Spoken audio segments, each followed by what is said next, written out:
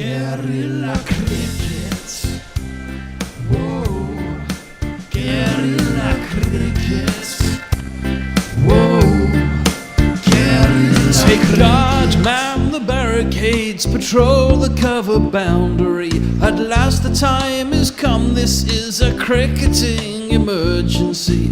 Hear this call to arms for every cricket revolutionary. Take up your bats and stumps for the test match insurgency. At first they tried to silence us, but we would not be silenced. They threatened us with lies, so we threatened them with violence. Che Guevara, Sangakkara, Joseph Stalin, Douglas Jardine, Robespierre, Darrell Hare, Vladimir Lenin, O'Brien Kevin, guerrilla cricket.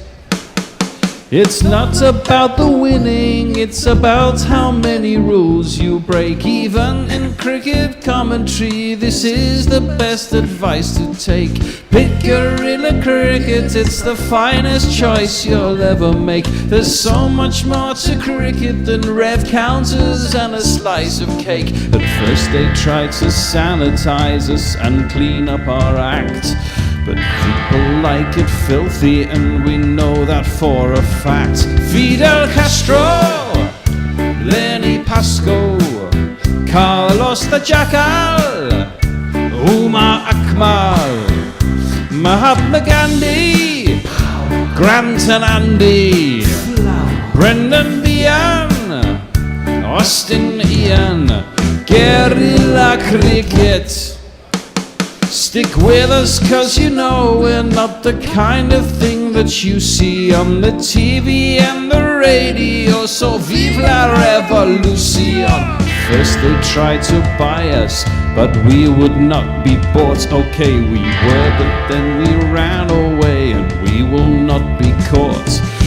Would not give up the ghost when they left us all for dead.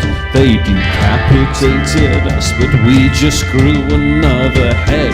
Chairman Mao, Jamie Howe, Ho Chi Minh, Asif Din, Václav Havel, Graham Saville, No Surrender, Percy Fender, Che Guevara, Sangakkara, Joseph Stalin, Douglas Jardine, Robespierre, Darrell Hare, Vladimir Lenin, O'Brien Kevin, guerrilla cricket. Good morning, good evening, good dawn, good dusk, wherever you are in the world. It's guerrilla cricket, and it's day 3 of England versus Zimbabwe. Hopefully the last day. There's some dude with a hairdryer, well, a leaf blower by the looks of things, trying to dry up the advertising hoardings that are played out on the pitch. The rain did come overnight, but it has passed. It's very overhead and overcast. I imagine the ball might zip around at the moment. It might indeed. I am joined currently by Messi Jez. It's supposed to be Hendo too, but I guess his train connection didn't work, or he left too late, one or the other. He told me he'll be here in 5. So he should be joining us before the start of play. But is this going to be over before lunch, Messi? Yes, it's my prediction. Yeah, I reckon it's perfect overhead conditions for a bit of nip and tuck, and I'd like to see Sam Cook actually get some reward.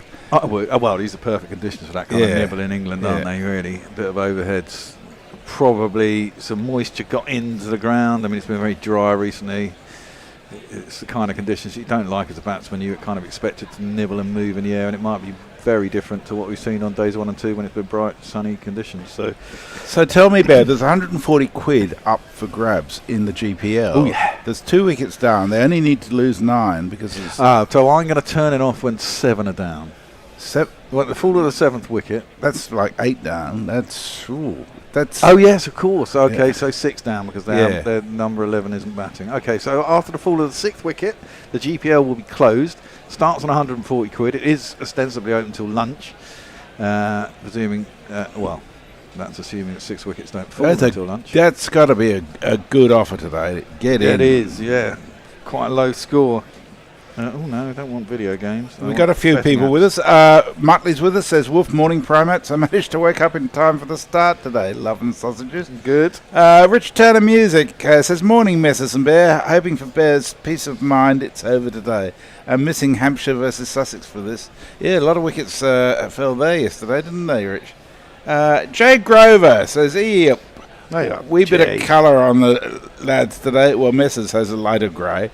Yeah, that's about it. I thought about that when I chose my T-shirt this morning. I was looking at blacks and blues, and I thought, no, everyone complains that we're always so grey, so I'm going to wear red this morning. And I'm wearing some blue denim, so, there you go, Joe. I've sent you a message, Joe, about next week, too, about catching up with you. I think it's Wednesday I was talking about. Interesting. England are 500 to 1 on to win, but Zimbabwe only 100 to 1 against to win. Well, there's got to be something in there for the poor little bookie. Of course there is. Jay just says, bear your tight coat. What do you mean? Yeah, what do you mean? Ombre Nueva says, good morning, wonderful GC. Did you miss by 1 again, Missy? I did miss by 1 again yesterday. And you were telling us no one was going to win. So yeah, I was, and then went crazy. We're off. We're off. Oh, my God. First ball is bowled by... I'll play him in a second. Interesting. And it's clipped out to square leg for a single. The first ball is bowled by none other than... Ben?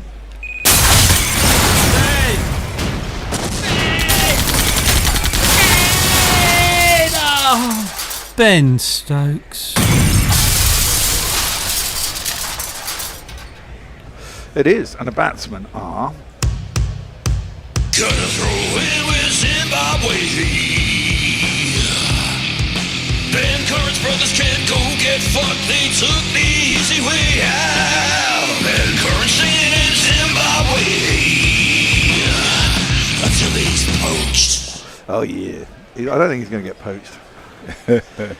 He is facing up to Ben Stokes. Comes in, second ball. It's across him. Good ball, good carry. Yeah. Through to the keeper, and there is no run. The other batsman is... If I had Sean Williams' number, if I had Sean Williams' number, I'd branko him a lot.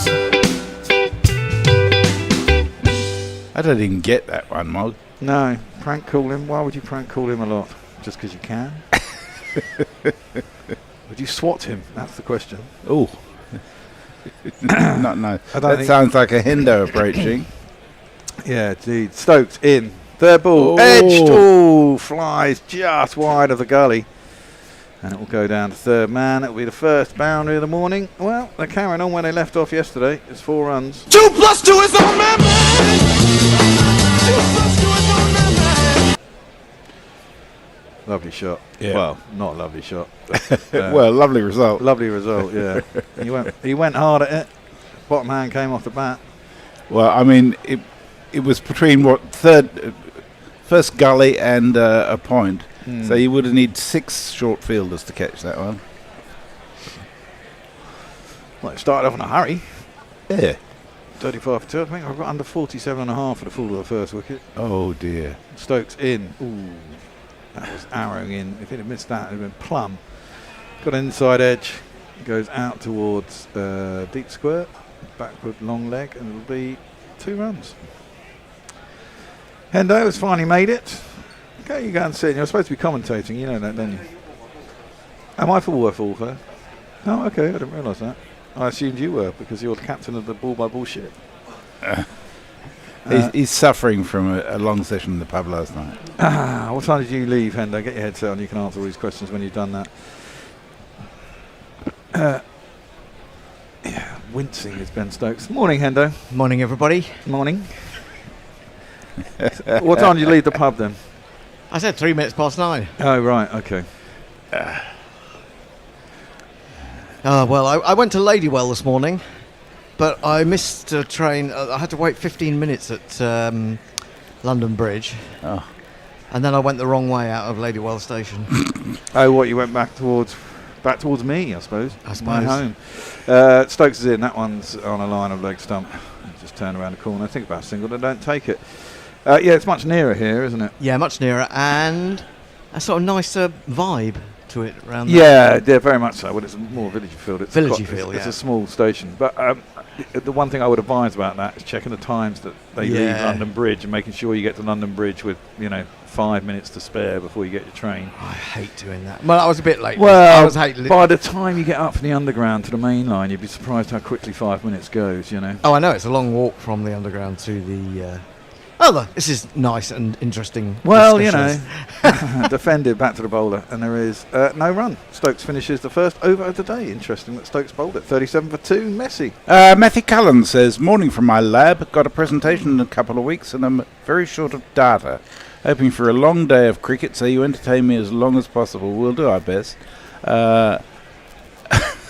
Jay Grover says, Matthew, I just read that as labia. Need more pop, obviously.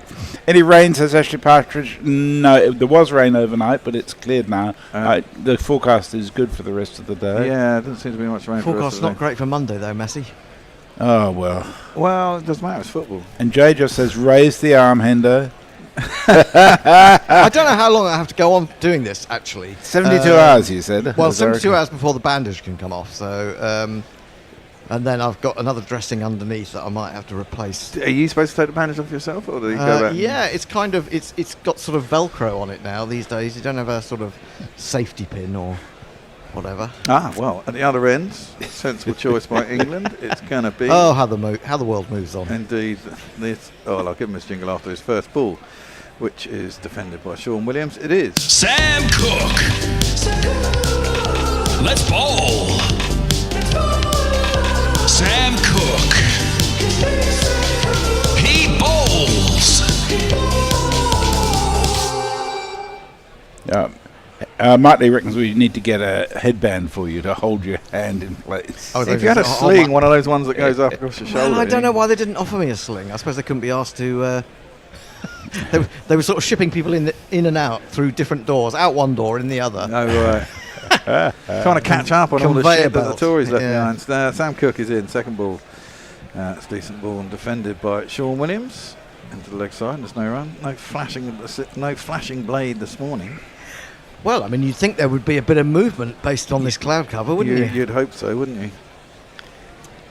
I saw some Sunderland and Sheffield United fans on their way to Wembley. I couldn't work out what they were, though, because they both wear red and white stripes. Yeah, it's true. What time's that kick off? 3? 2, I think. 2, okay. Well, if this is over and we're still waiting for chairs, we can watch a bit of that. Oh, the chair's coming today. Yeah, between 1 and 4, annoyingly. Right, okay. So I'm going to have to sit here till they arrive anyway. Cook is in. That one catches the outside half of the bat. Williams certainly looks he looked very confident when he came in last night. He doesn't look so confident this morning. No, you're absolutely right. It looks very uncertain, doesn't it? Yeah. He's almost anticipating the movement, isn't it? And there hasn't so far. No. A couple of balls to be in any, has there? And in fact, Cook probably got more nibble yesterday when the ball was about this old. First over, get a little bit of... Well, true. Just find your length of line, I guess. Exactly. And try something. Cook is around the wicket. Back foot push, that's a bit more confident. Oh dear, up towards cover. That's fielded by Stokes, I think. There is no run. Yeah, that's the only thing I think you could criticise England for that so far, is their fielding's been a bit ordinary on occasions, hasn't it? Yeah. I mean, fastest speed by Cook is, 82.3, average 78. I mean, what have you made of him? I'm moderately impressed. I wouldn't say any more than that. I'll come back to that in a minute. When he comes into bowl to Williams, again, catches the outside half of the bat, a bit hesitant that time. He's bowling a better length today. I think yesterday, when he opened up the bowling, he just was bowling too full. Oh, well, you're absolutely right. I wasn't impressed with his first over because it went for 12, didn't it? But yeah, he learnt. I mean, I suppose he was looking to see if there was any swing. Unlikely in the conditions yesterday. Yeah. But he did get it to swing later on, funnily enough, once some of the shine had come off. But it certainly dragged back his length to a much more sort of good length later in the day and was bowled much better. I also think he seems to bowl better to left-handers around the wicket. Well, you need someone who does that. That one is straighter. Cramps up Williams a little bit. He just plays it off the back foot to mid-wicket. looking rather uncomfortable, and that's the end of the over. Was that a maiden? I think it was. It was, yes. Yeah. That was some foul language going on here. Ooh. Matthew Callum says to Jay, my perineum said something I shan't repeat. It would lower the tone of the conversation. I don't know that lowering the tone of the conversation on our chat is possible. No, Actually. You can't go much lower than the perineum, then. Yeah. Well, actually. yeah. Don't let's go there. Literally. Steve Addersley, very kindly says, Guerrilla Cricket is a great collection of life's good guys. Great to see Messi in the studio. Wirtz to Liverpool. Does that make sense to you? What, to Liverpool? Wirtz. Verts, yeah. I don't know who Verts is. I didn't know. Oh, was that caught bowled? No, it's not, but it could have been. Driven back to Stokes by Khan. It was quite cramped for room because it was pretty but straight back at him. But he did manage to get a hand on it. Looks like he's probably got it on the end of a finger. Can you imagine? Shoaib going off yesterday with Yeah, a finger from a fortunately cotton ball. that's on his left hand, which isn't his bowling hand. I think it's a bit of both, isn't it?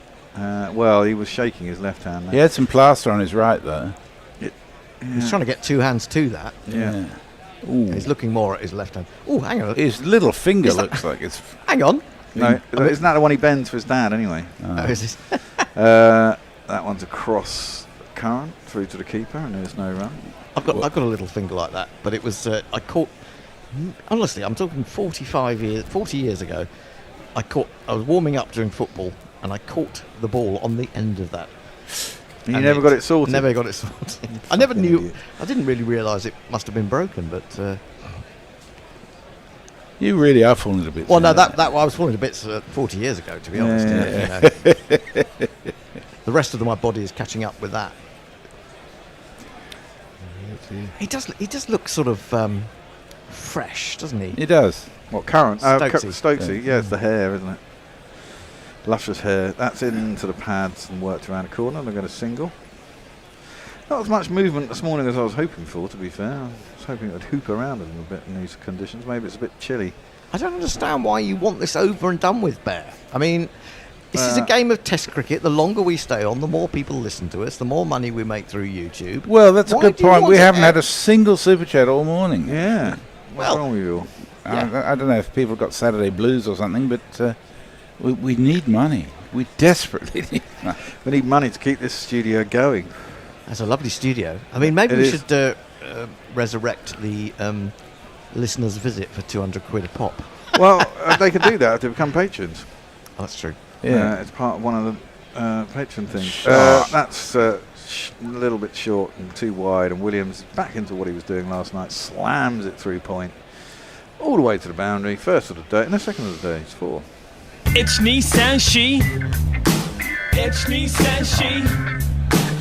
Lovely shot. Utterly dismissive, wasn't it? Yeah.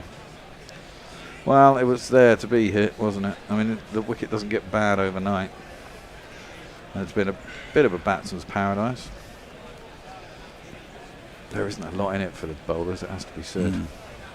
No, I suppose he's... Hasn't been all test.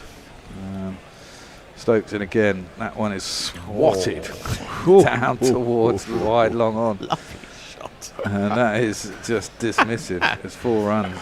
Well, it's a 4 for a boundary, but here's the rope. The bowler won't like it, but it has to go. 2 absolutely superb shots. Really in control of them totally.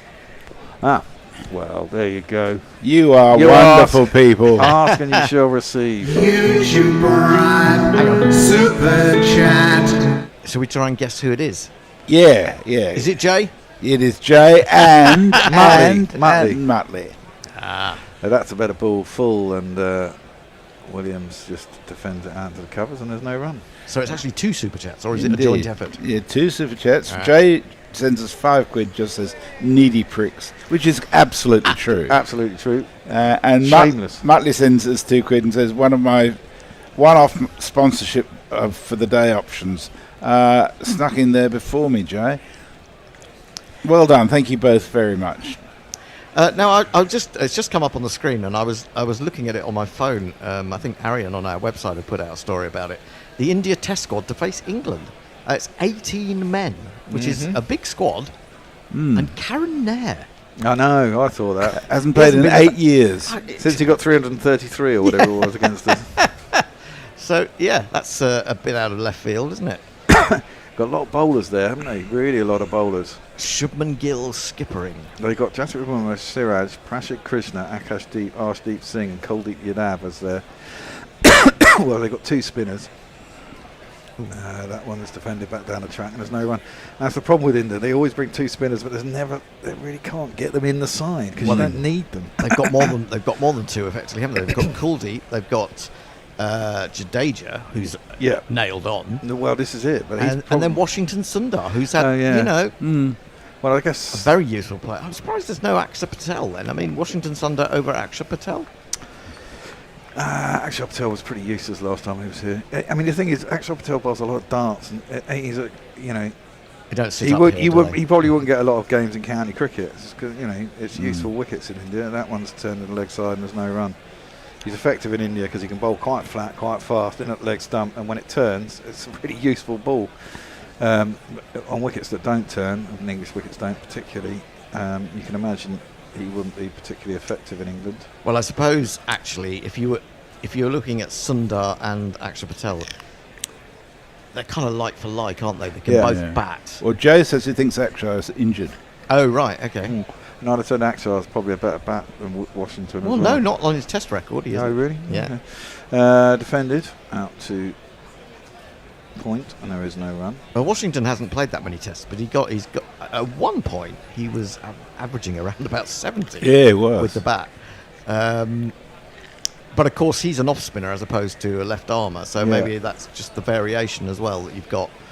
Yeah, with Kuldeep. But you imagine Jadeja's the slap-on spinner, and then they go in with probably 6 batsmen, 4 seamers, and Jadeja at 7, doesn't it? It is going to look strange without either Rohit or Kohli. Yeah, I know. That was into the hip once more. Ben Curran, he just turns it around the corner. Presumably they go through for just a single. And they do.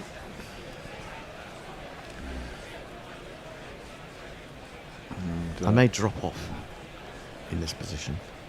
What? Because I'm quite sleepy. It was a long day yesterday. I woke up at fucking 10 to 7 this morning, got up. I don't think I actually got to bed till about 12:30 last night. I fell asleep on a sofa, woke up at 3 in the morning. That one is jabbed into the offside by Williams at the point, and there is no run. Yeah, but that time Williams did have to adjust. There was a little bit of movement away, and he just held his shot back slightly and then jabbed on it a little bit. I suppose the problem with Cook is that if you're getting the ball to do that, but you're only doing it at 77 miles an hour, Give the batsman time to adjust. It does give the batsman time to adjust on an easy-paced wicket, I think that's the problem he'll have. I mean, they were talking about the pre-match, Nasser and all the Atherton and Nick Holt from the Telegraph. That one is straight and defended by Williams, and there's no run. I mean, we were talking about... go on, Messi. Just when I thought I knew all there was to know about Jay Grover, he tells us, I cut my finger off. Excuse me, cutting a muffin. They had to re-sew it using tendons from my left wrist. Now I look like Dr. Evil. So really, you should have your hand above your head as well, probably. Indeed. Ombreno Evers says, can we replace Broad Bingo with which body part will Stokes damage today, Bingo? Admittedly, the title needs some work. Mark Sips with us. He says, morning all, joining you as early as it's the first day of the huge Memorial Day weekend music yard sale. Suggestion, in anticipation of the replays of the game, you should mention the date of the recording. And I've lost my super chat button. YouTube does weird things sometimes. Try reload, right? That's cut well by Curran, but straight at the fielder at point, and there is no run. Oh, he's clearly found it because he's just super chatted us $5. Thank you so much, Sippo. We'll give you this one. YouTube comments were not getting a mention. Too many lonely folks needing some attention. You post your super chat and then you pay the price. He sings we read for cash. He sings we read for cash. Is anyone setting up with you? It must be, 6 o'clock in the morning, I suppose? 90 driven by Curran. There's no one at mid-off. and should not go 4-4. It's been chased down by Josh Tongue. Yeah, I think about Curran, I think, is he possibly doesn't always get the runs that his shots deserve. I mean, technically he plays them reasonably well, but he's not got a lot of punch or power, has he? No. Unlike Sam. Yes. But nice shot, all the same. Yeah, I mean, we were talking yesterday. I mean, players who bowled at around that sort of pace who were successful, Mohammed Abbas, who comes to mind, and Big Vern for South Africa. That one is played out in the offside and there's no run. But there aren't a lot. I think Mohammed Abbas is quicker than that. I think Verlander is a good call. Did you mean Abbas, as in? No, I meant the one who played. He got Mohammed 7th. Amir. No, Amir. Well, certainly was quicker when he was young. He got. But he was more of a wob. Not. He was. Hang on, I'm getting confused now about all these different. Yeah, same here. I might have got the wrong name, but there was a little right arm and he was a dibbly dobbler. Yeah, and he got about 7 for the Test series Wobble over here. boy, yeah. Yeah, and he wasn't bowling very quick. That one's clipped to mid wicket and there's no run. No, but Mohammed Abbas was actually quite a quick bowler. He made his debut, I think, in that Ireland Test. Was it? Or did we think he was in the squad? Maybe didn't actually play in that game in the end. Don't know. But he's doing a great job. He's done a great job at 2 or 3 counties now. Yep. We have another one. YouTube Prime Super Chat. No shipping, unlike the bucket hat. It's Mog joining the Super Chat party. He sends us $5 and says, play the other Sean Williams jingle. Ah, okay. Well, that's just played square to point and there's no run. So I've got that Sean Williams jingle. There's a no ball, and I have to go in somewhere else to find the other Sean Williams jingle. Jay says that his finger incident was a while ago. Oh, right, okay. I thought, yeah. Leah says hello all. Hello. Yeah, I wouldn't say it's a big no ball, but it's a way over the line. I can't find another Sean Williams jingle. Maybe there is one. I shall just go and have a look. Cold up at Trent Bridge today. Indeed. Yeah. Stokes is in, defended by Ben Curran, and there is no run. On that subject, Alan Turfmore has said good morning. Any rain forecast? It's raining up in Burnley. Well, I looked a couple of hours ago, and the forecast was for it to be clear for the afternoon in Trent Bridge, so hopefully it'll stay that way. All right. Well, here's the other Sean Williams jingle. Sean Williams has a very boring name. In context. Well, there you go. I like that one, Mog. Thank you. I missed what he said at the beginning, I have to say, in the lyrics. Sean Williams is a very boring name, didn't you say? Yes. In context. Flat tat. Oh, an aerial and just wide. Well, it went out through square leg. Shoaib Bashir was at mid wicket and he couldn't get across in time. And they get through for a single at the end of the over. 50 is up, 51 for 2 after 15 overs. Muttley says, I think the Gorillas want us to compete against each other more like in the Hunger Games, or Muttley says the Gorilla Games. Jay says to me, I am a man of hidden shallows. And he says to Muttley, yeah, mate, they're proper encouraging this. Of course we are. And you love it. You love the game, you love the recognition, and we love the money. It's easy as that. Absolutely. Abbas, medium fast Hampshire, says Joe. He's not quick. He's not quick, but he's quicker than I'd say he's quite a bit quicker than Sam Cook. And he thinks he's now at Nottinghamshire. Yeah, I think he's also played with Leicestershire, hasn't he? Oh, maybe. And keep that hand up, Hendo, says Mog. I am trying. Cook around the wicket, driven nicely by Ben Curran back down the ground. I think this one is going to have enough on it.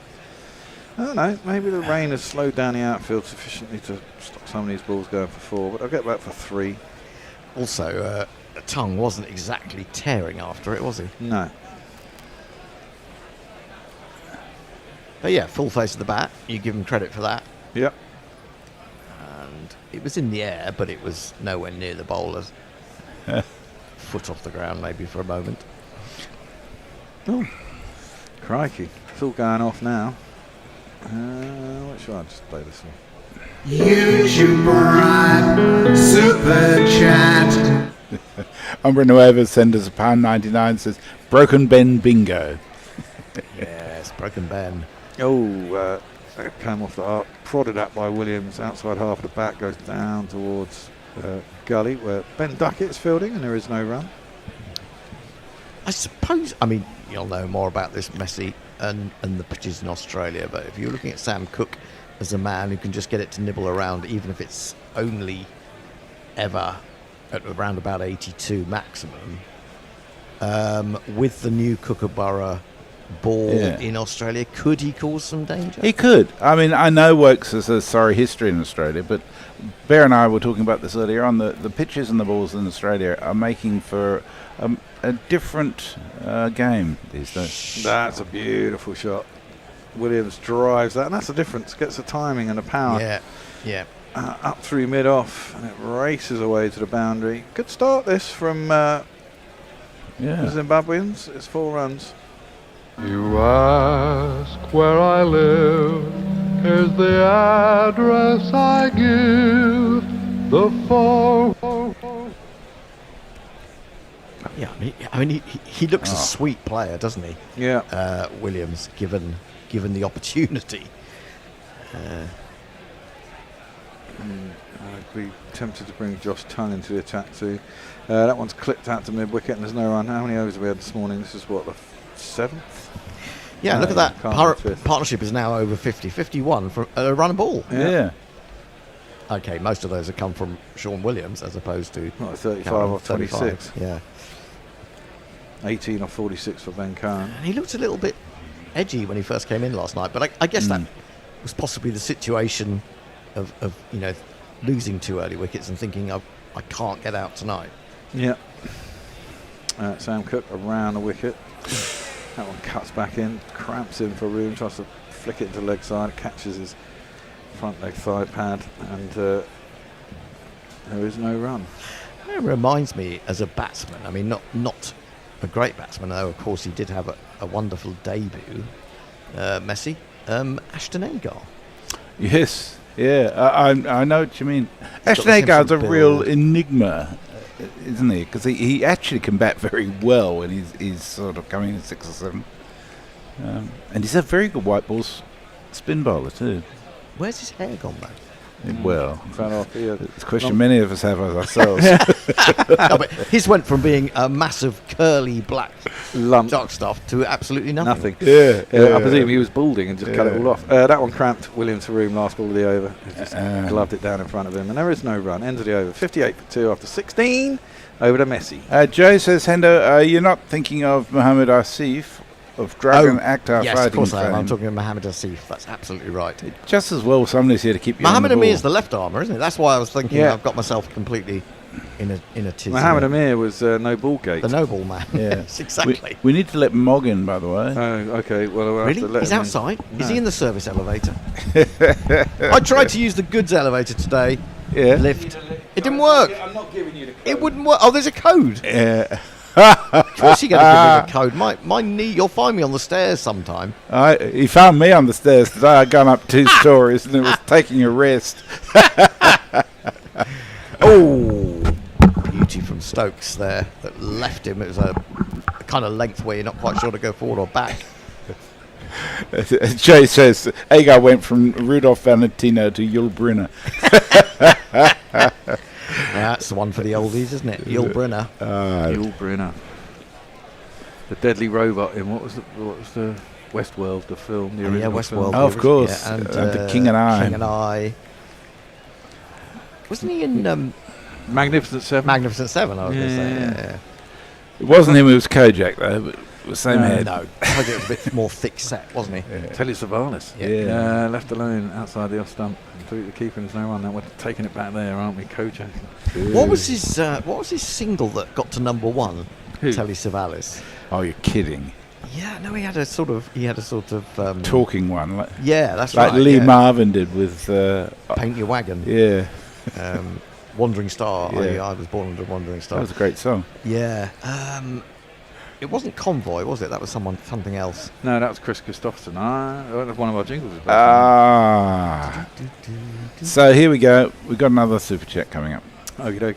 Stokes around the wicket, into the pads. Ben Cohen clips it, can't beat mid wicket. There is no run. And we'll have one of these. Super chat! A super chat from a huge YouTube hero. They're awesome and smart and they're playing their part. Super chat, super chat, super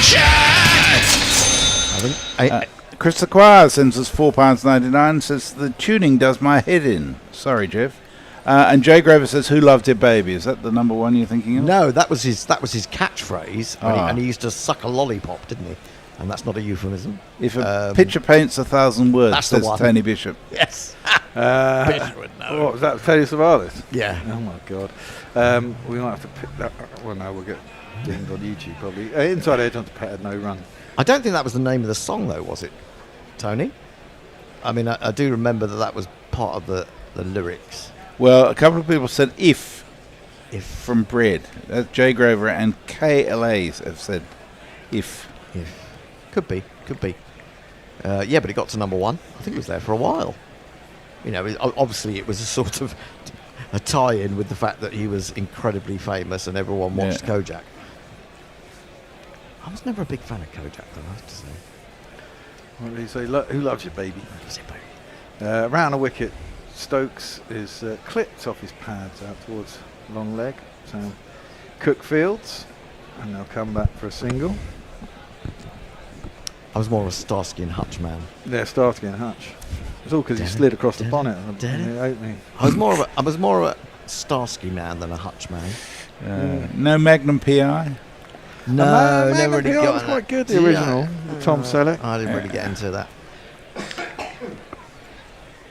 I did for a while. Great detective Saturday night detective shows about. Yeah, the A-Team, of course, was the classic. No, I didn't like that. Oh, the A-Team was great. Knight Rider. Well, that's filthy. Could be a wide. Yes. It is a wide. First of the day. First of the test, I think. Genuine. And Stokesy fell over too. He shoved that well wide. And I think it was a genuine wide, even at a test match. You can't believe it. Yes, you bowled a wide, Stokesy. He's given him the most horrendous stare, isn't he? Yeah. Poor old How dare you. Darbacina. Oh. Don't push yourself too hard, Stokesy. It's not worth it. Insult to injury. He finds himself on his arse, looking back towards the umpire, and then he sees the umpire signalling wide. So he wasn't a happy He's chap. actually got a fucking mullet, hasn't he? It's getting that way, isn't it? Yeah, well, he shaved the sides, so there's a proper kind of mullet. I don't know. It's in preparation for Australia. Oh, for fuck's sake. That's a better ball. I just jabbed out into the offside. I'll go through for a quick single. How would you change? We are due a change. Who's at on? The end of this over. Who's the? What's the three? Hold your fucking hand up, Hendo. Oh God, sorry. I mean, the thing is, I've got to hold this microphone, and I don't normally have to hold. Well, you're going to have to move here anyhow. Am I on ball by ball next? I presume so. Okay. So is it me, Mog, and the bear? Is that? I believe so. I'm just going to check the rotor and get it up here. I've got day 3. And it is me, you, and Billy. Billy should be there as well. You're going to have to come here, Hendo, and do jingles and stuff.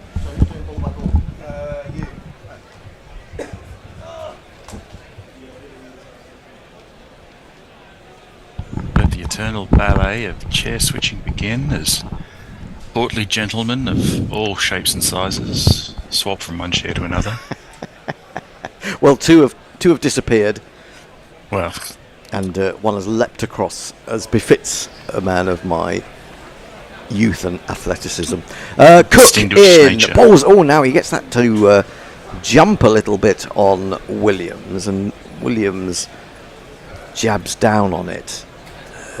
Sometimes I think batsmen like to pretend that ball, when they haven't actually played it very well, that the ball has jumped on them a little bit. And goodness me, how skillful I am in negotiating that. It's for the audience, really, isn't it? It's for the crowd. But I think it was actually quite a good ball, to be fair. Really fishing for compliments there, aren't we? 61 for 2, trailing by 239 to make England bat again, if only very briefly. Now that is a corker from Cook. He does get that one to move away significantly off the pitch. And yes, definitely, in terms of talking about how impressed or not impressed one may be with Cook, he certainly has bowled well round the wicket to the left-handers. Not quite so impressed with him over the wicket. I don't know what you think, Billy. No, I'd agree, Hendo. I mean, in that kind of Stuart Broad, this around the wicket to the left-hander that Stuart Broad really brought into the game. I think he's done an okay job, just lacking pace, which people have wrote about this morning. This is nicely driven when he gives it a little bit more length.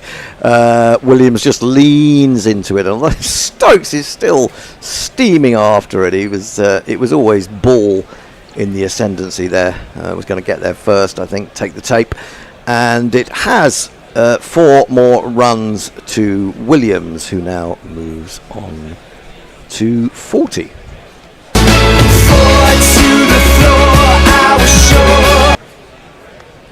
Yeah, lovely shot.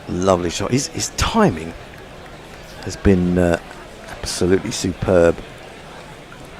40 off 32, and he hasn't really played what you would call a coruscating shot, really. He hasn't gone after it. He's just timed the pants off it. But that is Trent Bridge quite often, isn't it? Especially with the outfield, even with the overnight rain. 65 for 2. Cook into his 8th over. 3 slips down waiting. Again, outside half of the bat, but they will hurry through for a single. There's only really one man saving a single in that cover region. It always seems to be the grounds that have the wickets all across the outfield. They always seem to be so high, so quick scoring. The Oval would be another example of that. They have Trent Bridge. Multiple squares all the way across the ground. It's nice to have a test at Trent Bridge. Sometimes it can be neglected off the schedule, but it's such a nice ground. They're completely redoing the pavilion. Are they? There. Yeah. I was actually wondering. Modern standards. On that basis, hang on. Cook in again. Curran gets a ball. He's been rather starved to the strike. Defends on the back foot. There is no run. The pavilion is the older end, isn't it? It's the I mean, naturally, I think of the pavilion as being the Ratcliffe Road end, which is actually quite spectacular. You're talking about the other end, aren't you? The older, less up to date end, I suppose you'd say. A bit like a bit in the way that Headingley was for a while. Here is Cook again to complete the over. Bowls to Curran, angled into his stumps, and he plays it with that angle up to mid on the end of the over. 66 for 2. Curran 19, Williams 41, and Mogg will have I assume some of they're the messages. going to replace the character and charm of the current stands with some generic piece of dull, boring, featureless bullshit. Well, I do hope it's not going to look like. I do hope it's not going to look like the Headingley monstrosity to a large extent. I hope so. I'm not sure where we're up to, so I'm going to start with Chris the Choir. How long before someone mentions Daisy Duke and the Dukes of Hazzard? Oh, I've just done it. You did. Talking about TV shows that at least one person in this triumvirate probably won't have heard of. Yeah, Billy. Although I never discount these youngsters. Knackle was. You can discount me, Hendo. I can on that one. Yeah. Knackle would know some of the oldest sort of sitcoms and stuff that none of us would have thought that he would have had a clue about. But things that he would have had to seek out and find because they haven't been on TV, and all the episodes largely erased because they were done by the BBC in the 50s and they needed more tape space or something. Probably, yeah. That's it, taped over them. Yeah. We are going to get first change of the morning. It's going to be Josh Tongue. The Bear was calling for him not that long ago, and I'll jingle him up after his first ball. He's coming round the wicket to the left-handed Campbell, and he forces him back into the crease in defensive mode. Did I say Campbell? I meant to say Williams. There was an Alistair Campbell for Zimbabwe, wasn't there, for a while? He's currently commentating. He's commentating, yeah, I thought so. Maybe not right at this actual moment. No, he's in the but he has been. team. He has been in that. He's been in the squad. Yeah, this man. Tongue love, Josh Tongue. Let's get together and lick 'em right.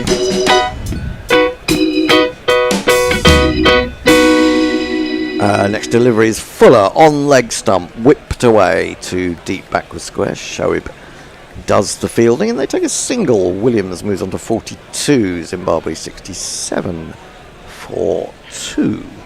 Bit disappointed really that nice Bornbot hasn't made an appearance yet because you mentioned about the bear demanding tongue. Anyway. Yeah, carry on. Sorry. It's really nice to see Josh Tongue back bowling after all his injury problems. He's a bowler who, initially when he came into the side, I really enjoyed watching, and it is someone who I think England will take to Australia and could be a bit of a threat. He could be if he stays fit. That's the thing, isn't it? With all of the England bowlers, this is down the leg side. Not a particularly impressive delivery, but it's only his third ball of the morning. Well gathered by Jamie Smith, diving away to his right. I mean, Hendo, because I haven't had the chance to ask you yet on that kind of squad decisions, what did you think of Stokes' comments that he very quickly clarified about Jacob Bethel? Right, yeah, well, we did cover that in detail yesterday to a certain... Well, I say to a certain extent. I'm a huge admirer of what I've seen of Bethel. I mean, that innings against Will O'Rourke in that final test in New Zealand was just top quality. Tongue in bowls, defended by Curran, back to the bowler. Tries to control it with his feet, but misses. But I do think it's... Well, I'm not sure whether it was a stupid thing to say. But the fact of the matter is that irrespective of who you're playing, it's kind of quite hard to drop someone after they've got 170, especially someone who's been your vice captain for the last 2 or 3 years. So, ask Jason Gillespie about that. Well, there is that, and also you could go back and ask Jeff Boycott about that, because he was dropped after scoring 246 for England in the 60s. This is worked off his pads by Curran. He'll take another gentle single out to deep square. Yeah, I mean, I think Stokes was originally... What he was really saying is Bethel will come back into the squad, but everyone latched onto it thinking that he's saying Bethel will be in the 11. So he had to very quickly clarify. But I agree with you. I mean, O'Rourke's spell to Bethel was lightning, and he negotiated it brilliantly. I think if he said squad, why would he need to clarify it? Yeah, I mean, if he said squad, it was because the media just kind of took his words slightly out of context. Surely not. Tongue bowls. That's a wafty drive with no foot movement from Williams. He'll be annoyed with himself a little bit there, I think, because he could have given it away. It's the end of Tongue's first over of the morning. Just the 2 singles from it. 68 for 2. Mog. Ashley Partridge asks, should they bowel spin? Where's the spin? I don't want spinning bowels. That's very unpleasant. Don't want that on the ground. Jack Rover says, as I proudly used to call it at primary school, the Dukes of Haddock. That well-known fish-based light comedy series. Tony Bishop says, hi Mog. Hi Tony. Are you not in today? No, I think he was due in tomorrow, but it's unlikely that we're going to be needed tomorrow. Hopefully not, because I mean, we don't want to come all the way over here for 5 overs, do we? Let's be honest. It'd be tough for me to come all the way to my desk if it will be. I mean, you drag yourself from under the covers. Jesus. Crawl past a few swords. Struggle from is the real. night before. Yeah. No, we don't want to come in tomorrow now, unless Zimbabwe make such a good fist of this that it makes it really worthwhile. We're going to get a double change. Gus Atkinson is going to come back into the attack. Now, he was a little bit strange yesterday. He didn't bowl very well early on. He didn't bowl terribly, but he was going for quite a few runs. Looks a bit lacklustre. He's looked a bit lacklustre in the one-dayers over the winter. Maybe it was just a reaction to all that success in the summer and into the test series in the winter. But he came back well. He got a couple of wickets, which maybe put a bit of a spring in his step right late in the first innings. He's into Curran. He's going to grab a single as he pushes between mid-wicket and mid-on. But he came back last night and bowled really well, I thought. Really with a lot of vigour. Yeah, I think, Hendo, that Atkinson will be a bit of England's spearhead today. I frankly think... I mean, he had a wonderful start to Test cricket last year. But I frankly just think he was tired. Didn't bowl very well in the Champions Trophy. No. And I just think he lacked energy. He's had a good few months off, hasn't really played any cricket in the early season of the county championship, and I think he's going to have quite a good day and a big impact today. England's fastest bowler in the 11. Well, you hope so, because I mean, the thing is, what you don't like to see when you see a young player come in, or he's not that young. He's in, bowls to Williams, who defends on the back foot, straight delivery. When you see a guy come in and has success really quickly, there is always the worry that will fade. And to be honest, it does quite often fade to a certain extent, because you cannot keep up those levels. I mean, if you think of batsmen that have done it, even people like Michael Hussey, who had that incredibly good average for so long, it does eventually come down, even if you're still playing quite well. But you have to acknowledge the fact that bowlers or batsmen, Atkinson in again, nice drive, slightly on the up, gloriously played, glorious placement in fact, and all the way along the ground for 4 runs, extra cover. Messi Jersey is saying, do I want a drink? I'll have a cup of tea. Yeah, that'd be very nice, thank you. Tea, no sugar. I'm not sure what. Only 16 minutes to wait before you can have a beer, Hendo. Surely you wait till then. Well, there is that. Although I haven't actually had any food so far this morning, so I probably should have at least a croissant to sop up. I hope there's some fortify yourself. I hope there's some Jubels left. They're lovely. There aren't. I hear the bear saying off air. Oh, even I heard that. Devastating. Atkinson in again, bowls and finds a thick outside edge this time. There is a man at backward point. That's Ollie Pope. The batsmen who've had success on this Trent Bridge pitch so far, England, obviously lots of them did. But if we look at Williams and Bennett, their success has come from their strike rate being so high. I mean, Williams here is 46 from 39. Bennett was striking nearly a run a ball for most of them, ended up being just under 100 strike rate, I think. And I think the people who've had success have really tried to get after this England attack, which lacked a bit of experience. Atkinson in again, bowls straight and on a good length, defended very watchfully this time by Williams. But going back to that notion of players not being able to keep it up, batsmen learn they if they get long enough to see the bowlers, if they're out there for long enough, they begin to understand what they can do with the ball. Doesn't mean they can always deal with it, and vice versa. Bowlers perhaps more so pick up on the deficiencies of batsmen. Atkinson in, bowls, defended again, square on the offside to Ollie Pope. And of course, bowlers get a lot more opportunities. They can make mistakes and go for boundaries, whereas batsmen can make a mistake and probably the second or third mistake they make at least will be, or at most will be the end of them. 73 for 2 at the end of that over. Alan Turfmore says, don't worry, only the weather will prevent an England victory. I'm not worried, I have to say. Optimistic. I just want a great day of Test cricket, really. That's all I ever want, Mog. All I ever want is day after day of great Test cricket. Brian in Brisbane says, morning all from the ferry queue in Kauai where the weather is shit. Wet and windy. Wet and windy? Who's she? Just left. Wit and Wendy. Call my mate. Will England finishes today? Will Hendo's hand enjoy any more happy endings? Vital questions. And make sure you keep it up too, by the way. In a manner of speaking.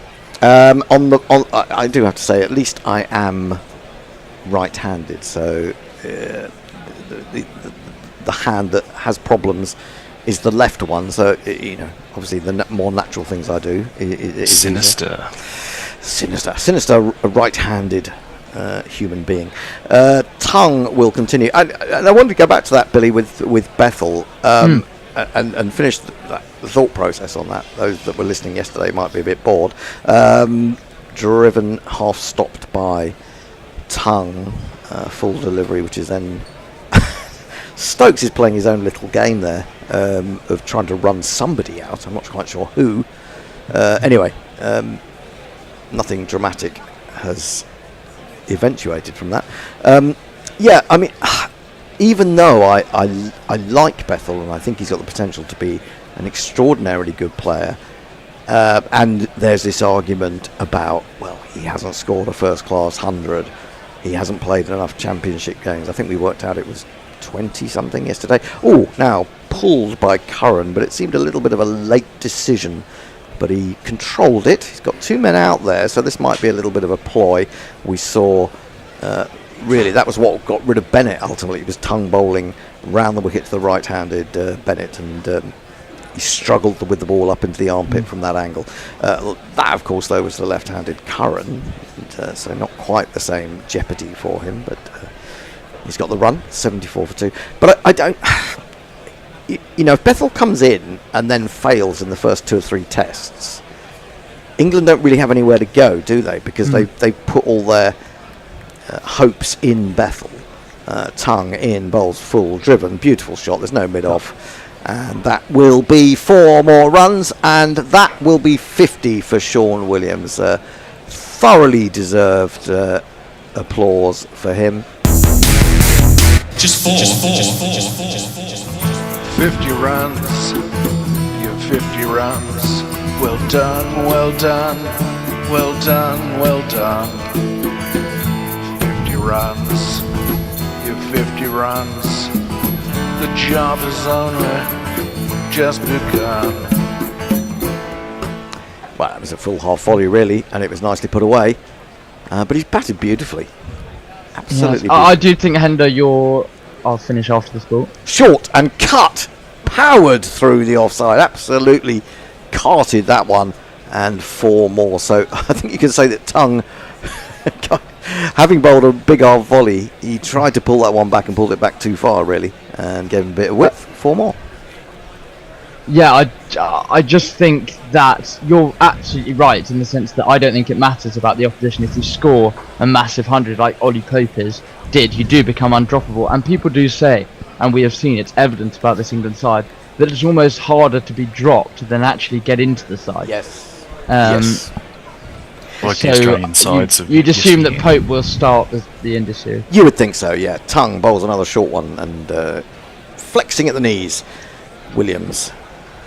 Tony mentions that, didn't he say Bethel back at 3? That still leaves room for Pope down the order. Well, do you know, I hate to go on about it, and everyone else will disagree with me, but I'm still not 100% convinced about Jamie Smith. No, I disagree. There you go, you disagree. But there you go. I want to see him against better quality bowling. You know, he played against the West Indies, he played against Sri Lanka. Tongue, bowl short, pulled. Unfortunately for Williams, straight to Shoaib, a deep square leg. And yes, he's a fantastic shot maker. He's a fantastic stroke maker, and he looks lovely at times. But I want to see him against serious bowlers. I mean, you know, that sounds harsh on the West Indies. I mean, they did have some good bowlers, and Sri Lanka likewise. But you know, I want to see him against an intense attack where there is never any real let up. And of course, he opted out of that New Zealand series because of his wife giving birth, or his partner giving birth. And so, you know, I don't think he's been tested by top level bowling. Other people may have seen him against really good bowling in county cricket, and you know, if that's so, then I bow to your opinion. But Atkinson in, bowls. Ooh, now that kept a little bit low, didn't really move his feet, shot off the inside corner, bottom corner of the bat down to fine leg, and they picked up a single. So what my point was going to be, that actually you might even get Bethel and Pope in at the expense of Smith. I don't think that's going to happen, because I think everyone else around the world apart from me rates him. So, well, that is the only way to do it, Hendo. But the problem is that neither Bethel nor Pope are good enough keepers. They're okay to stand in, and neither of them want to be. And you need a decent keeper. Well, onto the back foot goes Williams, defends into the offside. Atkinson is continuing to bowl. I think Pope is a pretty acceptable wicketkeeper. I mean, he's done it. He did it in New Zealand, didn't he, a few years ago? And did he do it? Has he done it since? I think he has. He did it.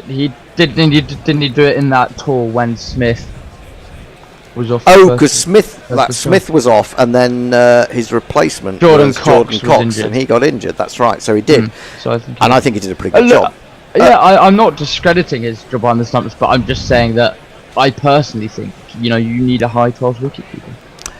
Onto the back foot, defended by Atkinson. Well, I totally agree with you, but I'm not saying that Jamie Smith isn't a high-class wicketkeeper, but again, I haven't seen enough of him really to make that judgment. I mean, I've seen quite a bit of him now, but he's got to keep. He would have to go and keep on the quicker wickets in Australia. Is he going to be up to that? When it comes down to it, I would want to see Ben Folkes in there, but that's not going to happen. Do you need the extra runs from the two batsmen or the extra keeping from the good keeper? I think you need a bit of both. This is hitting him on the pad. There's an appeal from Atkinson. I don't know. He seemed to be the only person really interested in that, and didn't pursue it further. 85 for 2. I don't know. I mean, ultimately, I think Smith will keep and will be in keeper's place in the England side. But I feel like it's important to have the thoughts. I think if Pope isn't batting at 3, then he's dropped. To be honest, I don't think I see any way that he slots in.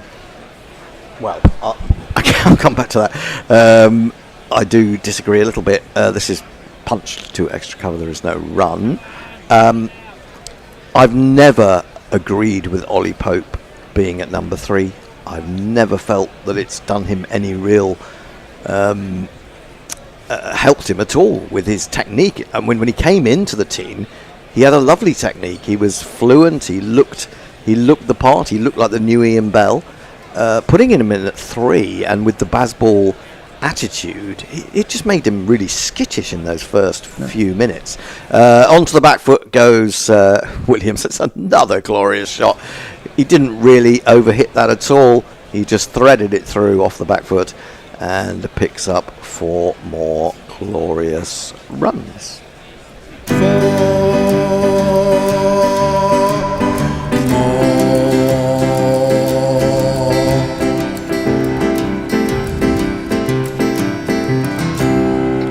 I think the thing is, with someone like Jamie Smith, I've heard him called a once-in-a-generation talent, and I still don't see it. And I've been alive a while. I've seen a lot of cricket, and I've seen a lot of players who are, picked out as being something special, above and beyond other mere mortals, and then you've seen their careers just fall away. An obvious example of that was Mark Lathwell of Somerset in the when was that? The 80s. Full defended by Curran. Curran's hardly had any of the strike. Defends this up to mid-on. There is no run. Just need to get one message in very quickly. Go ahead, from Utley. They should definitely barrel spin because shit gets wickets. Oh, yes, good point. Yep. Stuart Broad is out there. Glad I did that one. Stuart Broad is talking to a man, and this is rare, who's actually a little bit taller than him. Can you guess who it is? Children. Let's go through the round window. The giant from the beanstalk and story. It's Blessing. Full and driven by Curran, and again, it's perfectly played in a technical sense. There's not any great timing or power, is there? It's just a couple of runs for him, but that's not a problem. I would quite like to see that leg slip come out, to be honest, and put Pope in at short leg. Where he had a bit of success. Josh Tongue and him built a nice partnership in that particular position yesterday. Pope, of course, took an absolutely spectacular catch off what turned out to be a no ball. That's right. But I do think Tongue chucking one into Curran's kind of rib cage could be a ploy to dismiss him. Absolutely. He doesn't look entirely comfortable with a short ball, but then very few people do. Tongue in, that's full anyway, and Curran seems a little irritated that he didn't actually put that away straighter. He actually hit it straight to mid-on. There is a concern that you are agreeing with Vaughan on this, Hendo. What, on Jamie Smith? Pointed that out. Apparently. Really? Well, I don't know what Time I'm for you gonna to do change about your attitude. that. Yeah, God, that's a tricky one. Does isn't that it? does that mean Michael Vaughan said something sensible for once, or Hendo said something sensible for once? Which way round is it? Well, I can say this from the safety of 10,000 kilometres away. So yes. yes, a tongue bowls short, but it doesn't really get up. It just swivels Curran and gets it down to Duckett, I think that was. Was it Duckett or was it Cook behind the sunglasses there? Anyway, they get a single, 92 for 2. England still looking for their first wicket of the morning, and we've almost completed the first hour. Yeah, you have to say that to give Zimbabwe their credit, they've applied themselves really well this morning. Curran and Williams, they both, Curran, as you say, have been rather starved of the strike, but Williams in particular has battered, and they've both looked pretty at ease. There hasn't been many played and misses or anything that I can think of.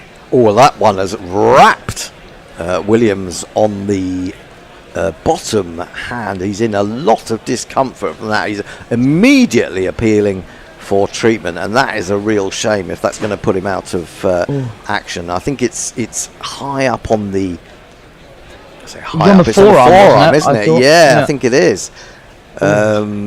It's leapt up kind of off a length slightly. We saw that happen a little bit yesterday.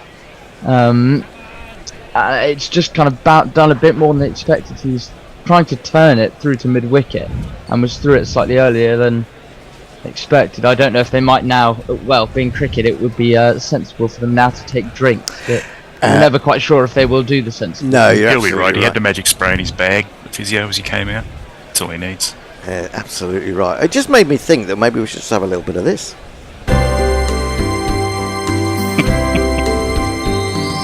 Born free of his stupid voice and his dopey thoughts. Born free's the best way to go. Guerrilla Cricket is a guaranteed Michael Vaughan free zone. It's the only place where you will not hear the latest nonsense spouted by England's rent-a-gob former captain. If you value the Michael Vaughan experience, please retune to Test Match Special, Channel 5, BT, The Daily Telegraph, Vogue, Country Living, Caravan and Motorhome, The Dandy, or The Beano. Free from his bullshit opinions and his causing divisions, he can go climb a tree. I've actually just got one of the biggest thrills of my life because while that was going on, Billy was absolutely pissing himself. And I've never heard that before. That is very funny. I do like that. It's been a while since you played that one, actually. It has been. I think you should be given more airtime, to be honest. Yeah, I've forgotten you called him Rent-a-Gob. Well, does that make me Rent-a-Gob if I'm wrong? If I'm agreeing with him, does that make me a Rent-a-Gob too? No, I think we can guarantee that you'll come out on top in any of these comparisons. Although I have to say, when he's not actually trying to sort of make a headline, and he's actually talking sensibly, he does say sensible things. I heard him at the end of play at the first day of this test, and I did think he was quite interesting. But he wasn't being that sort of arrogant, full of it kind of bloke on that particular occasion. Maybe because he was being interviewed by Jonathan Agnew, who was sort of keeping him under control. I don't know, but just back to the cricket, and just on that blow that Williams has taken, it has drawn blood out of his forearm. I guess the seam goes straight into it. It looks incredibly painful. There's a big bruise already developing. But he looks to be okay to. Have you ever broken anything playing cricket, Billy? I've never touched wood. I've never broken anything in my life. No. It's always a first time. Is that messy in the flesh? That is messy in the flesh. That's it. And there's a fair bit of flesh. There's a fair bit of flesh, to be fair. Pots and kettles. You get absolutely, but you do get value for money when it comes to flesh with Messi, and with many gorillas, to be honest. How are you? Before I go, Tony's very kindly shifted around the rotor because Mum has sprung upon me that we've got 20 people coming for lunch. Wow. So how are you getting on with the new studio? We're getting on great. It's brilliant. It's Bear's done an amazing job setting it up. You want to get yourself up here, Billy, as soon as you can. Yeah, I'll try my best. Great stuff. See you all later on. Okay, Billy. Thanks. Thanks for laughing at Vaughan Free. That's just warmed the cockles of my heart. Right, who's on ball by ball now? The bear. The bear. I am. It's say no. Say 40. It's 40. Are you coming in, Bear? Bear's coming in. I'm off. And the Welcome. magic. Hello there, Messi. How is your round England tour going? Fantastic. It's barely rained in 2.5 weeks, so I'm making the best of it. It's beautiful. Magic figure at the moment is £145, which is the pot in the GPL. You've got 60 minutes to get in, or another 5 wickets falling. Or 4 wickets maybe. But it's growing fast, so great time to go to the Guerrilla Cricket website, click on competitions, and get in there. And how are you going, Forthy? Yes, all the way over there in Melbourne. Yeah, I'm really good, thanks. I'm setting off the continent in a week's time, so just putting last minute preparations together. My son Jamie set off. He's at Fulham Man City later today. He's spent 30 hours in the air, and then he'll get off at Craven Cottage shortly, and then he's doing a little separate European tour. So we're all on the move. Fulham, that's tomorrow. Fulham Man City. The last day is tomorrow, isn't it? Yes, it is. Oh yeah. I said later today. I get confused as to when's what. Yeah, yes, tomorrow. Are you in Sunday already? Not quite. 3 hours to go. Okay, fair enough. What's your flight? What's your flight itinerary? You've got to stop off on the way over. Are you doing the whole thing non-stop? Yeah, no, I think I'm changing at Doha. Well, you can't go direct yet. Oh, okay. But although soon you will be able to from Sydney to London. Wow. Well, you're going to take over the ball by ball, Forthy. Yes, I am. So Curran Williams, who's been batting excessively well, he's 61 off 52, but he's just taken a big rap on the forearm, which has necessitated nearly 10 minutes of treatment. But Josh Tongue is in for the last ball of this elongated over, around the wicket to Williams, and it's a bit of a jaffa, and Williams played with the ball at a long way away from his body, perhaps understandably after that blow. So at the end of the 23rd over, Zimbabwe 92 for 2, Messi. There's been a lot of soccer talk, which I will ignore. Leah says petition to get Vaughan on the Bishop and the Bear. I don't think so. And so much stuff about soccer. How long is left during your tour of the UK, Messi? Any visits to Bath planned? Well, Matthew, I've actually been to Bath. I had a lovely lunch with Will Reynolds. I'm not sure I'm going to get back to Bath. I've got another 4.5 weeks. I'm up to Sheffield and Northampton and Bradford and the Wirral and Mid Wales hopefully next week. Bradford? Who are you going to see in Bradford? Actually, nobody I'm seeing in Bradford, but it is the European City of Culture, and I want to go to Saltaire apart from anywhere else. Okay, well, Bradford. Whew. Yeah. No, you see, you're full of prejudice. How often have you been to Bradford? Probably maybe once or twice when I was at Manchester. That's about it. Yeah, well, open your mind and allow it to come in. I've been to Bradford. I saw Bradford City play once. There's well, even bump into you at some point, Messi. We'll overlap a little bit, see if we can make that work. Atkinson in again to Curran around the wickets. An immaculate defensive shot from Curran, who's been looking. He's playing the sheet anchor to Williams. To Williams' sort of Bazball impression. Yeah. Kind of think you get another 2 wickets. That's when, as in the first innings, this could wrap up quite quickly. But the deck is pretty placid still. It is. I was just saying to Messi before we came on here. I wonder why it was so flat with the overheads.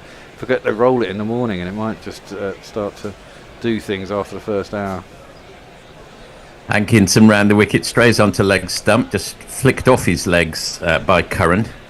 And fielded at the man scampering around at square leg, who I think is Jamie Cook, so that's a single to him. He moves on to Jamie 26. Cook? Sam Cook. Sam Cook, yeah. I found, because I haven't commentated for about 3 months yesterday, my first session, it was a bit like a net after the winter. I was all over the place. I get that quite often when we have even a month off. I kind of, I'm commentating. What have I got to say? It's funny, isn't it? Yeah, it is. Atkinson, he's 1 for 13 off so far. He's been, steady.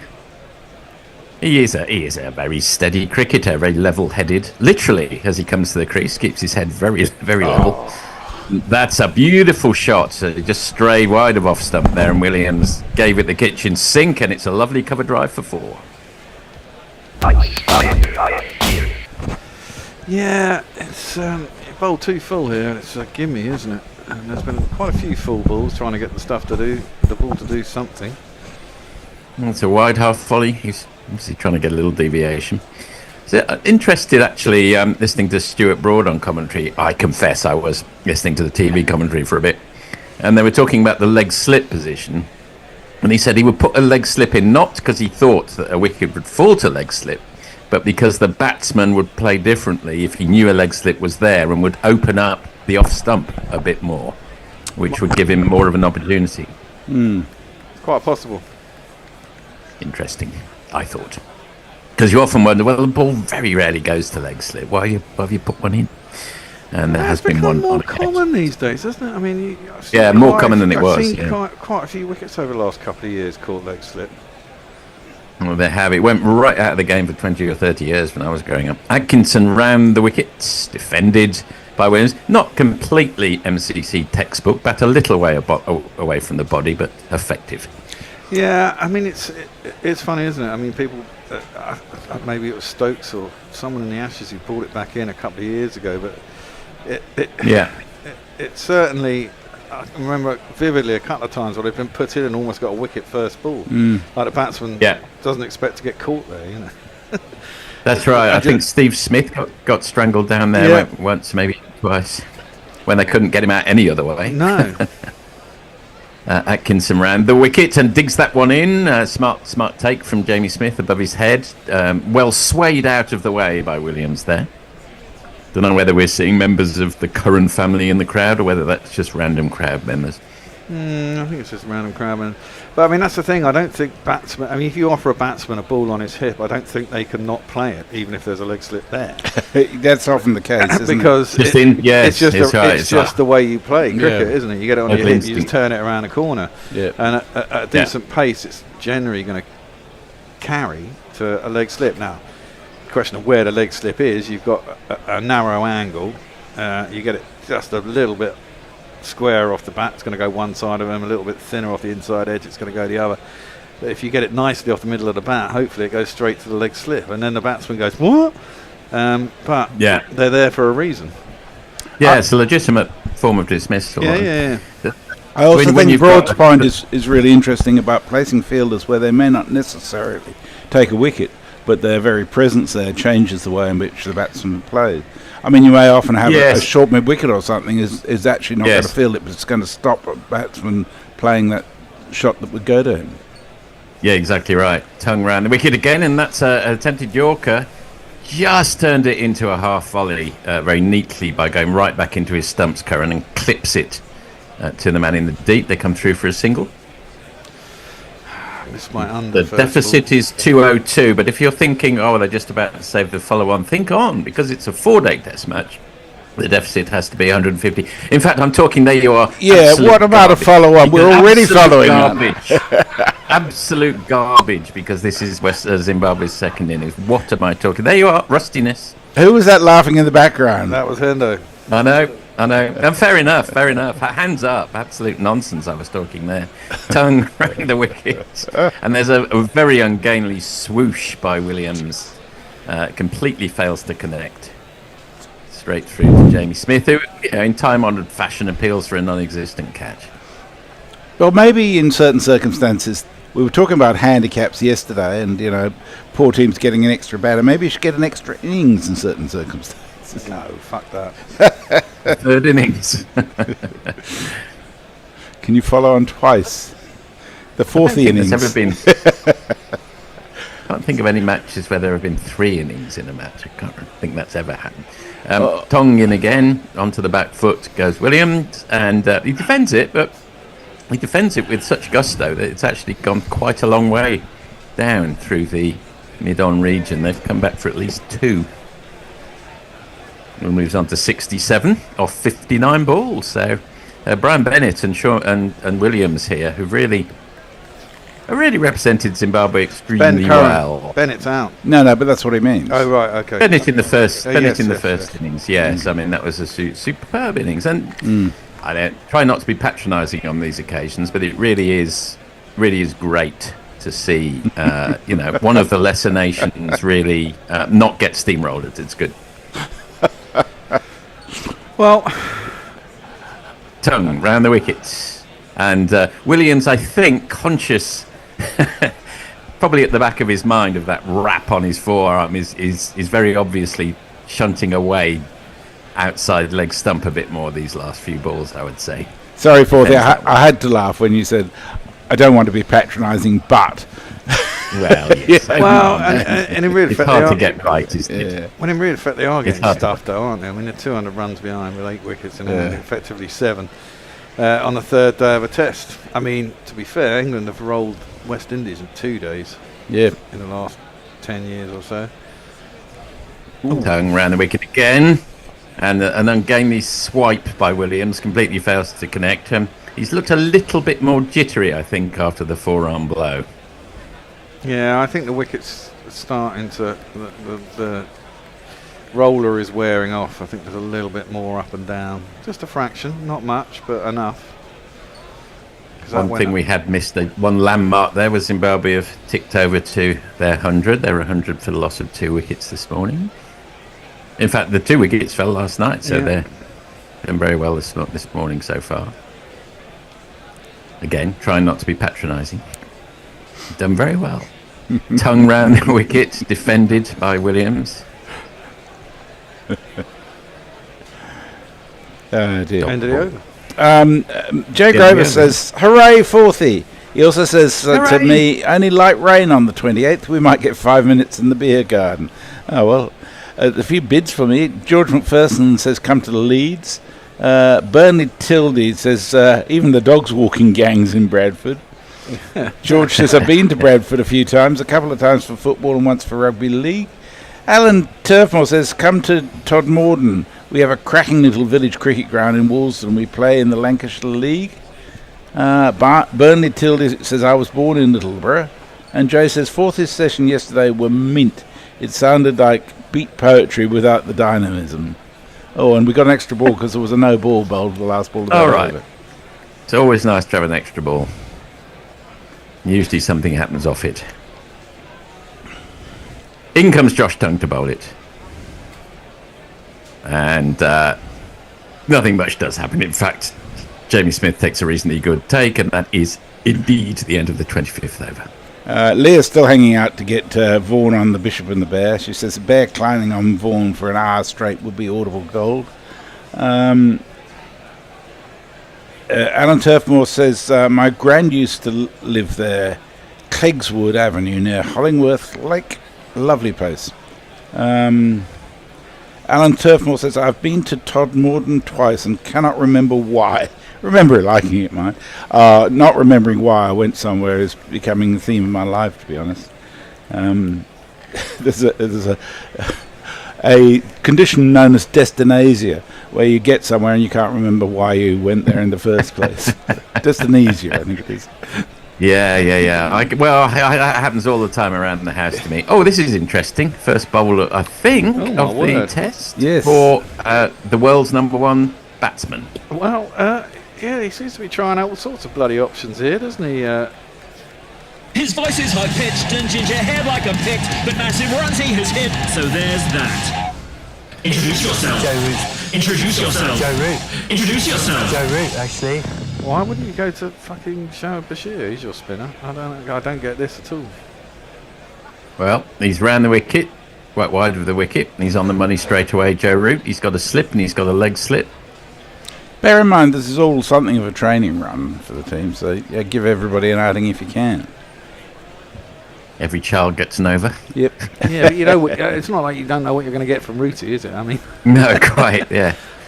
And that one's pitched well up, and Ben Duckett fields it at mid-off. I felt, and obviously Bear can comment with more authority than me, tends to sometimes bowl a bit too full. Shoaib Bashir was my impression. Well, yeah, but I prefer that to short. Yeah, no, agreed with that too. And that one is flicked down to mid on double. What I did notice yesterday is he was trying to give it more air and get it to dip more and bowl a little bit slower. And I think that's the key for him, because he gets into... when he gets hit and...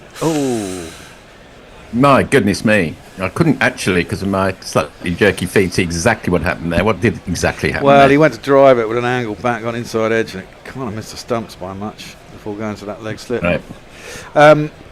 Yeah, and I think at times when he gets hit, and to be fair, when you're young and kind of inexperienced, you think bowling darts works, and it does in T20s and ODIs and shit, but not really in Test matches. You're trying something different.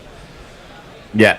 Also, do you think there's a dot ball? Do you think he might have been encouraged? Let's say, look, don't worry about anything during this test match. Just get yourself back into a groove, make some experiments. Yeah. We're not going to look at the scorecard. Get yourself ready for the bigger tests ahead. Just have an elongated net, in other words, I think. Indeed. And that's flicked down to middle. And the first wicket was a classic delivery. I mean, couldn't ask for much better from a spinner. Bowled it, pitched it on about middle and leg, drew the guy forward, turned. Little bit of bounce, he drove at it, which is what you want, and got a nick and was caught in the slips. I mean, you can't get a more classic spinner's wicket than that, really. Yeah. End of the over. The Zimbabwe 101 for 2. Nick Vicker says, "Hi Bear, Messi and Forthy. Great to hear you're enjoying your tour of Blighty Messes. You deserve it for all the sterling work in the weather cave." Burnley Tildy says, used to be a decent pub crawl up there where the weather was nice, but the pubs are all gone now. And Martley says, "Did Forthy just do a Tony? I didn't notice you do a Tony. Did you do a Tony?" No, I have been known to do a Tony. Absolutely, I have, but not on this occasion. Mog says, "I always say standards rise when Forthy's on the mic. I shan't say that anymore." Oof. Oh, Mog, bloody hell! Just because I didn't pay for your lunch the other day. Come on now. Oh, did you not? No, I didn't. No. I have done it in the past, but that was when he was doing me some jingles. But not on this. Was this when you had lunch with him in an Indo? Yes, that's right. So it's Bashir time. The reverse sweep is unfurled by Williams, and it's unfurled to great effect. Yes. And it's been chased down, and I think, it's gone all the way. Very good shot by Williams. There's not one boy for me, I must have 2 or 3, I need 4. Right, I'm trying to keep... but Leah has twice said Verts to Liverpool, and I was like, who's Verts? I'm just reading up on Florian Verts whilst we're doing this. Oh, you got a new signing? Where's he come from? Bayer Leverkusen. We're also trying to get Frimpong from Bayer Leverkusen. Frimpong? Nobody's called Frimpong. They're falling apart by Leverkusen. No more, because Alonso's going to Real Madrid, isn't he? As manager. That is defended off the back foot by Williams to the man in the covers. Dot ball. Barcelona are chasing Diaz when he can fuck off. As far as I'm concerned, although being a Spanish speaker, he might want to go there anyway, and who doesn't want to go to Barcelona, let's be honest. Well, it's overrun by tourists these days. It's destroying the city, so we all hear. That's a nice forward defensive shot by Williams. Dot ball. They're attacking. Are you taking any other countries in, Messi, on your grand tour, or just the UK I had been going to go to see Stephen Kelk in Maastricht, but the cost of the Eurostar is just so extreme that I've decided I can't afford to do it, unfortunately. No, okay. Do you need to get a visa to go to Europe as well? Well, I've got British and Australian passports. I should be able to do it. Okay. You've kept your British passport after all this time. It's much easier. That's nice. That's cut to the sweeper in the deep for a single. I let my British passport lapse stupidly, and I've had to buy an ETA, an electronic visa, to get back into the country in which I was born. That's basically why I got another British passport. Well, quite right too. I just it was an oversight on my part. Can you not apply for it for Australia? Or do you have you can. I could, but by the time I'd worked out that I needed it, etc., it was a bit late in the day, so I just got the electronic visa thing. That's played off his hips to Bennett square leg. Dot ball by Curran off Bashir. So when you do that, do you leave Australia with your Australian passport because that's easier? And then when you arrive in England, you just pop out your English passport? Yep. Nice. Man, I wish I could do that. I wish I had a European passport of some description. I need to be Irish. Well, I could get a European passport because my mother was Irish. Oh, you fucking lucky bastard. Flick round the corner by Curran. He'll keep the strike at the end of the 27th over. He moves on to 72. Curran's on 28. Zimbabwe 107 for 2. Muttley says, I must be tired. I just misread Mog's name as disrespectful hand job. Anthony Holford says, will they have to follow on for their third innings? Come on, England, sort yourselves out, says Alan Turfmore. Jay Graver says, one of the cruelest reminders of age is not bothering with pub crawls because the hills look too daunting. That's so fucking true, Jay. Not funny. One pub is plenty for a crawl. Well, you know what? After lunch, when this is going on, we're going to have new chairs. The chairs are alive just in time for lunch. Excellent. Oh, that's perfect. I'm 54 now. I can't manage a pub crawl. I'm a bit of a lightweight now, says Alan Turfmore. It's a long-ass hill going up there too, says Bernie Tillity.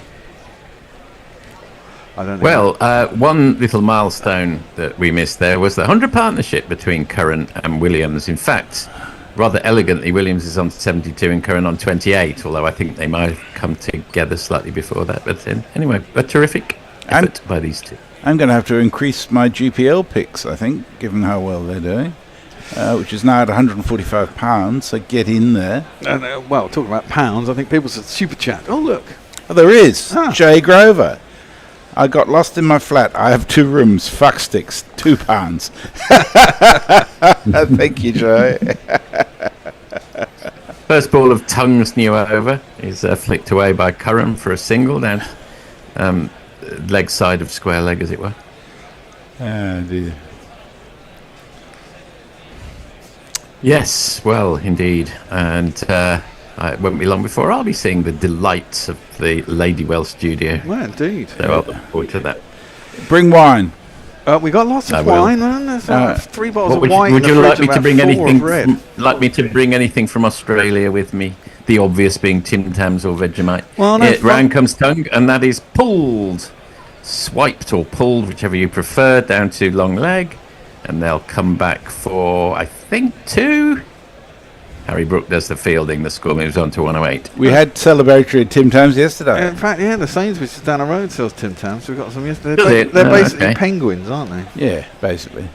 Very similar. Slightly squarer, more biscuit shaped. That is correct. Although if anyone says that Vegemite's the same as Marmite, no, you obviously have eaten either. Well, Marmite is far superior. I know, although I must admit, after all these years, I'm fine with either. Yep. That is dug in by Tongue, and that is a dot ball. Can't you take a big pot of Marmite home? Well, Omre Nuevo greeted me when I stayed with him with both Vegemite and Tim Tams. I thought, that's above and beyond. Isn't it really that is. nice? Yeah. The Marmite you get here is made by a different company. I think it's a Unilever product in the UK. It's made by some Mavericks down here. It tastes more or less the same, but I would say not exactly identical. It hasn't got the iconic yellow bit of packaging. Round the wicket comes Tongue, digs it in. It's a sort of slow bouncer, which eventually arrives in Jamie Smith's glove for a dot ball. Going to be due another change soon, aren't we? Yeah. Steve Bruce says, "Oh my God, Messi's in the country. Hi guys, had to cancel plans for today. It's Gorilla Day with some doner kebab. What could be better than that?" Hendo, if you're there, can you listen? Can you let Will in on the Zoom? Just admit him. Far left screen. Why is he tuned out? He was on a little while ago. He should just keep it on mute, shouldn't he? Maybe he doesn't know. And again, that's dug in short by Tongue. Bit of a strategy emerging here. Again, Curran has a swipe at it and a miss at it. Are they slightly running out of ideas here, England? They are a little bit, but I do think it's that kind of wicket. I don't think it's that easy to get wickets on this wicket. You've got to kind of get a little bit lucky or wait for a batsman to make a mistake. Oh, isn't he there? Oh, Will should be here. Well, if he's not, maybe Messi can hang in there until he does turn up. We'll have to keep an eye on that. No worries. Who's on ball bubble? Me. Through to the keeper, and there is no run. Again, that's dug in as exactly correctly said. Through to the keeper. No run. Overs 28, Zimbabwe 109 for 2. I think we've got probably time for at least one more over between us. Steve Bruce says, love the new studio. Jay says, I can handle the drink, the hangover kills me mind. Yeah, hangovers. Chris Acquire says, clearly Jason Roy is too high at number 7. 7 ball duck for Surrey. Surrey 144 for 6. Q big stands with Overton, Laws, etc. I got to say, for most of the country, seeing Surrey suffer a bit is a refreshing change. Steve Bruce says, Messi in Oz, jacket on. Messi in England, shirt on. Would have thought it was the other way around with the weather. Well, you know, it is winter in Australia at the moment. It's summer here. It's not the warmest, but the studio is pretty warm, I have to say. And the windows aren't large. The openable part of it isn't. It's reverse Streep City from Williams. Unfurls it once more, and again, it's the result is one of these off the first ball of Bashir's over.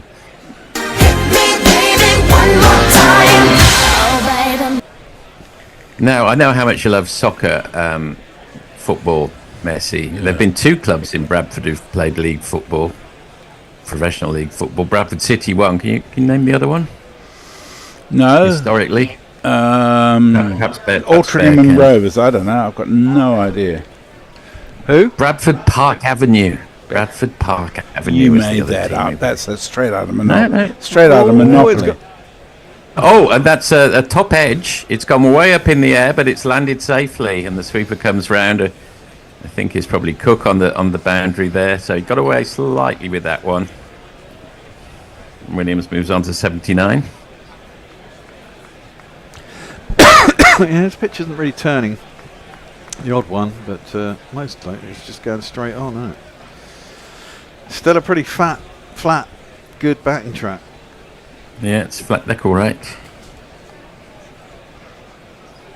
Although, as the darkness. Oh, and that's that's a rank full toss. I think it's usually described, which has been dispatched accordingly by Williams. He moves into the 80s, I think. That was no. Yeah.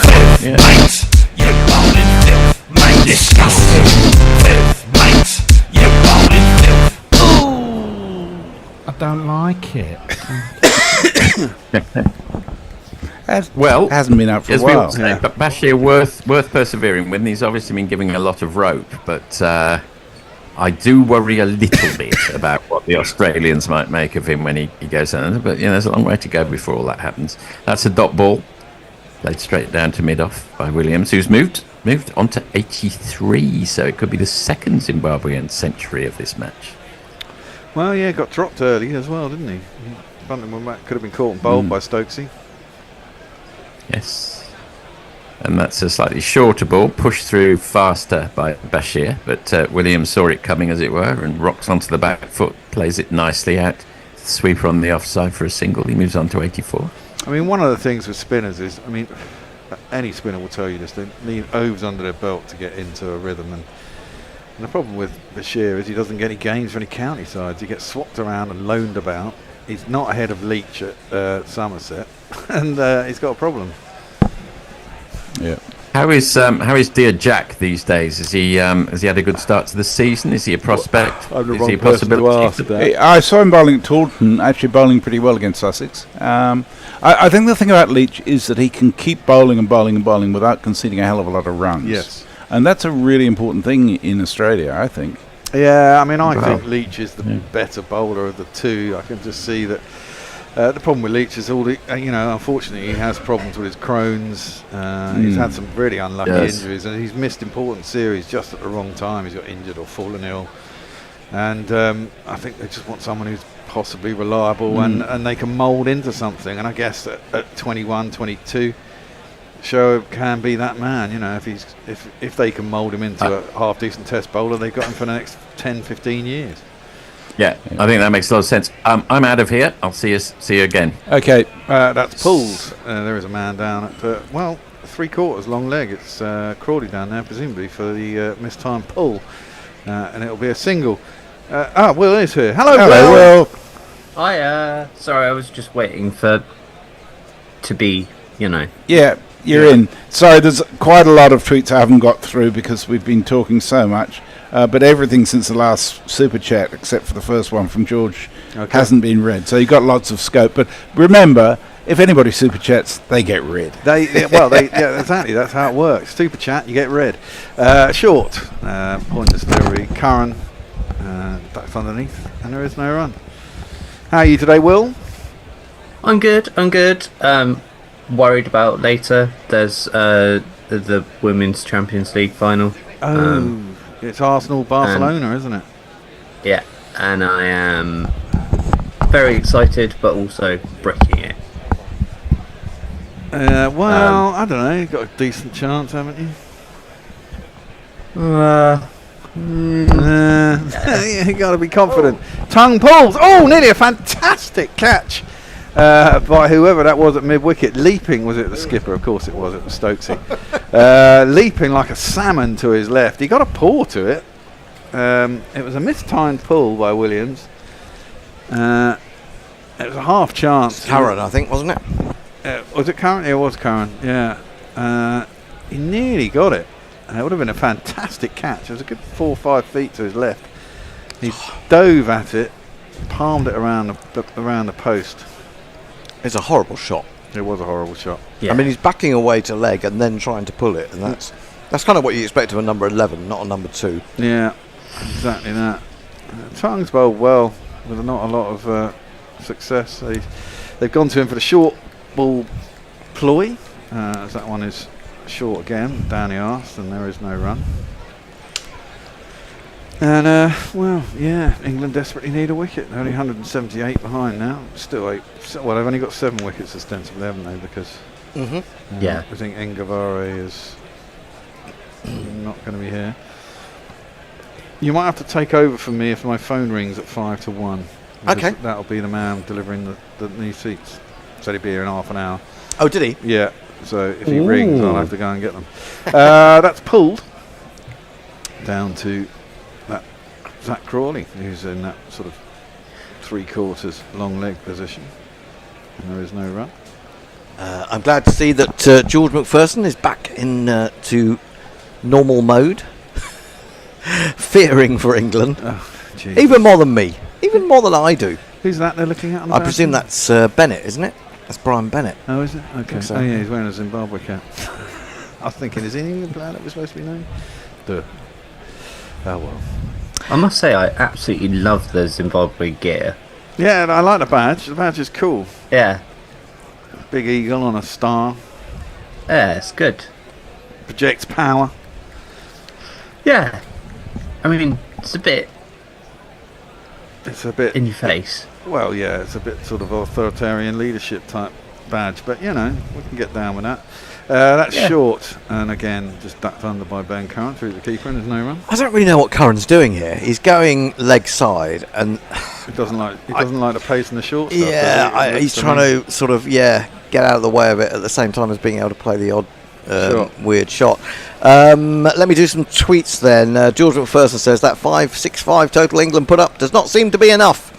The selectors must be regretting choosing an inexperienced bowling lineup. I don't think they are. I don't think they are, and they don't have a lot of options. It's experimental, isn't it? Really, it's having a look. Yeah, it's the whole point of just kind of going right. Well, they probably knew that they'd be able to get a follow-on, so that means that they're going to get at least sort of 2.5 days in the field.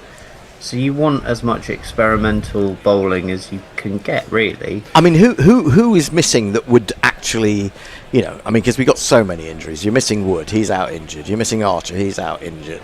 You're missing Wokes, he's out injured. So really, from last cast, he's out. Well, he's been out injured. He's just come back. But they obviously don't want to throw him in straight away. He's only played 1 championship match. Oh, okay. So he's back. So he might have a chance against the Indians. I'm sure he'll be. I'm sure he'll be. Yeah. Bashir to continue. That one is a decent line, decent length. Prodded at by Williams. Point fields it. And there's no run. Who else are you missing? Ollie Stone.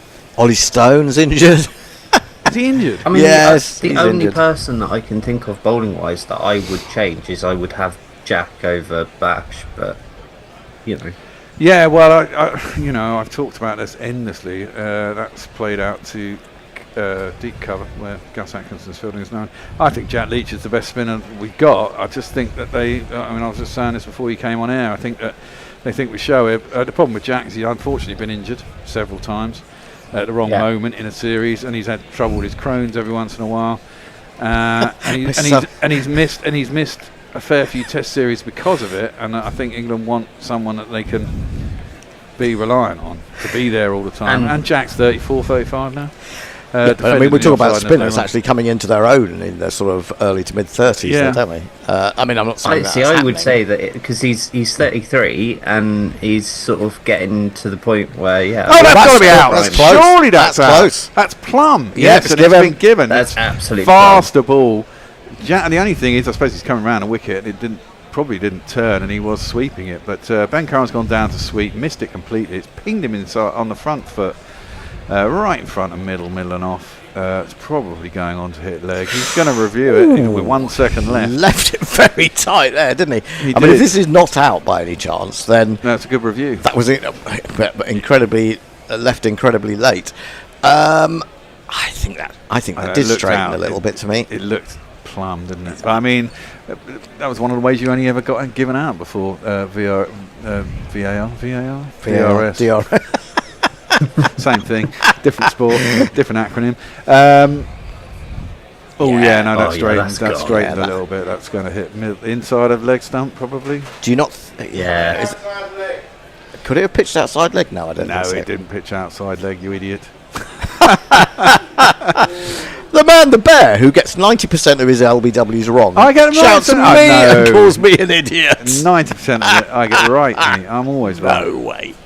Especially when it's the spinners. It's pitched in line. It's hit on line. Yeah, it's going on. Oh! No, it's missing. It's going over the top. It's going over the top of the stump. Unbelievable.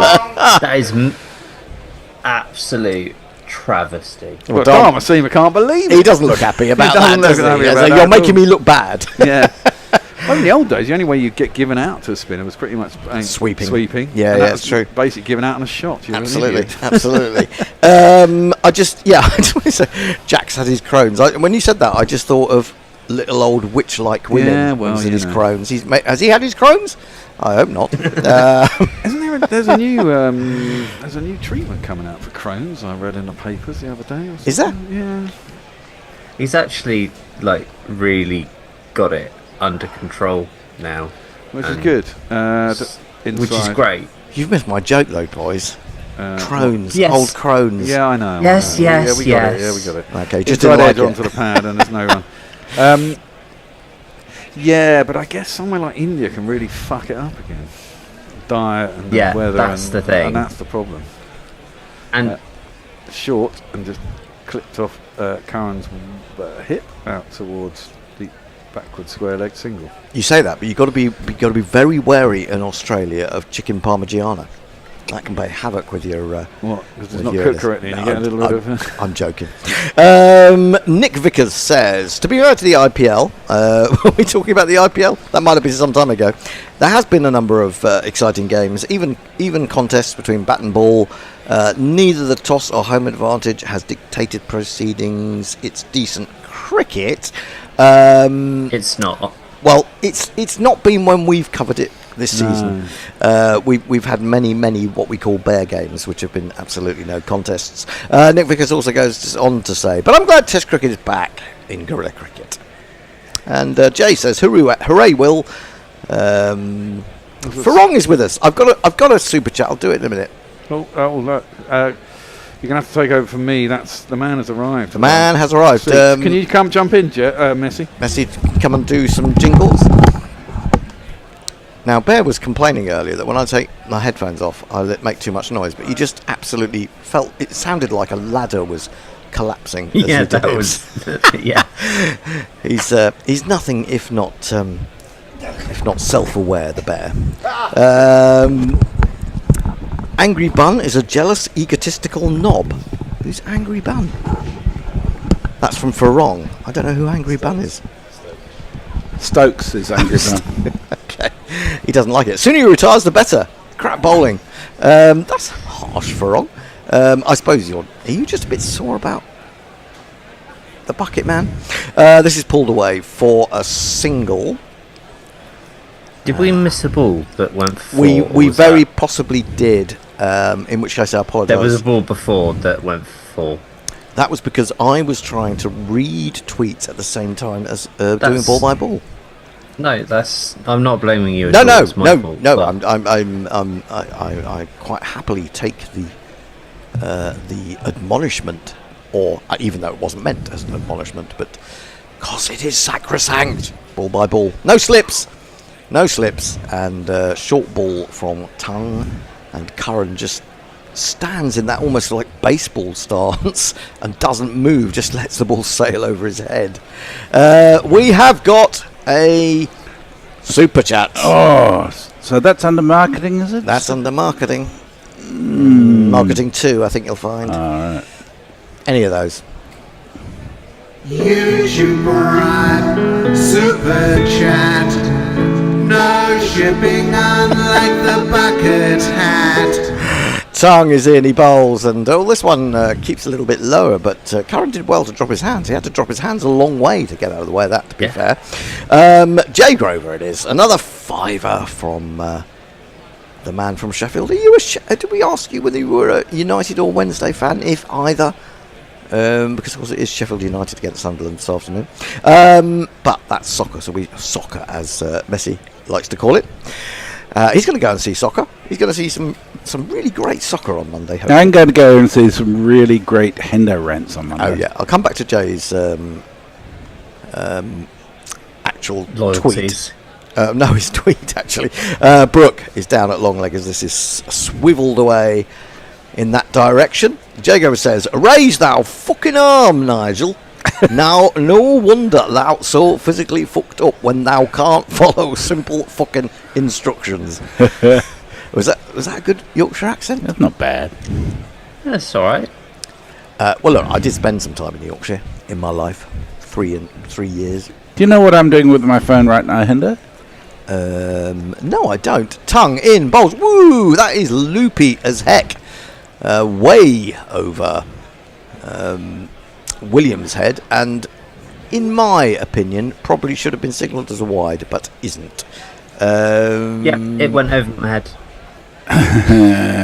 Hey. I'm putting in some more GPL entries because I've got 15 minutes to do so. And is that what you're up to? And the pod is £146. God, we don't know. I don't know whether this should be allowed, really.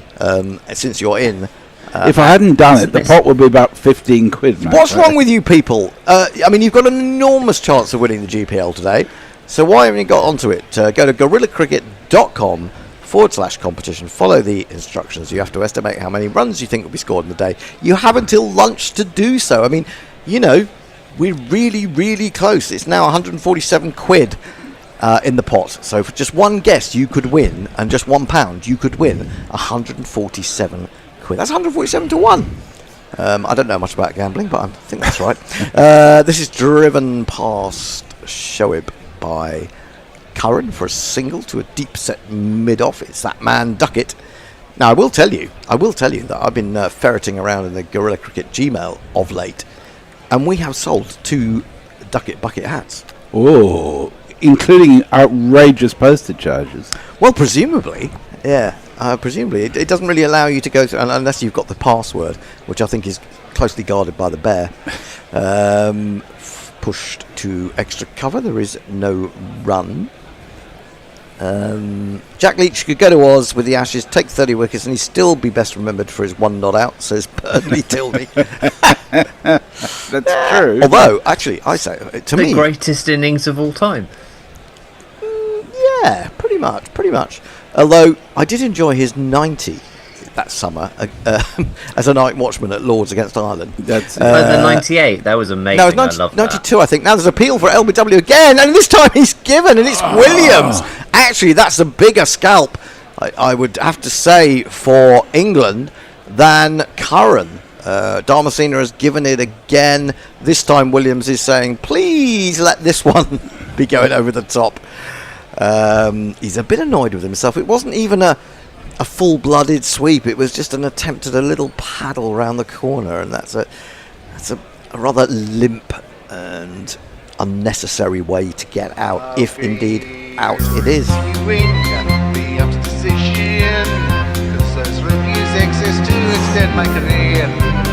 Oh no! I believe that they'll save me, but it could be more easy than it appears. Did you get an edge on that? Cause if I don't, then someone else might use it, get a second chance and go on to do. Looks like it, doesn't it? But there's nothing on Ultra Edge, and I think that's got to be out, surely. Yeah. Which is a real shame. He deserved 100, Williams. How accurate is Ultra Edge? Very. Search me, mate. I've no idea. He's a very unlucky man. It's umpire's call on the top of the outside of the leg stump bail. That is... Well, I mean, okay, you've got to say, from a show's point of view, he probably deserved one, having gone close with the previous one, but we didn't really want to see Williams out because he was batting so beautifully. 129 for 3.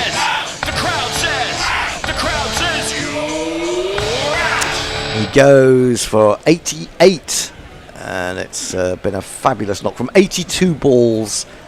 82 balls. It's interesting, isn't it? Hasn't everybody who's scored big in this match, so I'm talking about England's 3 Centurions, Zimbabwe's Centurion, and Williams there with that 88, haven't they all gone, apart from Crawley at more than a run a ball? I think that's right. They've all been around a run a ball, yeah. Crawley, funnily enough, has been probably the slowest of the lot. Let me do some tweets. They got the joke, Hendo, never do stand-up. Well, I did say yesterday I never would do stand-up. Good morning from... is that Recife? Is that how you pronounce it? Recife? I'm not sure. That's Scott Harrison. A-op, says Jay Grover. How many overs has Atkinson bowled? Messi Jez is our Andy Zaltzman. And he will find out the stat on that. I don't quite have the hair to do that. Oh, that's true. Jamal, the Pickleball King, says, "Hey, Will and gang." Jamal, and he also says, "On your bike, Williams." And then says, "Oh, depends if it's out." Atkinson's bowled 6 overs, taken 1 for 17. Doesn't Duckett own Duckett's buckets? Own Duckett's buckets, undercut GC Duckett's buckets. Didn't we have Duckett's buckets first? I think we did. I think we did. I mean, he has nicked it back from us, even though it's based on his own name. Sikandar Raza is coming to the crease. Didn't fare particularly well in the first innings. Got a corking delivery from Ben Stokes. Let's see if he can fare any better in this innings. He's got to see out 10 minutes to lunch. The new chairs have arrived. Whoa, they look fantastic. I don't know. It's not. Onto the back foot he goes. Defends Show, who's now over the wicket. They look a lot easier to get my fat ass out of. Blimey, that one's really low to the ground, though. It's going to have a cushion. Oh, okay. I presume. Good point. I don't think you'd be able to sort of straighten your legs there, would you? Bashir in, he's got a slip and a leg slip, and he's gone in the direction of the leg slip, who dives and rolls over, but wasn't really within a grasp of getting that, and they've taken a leg by. Let me have a little look. Not seen any images, but I get the impression that the bowling attack is a bit toothless, powder puff, like the kinds of attack that Aussies would be 340 for 2 at the close of play. Well, you can say that. It's a wicket. He's great. Although, a good Aussie attack. This is tickled away by Curran, who sort of looks anxiously back towards where the fielder is, just in case he's picking it up and hurling it at the wicket. How many runs have been scored today so far? How many runs today? What did they start on? Was it? Forgotten now. I was going to say 7 for 2, but then of course Williams went a bit crazy in the last 20 minutes. They started at 30 for 2, so 101. Okay. 101. Yep. Fabulous. 101 runs. You've got 10 minutes to get in the GPL. GorillaCricket.com/competition. That is exactly what I'm doing. Very good, very good. Right, let me do some more tweets. In real life, Messi looks much more likely to start a fight than when he's on Zoom. Oh, Is this real life? You watching me on a screen from wherever you are? Still on the screen. You only get my head when it's from the weather cave. It's true. Tongue is in bowls and moving across his stumps current, then tickles it away down to long leg. There's a long leg and a fine leg. A distinction: the long leg will be a little bit squarer. The fine leg is, as it says on the tin, fine. We do have another super chat. Oh, there we go. Marketing too. I'm getting this now. Another super chat jingle. Super chat cash, super chat cash, super chat cash.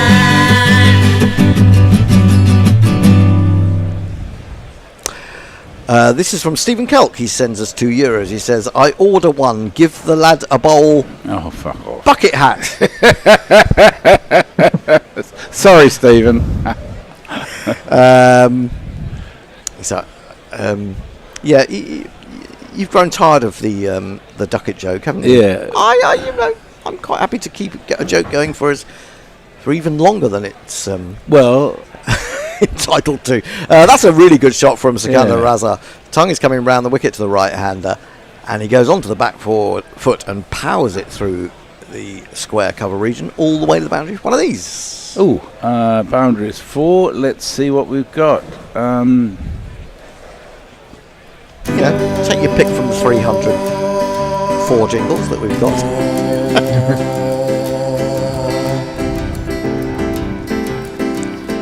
Well, that worked. That's a long one. You keep thinking it's going to finish earlier than it does, and it just keeps going. That's and a going. Perko thing. Tongue in bowls, and in behind this goes Sikandar Raza. Now, I understand why he's stayed round the wicket to the right-hander. This is how he eventually got rid of Bennett yesterday, and Sikandar has only just come to the crease. He has got a leg slip in now for the one that's fended from the armpit. Good evening from Bangkok, says Paul Higginbottom, and he says, thanks for the wave, Hendo. Not so much a wave, but onto the back foot again, and beautifully timed. Didn't hit that one as hard, but threaded it through. Not sure it's actually going to go there. It's slowing up quite quickly, isn't it? Atkinson will get there. They should, and they have got 3. Not so much a wave, but when I have my hand in this position, I feel like I'm one of the Thunderbirds. Where's the string, though, Hendo? That's a fair point. That's a fair point. Fair point. 139 for 3. Curran. What was Curran on at the start of play? Oh, very little. 6 from 36 balls or something like that. So he's added 30 this morning. I mean, he's played a good supporting innings. Yes. He hasn't tried to do anything beyond his ken. Tongue in bowls, and he does exactly that. He tries to pull a ball from off stump that was possibly a little bit too full, hits it into the ground. Ollie Pope, though, thought he was going to cream it because he turned his back at short leg. He's laughing about it now, but he wouldn't have been had it clocked him on the back of the head. Yeah, Karen was on 4 overnight. 4, so he's added 32. 4 from how many, do we know? Not at the moment, because it's on my phone. Not a lot. Jago does point out to Stephen Kelt that Messi is indeed wearing trousers, which decreases the threat.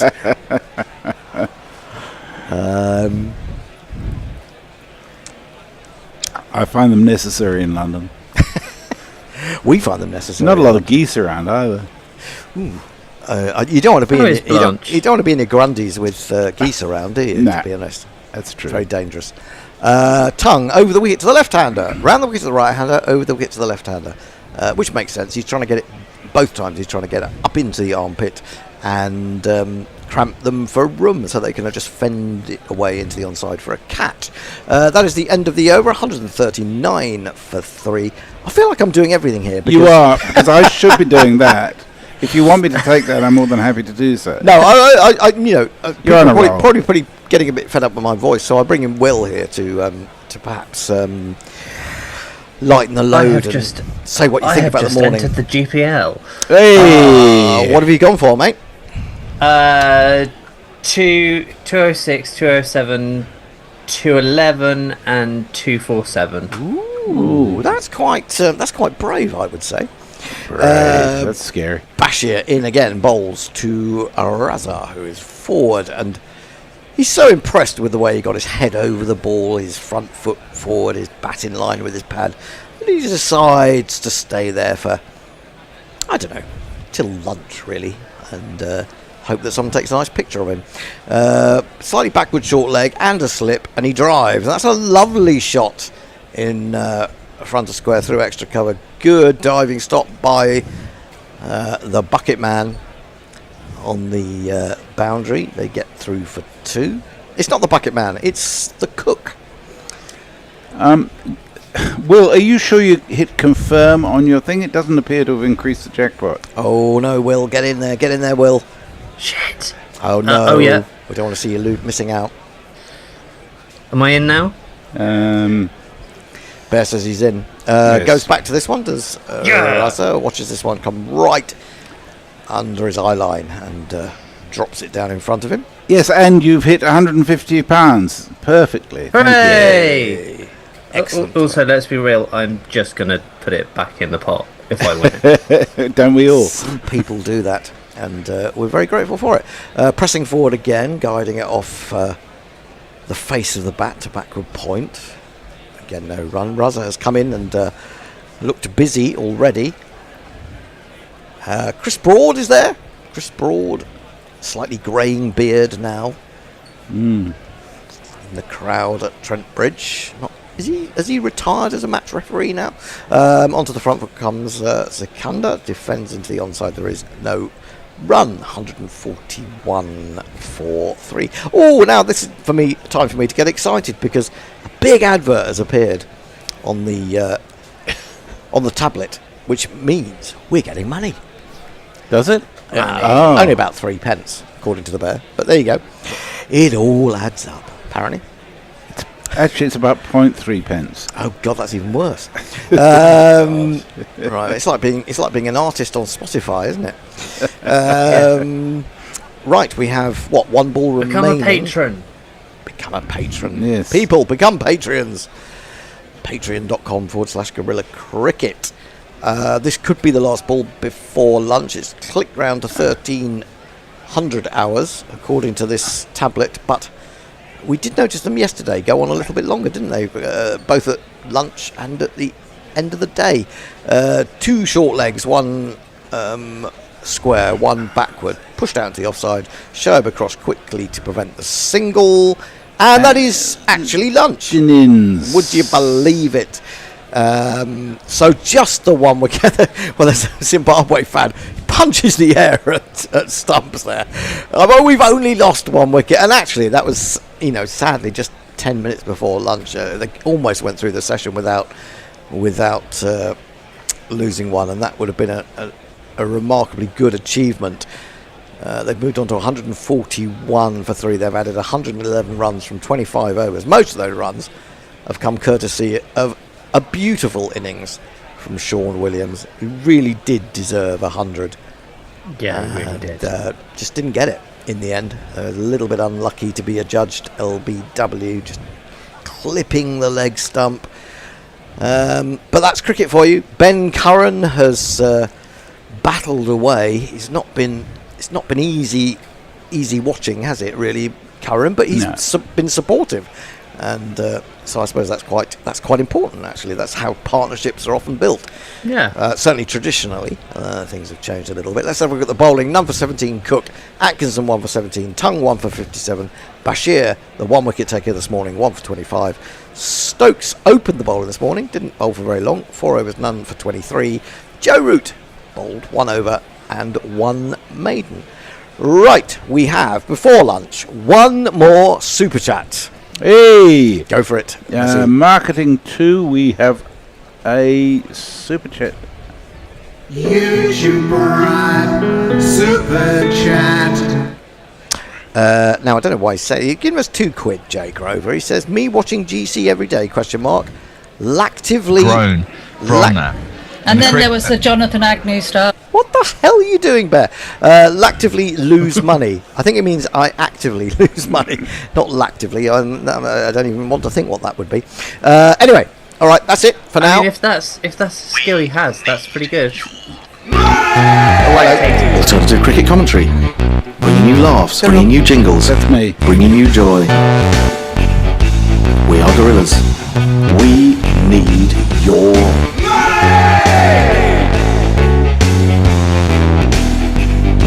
Patreon.com/Gorilla Cricket. Absolutely. So there's all sorts of things coming on. There are jingles, there's podcasts. While I'm still trying to finish and close the session, we will be back in about 36 minutes. Join us again, but in the meantime, listen to Annie talking about her wonderful book, to Tony Bishop and the Bear. Welcome back to another spectacular match day, but watch this! Looks like the fans are playing Coral's free reward shaker. The half and half scarfers shaking decisively for once. They've backed a super boost. Next to them, the prawn sandwich brigade. Oh, they've shaken up a free bet after that free lunch. Play Coral's free reward shaker to win guaranteed daily rewards and offers this season. Coral, we're here for it. 18 plus UK max 1 reward or offer per player per day. Reward restrictions, requirements and T's and C's apply. Gambleaware.org. As a small business owner, my favourite thing about posting a job on LinkedIn is that when I hit send, I clock out and LinkedIn clocks in. LinkedIn makes it easy to post your job for free, get qualified candidates and manage them all in one place. Plus, LinkedIn extends the reach of your job post by allowing you to share it with your network. And hiring managers that add a hiring frame to their LinkedIn profiles receive 2 times more qualified applicants. Go to linkedin.com/agree to post your job for free. Terms and conditions apply. Every runner knows the moment when everything clicks. When your legs lock into a rhythm, the aches float away and doubts fade, replaced by a feeling of euphoria. It's why you lace up at dawn. Why a little rain doesn't stop you. Why one run turns into a habit. So next time you go for a run, chase that runner's high. Learn more about running and go wild at puma.com. The Bishop and the Bear, the Bishop and the Bear, and to the delight of everyone, they're here to share jokes and rants and guests and things. Who knows what's any fun they'll bring? Not affiliated with the Mad Bishop and Bear pub at Paddington Station. The Bishop and the Bear, bats beyond compare, buckets of savoir-faire. The Bishop and the Bear. After a bit of a hiatus, well, the pub has been closed for renovation. I'm delighted to say that we are Looney Tunes back in action. And today, what better guest could we possibly have to get us rolling again ahead of the Zimbabwe series, which we're going to be doing, fingers crossed, and the fact if the Bear doesn't fall off the ladder trying to put an enormous pole in the middle of the studio, then we will be on air on Thursday. In fact, you might even be listening to this during lunchtime. But most importantly, our guest today, as sitting at the bar, has been, well, I would say, keeping a bit of a low profile recently. We've not really heard much about her. To such an extent, we've been wondering where she's gone. I'm obviously lying. It is Saint Annie of Exeter, who had her fabulous book, Cricket Changed My Life, 11 Personal Journeys. And she's going to chat to us about that. And then we're going to talk a bit about the Zimbabwe series and maybe just touch on a few other things. But first things first, Annie, what can we get you to drink? Well, since I'm on this fantastic island with the Bear, I think I've got to have something rum-based. So lots of rum and ice, please. I like it kind of on its own, no mixers. Yeah. Got to be dark rum, though. Got to be dark rum. Dark rum's fine, yeah. Yeah, I like dark rum. If David Brooks listening, he'd know exactly which rum to get you. Oh, he would, yeah. He's drunk most of it. And he'd have had it, yeah. Well, exactly. When we did the West Indies series, and he somehow got some weird sponsor who sent us bottles of rum, the dark rum went down very well indeed. Yes, I bet it did, yeah. Mm. So, right, as the Bear hasn't read it, and I have, I'm going to... it's a beautiful book. Let me start by complimenting you. I've seen a picture of the front, and it looks lovely. Thanks, Bear. It is. Thank you, Bear. A fantastic read. There is, however, I would describe it as, in some cases, beautifully understated. May I read back to you, Annie, and we'll start there with the sentence I found to be the most beautifully understated of the beautifully understated sentences, and it was this one. There's an element of the extrovert about Dan Norcross. Now, what I want to know is what. Let's start there, because it kind of explains why it's the last chapter in the book, but it sort of explains why you're here. So can we start with that one? Well, yeah, I mean, to be fair, there's lots of lovely things about Dan Norcross, but he is an extrovert, absolutely. Yeah. Oh, okay, I'm understating that. He's a complete flamboyant, can be an arse, I will say. But he's wonderful as well, and it wasn't all about the flamboyancy anyway, or the extrovert. No, it wasn't. No. So there's lots of basically there's 11 really interesting people in this book. Well, actually 12, because one of the chapters is split between two people, isn't it? Yeah. But they've all got so much to say, so much of interest that you can't just keep going on about how massive they are or how extrovert they are, or whatever. You have to underplay a little. And you do, and I will point out as well that I think it was Gideon Haigh described it as joyful. Yeah, how nice is that? I would honestly say that's a pretty good description from the book I was reading. Absolutely what I wanted, because it was conceived at a time when there's a lot of misery in cricket, and it was all a bit grim, and I just thought there are so many wonderful things about cricket, and the thing I love most about cricket is the community stuff and the people, and I just thought, well, let's do a positive book and a joyful book, and I'm so pleased that Gideon Haigh picked up on that. So thank you, Gideon. I've also had a lovely message from Duncan Hamilton saying much the same sort of thing. So it's a lovely that these people are even reading it, let alone saying nice things about it. Well, I would absolutely say so. Now, I mean, there's a lot of interesting questions. I mean, you've kind of touched on it. At what point in your life did you sit down with yourself and go, do you know what? I've got this idea for a book. Has it sort of slowly bubbled up and crept up on you, and had always been getting bigger and bigger in your mind, or was it a kind of an epiphany? An epiphany, sorry. I was just trying to work out what that was. I've always wanted to write a book, and certainly cricket has been a big element of my life in the last probably 7 years, and that's a lot down to you guys, and I do mention that in my book. You definitely do. Yeah, so I think coming on Guerrilla, sort of actually feeling like there was a community, there were people, loads of white middle class nerdy men that I've had an affinity with. Obviously, the barman and landlord completely accepted from that. I bloody hope so, yeah. So there were a lot of nerdy people that loved all the stats, loved all the, loved cricket as much as I did, and it really, I've started to feel like I had a real community. And the idea of the book actually came to me probably a couple of years ago when what's her name? Can't remember. Ebony Rainford Catherine Brunt. That's the one. That's the one I was trying to say. When Catherine Brunt, Siva Brunt, yeah. When she stopped playing cricket, she did a big interview where she said cricket has saved her life.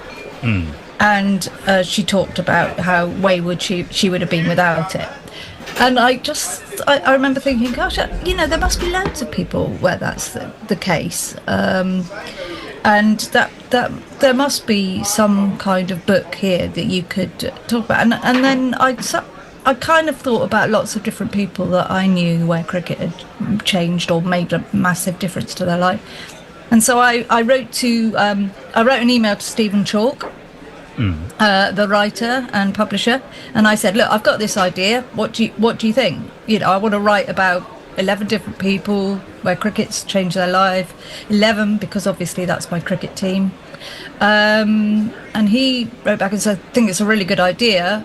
If I were you, the first person I'd look at would be Wally Khan.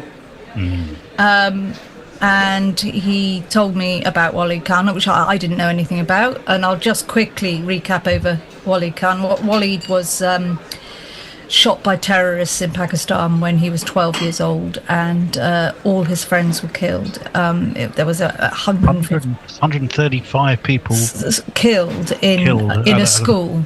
And no, it's about 150, and 135 of them were kids. Yeah. It was just shocking. Yeah, and he himself was shot 6 times in the face and survived. Wow. Was given 0.5% chance of survival. I mean, they did not think he was going to survive at all. Was in a coma for 8 days, came round, has come to Birmingham and for reconstructive surgery after reconstructive surgery. And in that time, he was a massive cricket fan, and the Pakistani cricket team came to visit him. He also went to an academy when he was able to walk on crutches, because they took a lot of bone and stuff out of his leg to do the... Did he not lose his sight? No, that is the amazing thing. His eyes were absolutely fine. I mean, his face was, his nose and mouth were practically shot his jaw off. Yeah. But his eyes were absolutely fine. So, Wow. And so he went to an academy, and a cricket academy, and was given free rein to just come and go as he wanted. He, could hardly walk, but he bowled, and he just kept. And he said that going to this and doing the cricket stuff made him feel, like a human being, like a cricketer rather than a victim. And he started to recover from that. And he's become a motivational speaker. He's an incredible lad, and he says things like, the worst experience in my life has become the best experience in my life, and things like that. It's just really incredible. And he went on Test Match Special and talked to Jonathan Agnew. So I have to thank Stephen for giving me... I mean, I went up to Birmingham to meet Wally Khan in this little cafe. And I think in some ways that's so brave of him to come and meet some, because he's nervous of everything still. And he came and met me and a stranger, and he could hardly look me in the eye as he was talking, but when he talked about cricket, he was absolutely on it. He was looking at me, and he was a different lad. So is that the reason you made that the first chapter in the book? Was it just due to the incredibly dramatic nature of the cricket transformation or because he was the first name given to you? It was your flashy opener. He was my flashy opener, definitely.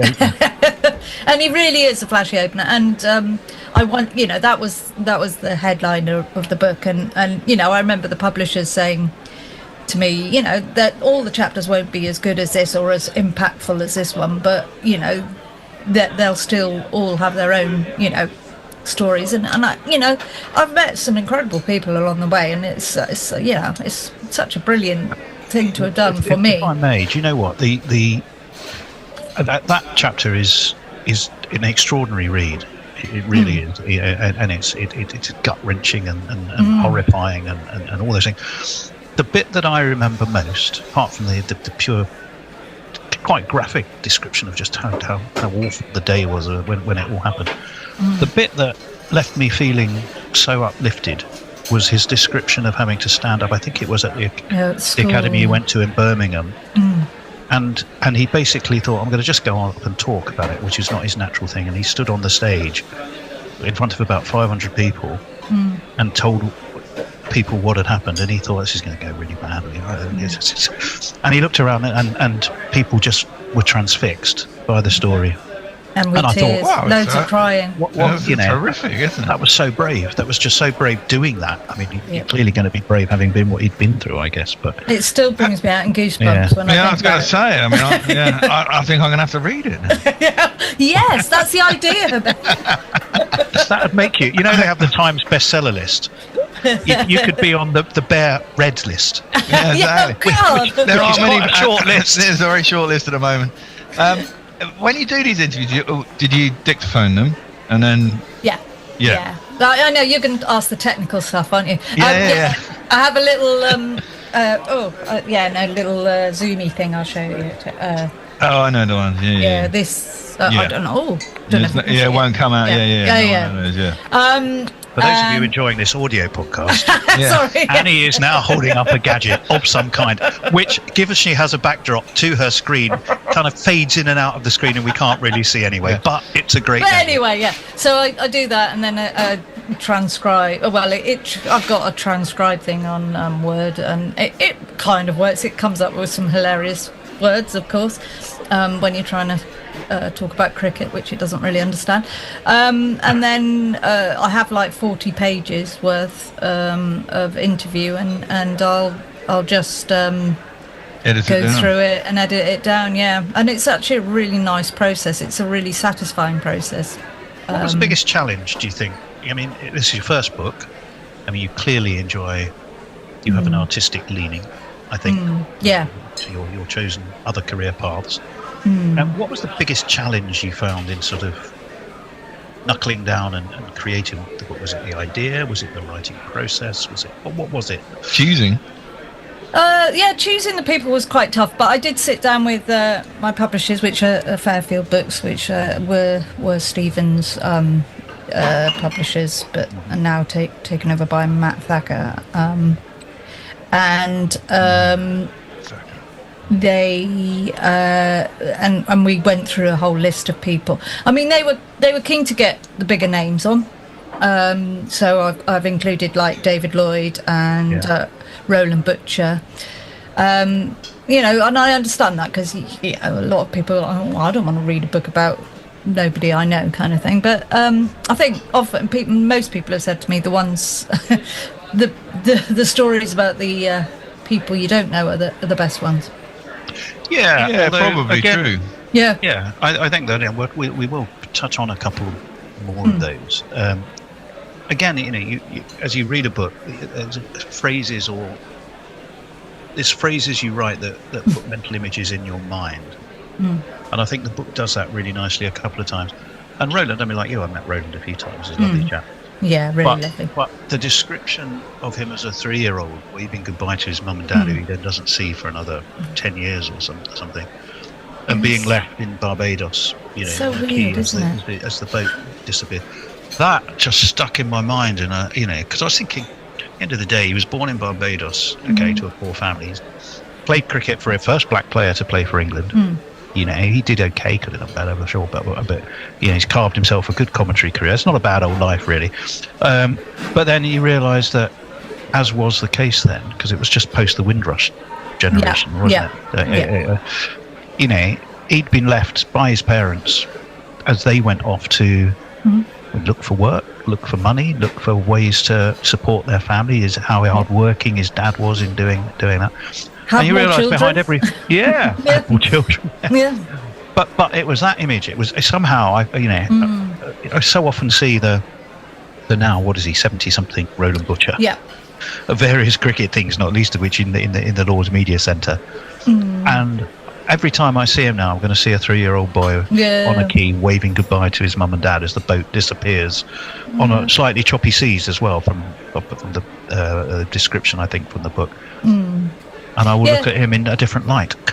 I mean, it was very common, wasn't it? There were a lot of West Indians that parents went to, because England needed people to come over and rescue the country from having nobody around to rebuild it. So they were seeking people, not just England. The West Indies people went to America as well, didn't they? So it was very common for grandparents to bring up kids, but it's just I think the thing, he loved it in Barbados. He found it, he said he was in heaven, really. That's one of the things he said to me, was I was in heaven, really. And then to have to leave when you're like 13, come over and meet your parents who you don't know, and new brothers and sisters, in a rainy Stevenage. I mean, God, Stevenage. Of all the hardships in the book, that's probably the worst. All 11 chapters is having to go to Stevenage, to be honest. It's a shithole. It was at least averagely, reasonably close to Watford if he wanted to go somewhere a bit more civilised. It's also a shithole, but harsh. But yeah, so all those things, that they are things people have been through, and everybody has a story. I think you say one of the challenges, the biggest challenge was meeting bloody Enid Bakewell, trying to get Enid Bakewell, fascinating. Yeah. So, my God. Well, yeah. Do you know what? I'm going to say who. You're going to say who? You see, this is the thing. Nothing to do with tarts, Bear. She is probably one of the best England all-rounders ever, Mm-hmm. She's played 21 tests for England. She got a century in her first test. She got a century in her first one-day game. Really, got loads of wickets. A fantastic player, and she's just not known. It's bizarre. It's bizarre. She's 86, Bear, and she's still playing cricket now. Wow. Now that's impressive. That's not bad, is it? She's still amazing. scoring tons? She could. No, I don't think so. Damn. She's still Quick smacking singles. it all round the park. Much in the single same to way cover. as you're bowling in the IPL. Yeah. Wow, Shall I tell you again? Do you know what? I actually this is how what did you say? Aged white nerd. I got my. Danny, when I read the Enid Bakewell chapter, I swear to God, I got my calculator out, or my laptop, not my phone, with the calculator on it. And because she got a ton in her last game, didn't she? Something like that, yeah. She got 112 out of 164, and I thought, hang on, is that more than the famous Bannerman? So I did the maths on it, and it was. Yes, it was. It was. She got it versus the West Indies. 112 not out of 164. That is 68.29% of the team's not nerdy total. at all, but The Bannerman was only 67.34. So Enid Bakewell out Bannerman. Yes. But nobody knows about it, which I think is a bit harsh on poor old Enid. Yeah. I mean, she has, she's had lots of accolades since. She's been in Hall of Fame and, lots of things that she's, they have started to appreciate her much more. But she was in the 1970 Wisden. Yeah. She had a big write-up about her because she was so impressive. So, but people don't know about her. And absolutely, Bet. I mean, you're certainly by far not the only one that said who. And it's wrong. It's so wrong because she's an incredible woman as well. Absolutely incredible. I must have been a fascinating. Where did you meet her? Did you take her out for tea? Did you meet her in a garden? I actually managed to meet her at Taunton at a match. England. I can't remember who we were playing even, but she was there with a lot of journalists and ex-players, and she messaged me and said, come on over, let's meet. And so I managed to commandeer a room and we had a good chat. Is she a Devonian? No, she's from Nottingham. She's from the mines. She's a very working class woman, very Labour. Her dad was a union man. She's out leafleting Labour stuff, so she's a proper sort of union woman. And I'm sure she's got good. Memories. She'd have memories of the Ashes. She maybe just before she was born, 34. She was born, I think. Something like that, yeah. Yeah, but so that was the year of the famous Ashes, wasn't it? Well, she probably wouldn't remember it then. No. But she might. I'm sure she will have met some of the main protagonists for sure, with a Nottingham connection. Yeah.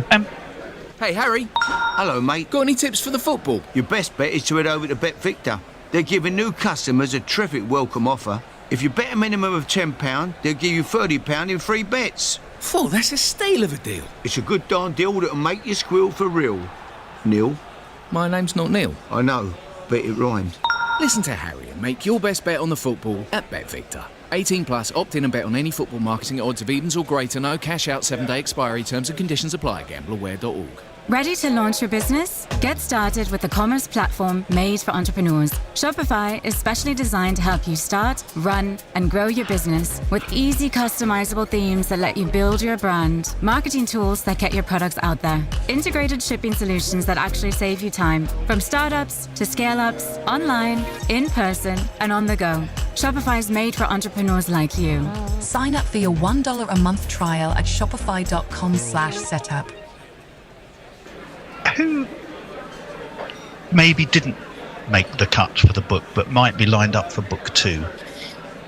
Or is there even going to be a book 2? I don't know. Is book 2 more cricket stories that change my Well, life? you see, I haven't discussed any book 2 yet, but I certainly wanted to see how the book was received before I made any decisions about writing.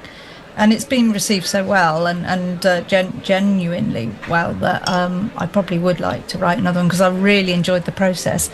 Whether it's going to be about different people's stories, I don't know. Who didn't make? I mean, there were loads of people I tried to get. Very difficult to get current women cricketers, for example. I'd love to have had Ebony because she would have been fantastic. Oh yeah. There were quite. Michael Simpson was another one that I did interview him. Mm-hmm. He wrote Fatty Batter, which is that really excellent book about being a fat lad as in a sweet shop growing up, and I'd have loved to have done that. But he was really interesting, and he's got a great story, but he's already really written it, and I didn't think it necessarily would be work. And there were quite a few autistic people I spoke to that have such amazing stories as well. But there was only so many people that you can include, and I wanted to have a varied group of people. Yeah, so I mean, I was worried it'd be all people have seen somehow were associated with Somerset, but that very quickly it allayed my. Although one of my favourite chapters, let me tell you, is Fred Rumsey. I love that. I really love meeting him. Fascinating character. So just tell us a little bit about him, because he struck me as a real live wire. I mean, what a man he is. I have to say, he was the one I enjoyed meeting the most. And the one where I came away thinking, my God, what an amazing person, and I'm so lucky to have met him. He was a giant man, really big, but a giant person as well. He played for England. He played for Somerset. He played for Worcestershire. But Derbyshire, I think, was his other county, if I remember rightly. That's right. But his biggest legacy is starting the PCA and being a real union man of starting to look after players and God, I mean, he started sponsorship really for cricket as well. He was on the ball with that. He was way ahead of his time, and he did so much. He did so many jobs. Everybody wanted him to do stuff, and he was just a doer. I said to him, "You're such a doer, aren't you?" I mean, but he loves his champagne. Oh yeah. And he's just absolutely incredible what all the things he did. I mean, I list it all in this chapter. It's just so much. I mean, buried in there is. I mean, I can hear your voice. I mean, it's because we know you, I suppose, so well. But when I'm reading it, I do hear your voice. It's like that was the idea. I definitely reading me a bedtime story. It's got a very lulling him to sleep, soothing Annie feel to it. But every so often, as I say, like a little nugget of something pops up, which is not necessarily immediately relevant to the story, but sticks in your mind. The one with Fred, and I'll go back to another Dan one in a minute. But the one with Fred, which fascinated me, was he went to school with Bobby Moore. Yes. And Bobby Moore was seen as being highly likely to be an England cricketer, and Fred was going to play for England at football. And somewhere in that whole story, the whole thing got reversed. And I looked at it and I thought, oh God. Talk about a little tease, and I was going, I want to know more.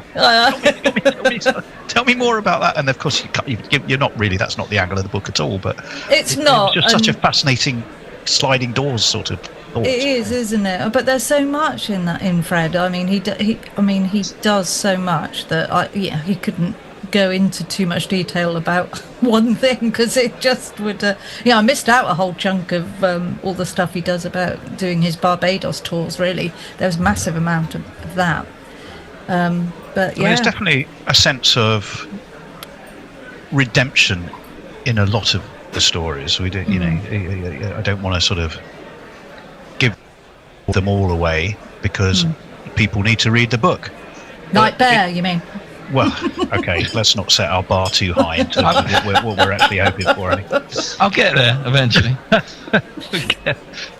So Wally Khan, you talked about Roland Butcher. You've got people like Georgie Heath, who obviously we know very well. She's been on the show with her dog and charming, and she's her story's quite. Sue Redfern first fled Syria, didn't they? And, was also her aunt beheaded in front of her. Yep. And then their story is just brilliant. They came over to Al Sama, to a refugee camp in Lebanon run by Al Sama, and they are now cricket coaches. They couldn't read or write, they couldn't do anything. Now they're really literate. They're cricket coaches getting paid to do the cricket. They're hoping to go to the Olympics. They're flying, and both of them are just wonderful girls, just so much character. They just made my heart sing when I was speaking to them. So much joy in them. I think, and then Dan. That's our sort of why team of 11. Why Dan? Okay, Dan, because he loved cricket so much, he started. Because Annie would not be here were it not indirectly. Yeah. For What he started his own test match sofa. Yeah. Did he name check anyone else, or did he just say it was me? Oh no, he does talk about a lot. He talks about a lot of people. You're included in that chapter, Bear. If you don't know our story, it is worth saying that chapter is a very good one to read for a potted and a pretty evenly balanced. Potted history of why we're here today. I will be the judge of that. I might have to read that chapter especially. Do it because it's. Dan is.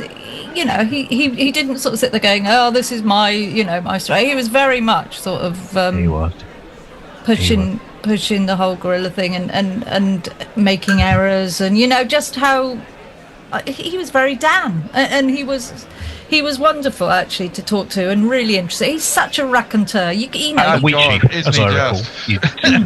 Well, there was a few things. Well, of course, he was my captain for. Yes. On my team for a good 10 years, I think he talks about that. It's in the book. There was a couple of things as well in that chapter that struck me. One was apparently he'd been placed in detention by Nigel Farage, which again is one of those. In the middle of this quite serious thing, suddenly this throwaway fact. Fuck what? Say that again. Yeah. Yes, well, of course, Farage, a wanker, is an old Duddish boy, isn't he? Yeah. And you also, and I thought, well, apart from obviously, the understatement of that first sentence about, there may be an element of extrovert about it. But you then talk about contradiction. You liken him to Oliver Cromwell, who is the least extroverted and most puritanical person ever. And I thought, what's he got? So you're going to have to explain to me, Annie, how did you get from this extrovert to Oliver Cromwell and somehow link it back to Dan Norcross? That's the only bit in the book where I got a bit lost. I can't remember my thinking that. But it was near the end.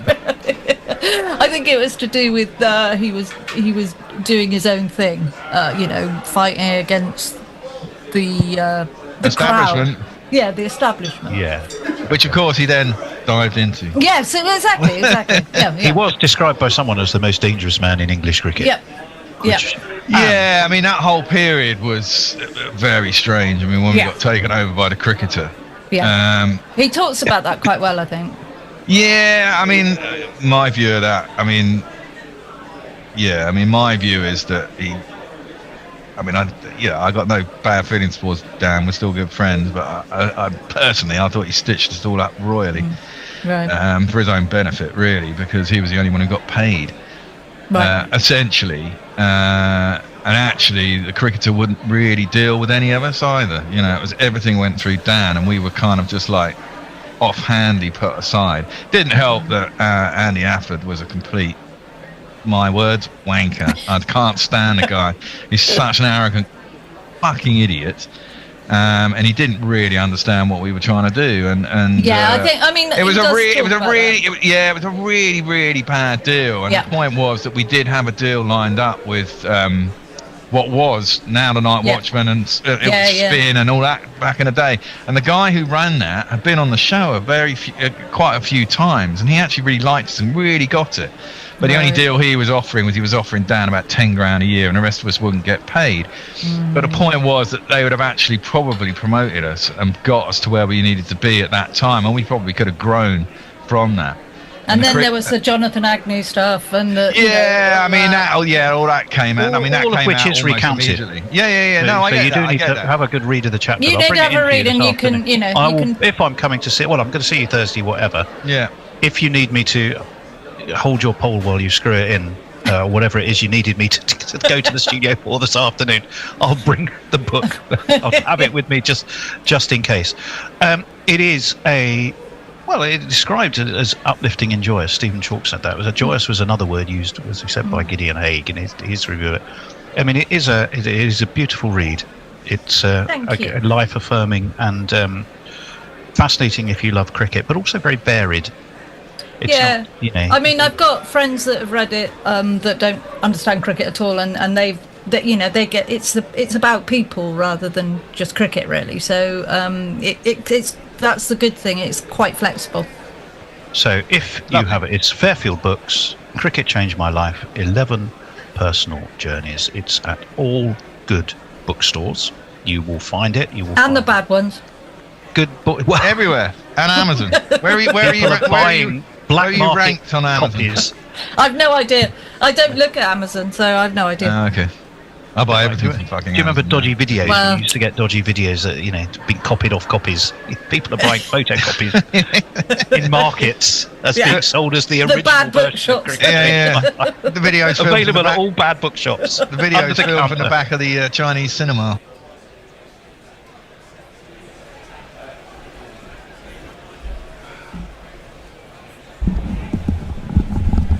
And we're back. All right, Forthy. Hello there, Bear. We're on our comfy new chairs. Oh, they've arrived. They arrived at lunchtime. You happy with them? Yeah, I am. They're in a lot better shape than the other ones. They're not peeling. As the old ones were. The old ones were very scrubby. And yeah, they're pretty comfy. You can lean back in them. In fact, look. Once you've done that, boys, you might want to hand me a Madri or a beer out of the fridge. Would be quite nice. We're about to go on the way. Who's commentating? Is it me, I think, isn't it? Yes, you, I think, and I think I'm summarising, and Hendo's on social slightly oddly. Fair enough. Sam Cook comes around the wicket first ball, and it's defended out in the offside. Ben Curran is still there. I missed the wicket whilst getting the chairs. It was an LBW, wasn't it? I presume he reviewed it much like Ben Curran, but was unlucky enough to be actually hitting the stumps this time. Something like that. Well, yes, there were. Yes, 2 overs before that, there had been an unsuccessful review off the same bowler, Bashir, but this time it was pretty plumb. But of course he reviewed it, but it was clearly out.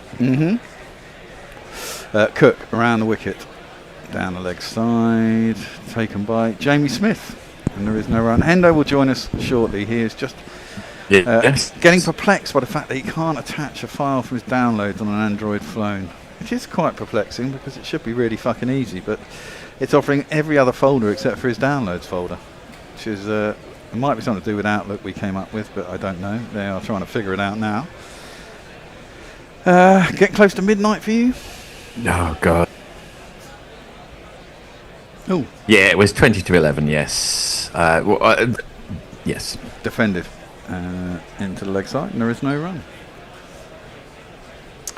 Going to stay up and watch the footy? Of course, yes, Coventry was unfortunate in your playoff quarter for semi-final. Well, it was I don't know really. The way I described it yesterday to Andy was it might have been a Pyrrhic victory anyway. I don't think we're ready to go up. The trouble is, though, you can lose. You every time you just miss out, you've built up a team and you lose your 2 or 3 best players over the summer and they get creamed off. Well, that is the problem. That's down the arse, short and down the arse, and there is no run. That is a problem, isn't it? Perennial problem for teams trying to get up. I mean, I didn't watch all of it, but I watched the latter half of the second half, and I fell asleep actually before Sunderland put the goal in extra time. I woke up and thought, We were the better team, but that doesn't count for anything. You just need to win the blood. Well, exactly. Man United could say that against Tottenham the other night, couldn't they? I mean, Tottenham had about 60 touches or something in the entire game. That's a bit low, but defended onto the leg side and there's no run. Yes, one of the most extraordinary and undeserving victories of all time, please. but there's a European trophy for you. Well, exactly, and suddenly they're in the Champions League, having finished 17th in the fucking Premier League. Yeah, it's outrageous, really. Bizarre. It's completely the opposite end of the spectrum of how most people felt about the Palace win in the cup final, which everyone was, the whole country with the exception of the odd pocket of Man City fans, were delighted by, I think. Well, exactly. Cook is in, and that's just dropped into the leg side, and they scoop through for a quick single. And he hogs the strike. we have a Hendo. First over, and we have a Hendo. Did you manage it in the end? Well, not exactly. I mean, I can see it's in my sent items, but it hasn't gone to messages. Maybe you just got the email wrong. Typed it slightly. No, it's not wrong. No. Maybe they've got some security on it. You can't actually send it to anybody. Well, that can't be right, because if people can buy 6 tickets, they have to. I mean, are you supposed to get every 6 people? Yeah. You know, with a QR code. It's nonsense. It really is fucking madness. Madness. These, I mean, I'm always a bit nervous about criticising the modern world because it's enabled us to do things like this. But the trouble is, when something does go wrong, there's just nobody you can talk to. Is there? You can't solve the problem. Yeah, because they don't want to solve the problem. That's the thing. No, You know, well, the notion of the customer is always right has gone well out the window. I get so annoyed when ringing the bank and you get some fucking utility company around the wicket. Bashir is at the other end, driven nicely. But mid-off is a little bit deep set and it won't get past him, and there is no run. You ring up a bank and you get to some fucking AI thing and a whole load of bloody directories. Press this number, press that number. What do you want to do?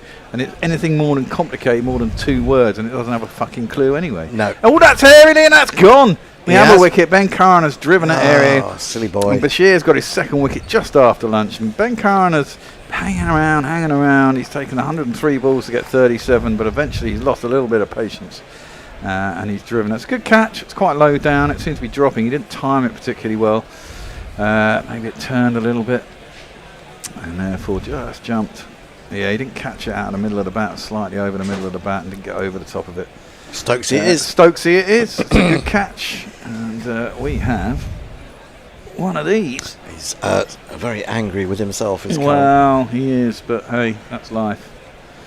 That's the currency. The crowd says Yeah. How are you finding the comfiness of the chairs, Hendo? Yeah, very nice indeed. I could, you get used to this, yeah? They're almost big enough to sleep in. Well, they are. They got high enough back. What I was worried, I was going to get little tub chairs, but I figured they'd be too upright and not deep enough, and you couldn't actually relax back. I wanted something we could sit back and relax in, because we are actually doing this as fun. And we need to be. Yeah, you two. You look like you've been invited on some BBC Two late night chat shows. Yeah, I've just seen the picture. Yes, we do.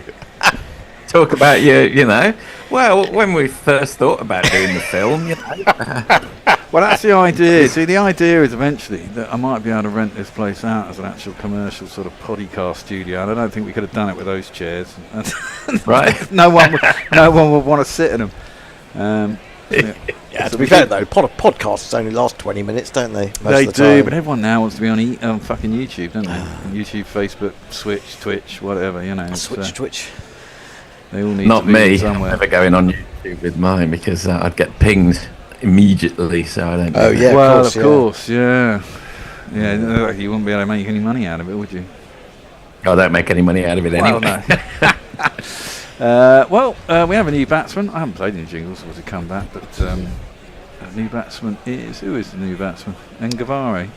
No, it's Madaveri. Wesley. Wesley. Madaveri, jump about and then we play it. Wesley, Madaveri. I was just thinking with Ben Curran, I think that the last person... Oh, here we go. His first ball, he just clipped sweetly out into the mid-wicket area. And I think that the last set of 3 test-playing brothers would probably have been the Gracies in the 19th century. 3 of them. Oh, no. Chappells, yeah, the Chappells. What about the wars? Did the other war? Yes, Chappell. But there would have been 3. There were 3 wars, but not all of them played Test cricket, did they? Did the other one even play cricket? I think he did play. Didn't the other war play cricket? No. I thought he did. Driven by Raza, sorry, up to mid-off. They take a quick single. Was that what the second ball of the afternoon? That wicket? Or no, did we have another? Sam We Cook had bowled another. the first over. We had a let's see, under for the next wicket. Where is it? 163. What are they offering? 19 and a half runs. That's pretty pony. Failed. 4 times. Also slightly ironic that Ben Curran's the one who's ended up still playing Test cricket when his 2, to be fair, probably better brothers are no longer playing. Well, indeed. Down the track comes Medavari. He's loved that. That's a lovely shot. That's a great shot. Used his feet well and smashed it over long on. Well, smashed it, over mid on, sorry, not long on. It's bounced before it got to the stone.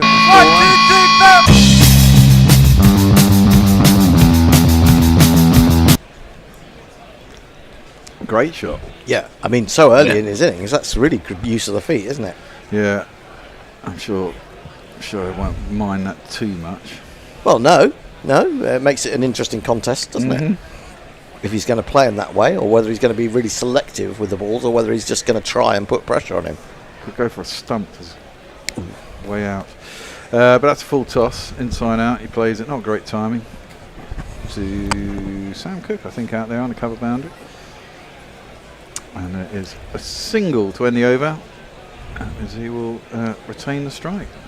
I'd be inclined, if I was Ben Stokes, to get Ben Stokes on to bowl at Raza. He bowled so well at him in the first innings, got him with an absolute corker.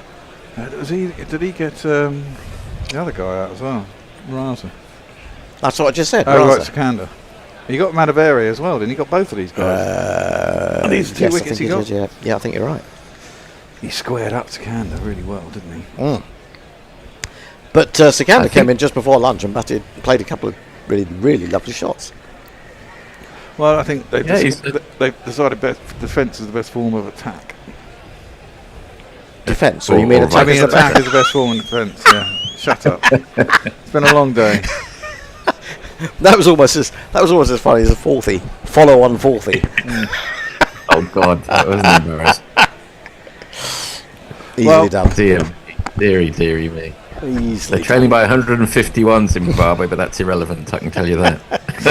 Sam Cook is in at the other end, and he's bowling at Medavari, who defends. Well, it's because the bloody match moves on so fast. Day 3, we should still be thinking of follow-ons, not thinking of the end of the match. But there we are. Well, yeah, I mean, England did score the best part 500 runs, didn't they, on day 1, so the match did move on. We've got some admiration for our chairs. That's nice. It is. Matthew Cullen says, chairs looking good. And Jay says, mint, the chairs will now pilot GC into space. Absolutely.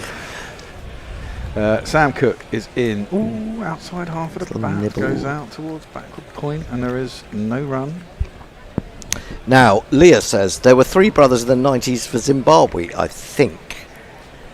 I can think of the Flowers. The Fowlers. There's EastEnders meets Zimbabwe. Well, there's definitely 2 Flowers. Was there a third? Was there a there might well have been. Sure. There was Andy and Grant, although which is of course is in our theme tune, is it not? Mm-hmm. How many? Only 2, says Messi from off camera. That one is left alone by Medavari through to the keeper. There's been a few instances of brothers playing for different sides. I've just got them. Ed Joyce for England, Dom Joyce for Ireland. Yeah, we were talking about that. Had there ever been, if Sam Curran was in this England team, we could have had Sam Curran bowling to Ben Curran in separate countries, which would have been fantastic in a way. Well, the Pattinsons recently, I don't think they certainly didn't play against each No, other. they But we've didn't. had James Pattinson for Australia, Darren Pattinson for England. That's right. He only That's played right. one. That one is defended by Madavari. No run. Darren Pattinson only played that one test, though, didn't he? In the end, He did, and he probably shouldn't have played that. Yeah, I don't remember him being any good. Well, this is kind of why I was when I was a bit alarmed. I think, like say, Dan Worrell at Surrey is a very, very good bowler.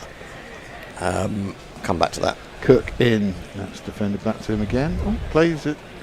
Maybe it clipped the stump, but didn't knock the bail off at the bowler's end. But when I saw that that various pundits and commentators, journalists were talking him up as a prospect for the Ashes. I mean, he's 35 now. Who? Dan Worrell, who bowls for Surrey, a pace bowler for Surrey. I mean, he's not rapid, but he's quick enough. He's quite stocky. He's not tall either. But he takes a bundle, or had been taking a bundle of wickets. Wow, that one came in quite a lot in the air, didn't it? But again, I'm not sure Sam Cook is going to survive, is he? He's just not quick enough. I wouldn't have thought so. Not 78. No. Oh, by the way, No very run. quickly, found a Frank Hearns from 1889 who played for South Africa, and he had 3 brothers who all played for England. So that's 4 brothers, Ooh. one of whom played for another Test match country. So there we are. Sorry, there's some quite funny tweets here. Jay says, all the chairs are missing is a support so Hendo can hold his fucking arm up. Rich Turner Music says, the 3 wars, Evelyn, Auberon and Steve. You'll appreciate that one there, Forthy, as a literary man. I'd like to see them on the late night chat showing those chairs. After Dark. Do you remember After Dark? As that one is defended into the Yes, left side and After there's Dark. no run. That was the sort of open-ended one, wasn't it? Yes. Well, funnily enough, you say that now, Bear, and Jay has literally just written that in a tweet. He says, apropos of Forthy's armchair comment, more berry beers, and I can see Hendo doing an Oliver Reed on After Dark. I was just going to mention Oliver Reed. That one's just worked into leg side and no run. He was just wandering around. It wasn't he? Absolutely off his fucking trolley. He was. Yeah, those were dark days for Ollie. Yeah, they were indeed. I think most were. Yeah, well. Oh, that's quite a good ball, actually, from Shoaib. No need to play it by the batsman, but I think he was expecting some spin and it just went straight on the arm and he was attempting to fish it as well out as off stump. He was on the back foot, probably should have been on the front. He just fished it. It could have quite easily got a little thin edge through to the keeper. He was drawn into that, wasn't Yeah, he? very Because much so. yeah, he didn't have to play it at all. Oh, that's got away with that. It was a shit ball though, but it was pulled down the leg side. He got a glove over probably where leg slip would have been, and it's ended up going down to the fine leg boundary. Oh, Has he gone? Yeah, he did. No, it went for 4. Gloves. 4. Did he glove that into his helmet? I don't think so. I don't think so. I think he just gloved it over the keeper's gloves. Richard Peel says, tell the Bear to reply to my email regarding copyright strikes. Oh, good morning, darlings. Who did I reply to? Was it you, Richard? Or was it Rich Turner who had an idea in the Gmail? That one goes straight on. And it's played off the back foot. And there is no run. Out to mid wicket. Let's see what he says. Maybe I can reply to you on air. When BBC Two started, I remember it seemed to be entirely programmes with men smoking in armchairs, talking about their latest existential. That one's floated up nicely by Bashir, defended, back down the track, and there's no one. Right, can you give me some guidance on what is more likely to get dinged versus what isn't? I guess songs over 50 years old, if you cover them, you probably don't. I think it's as much to do with length, Richard. I think we get away with sort of covery versions if they're under 10 seconds. They don't seem to ding them as much. Originals are always good, but I kind of like pastiches as well. I think they work really well if you can do them.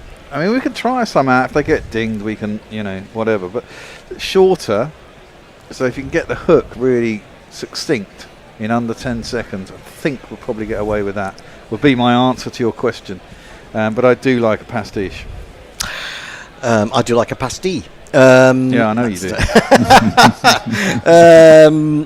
Now, what does Stephen Kelk says? He says England should go harder.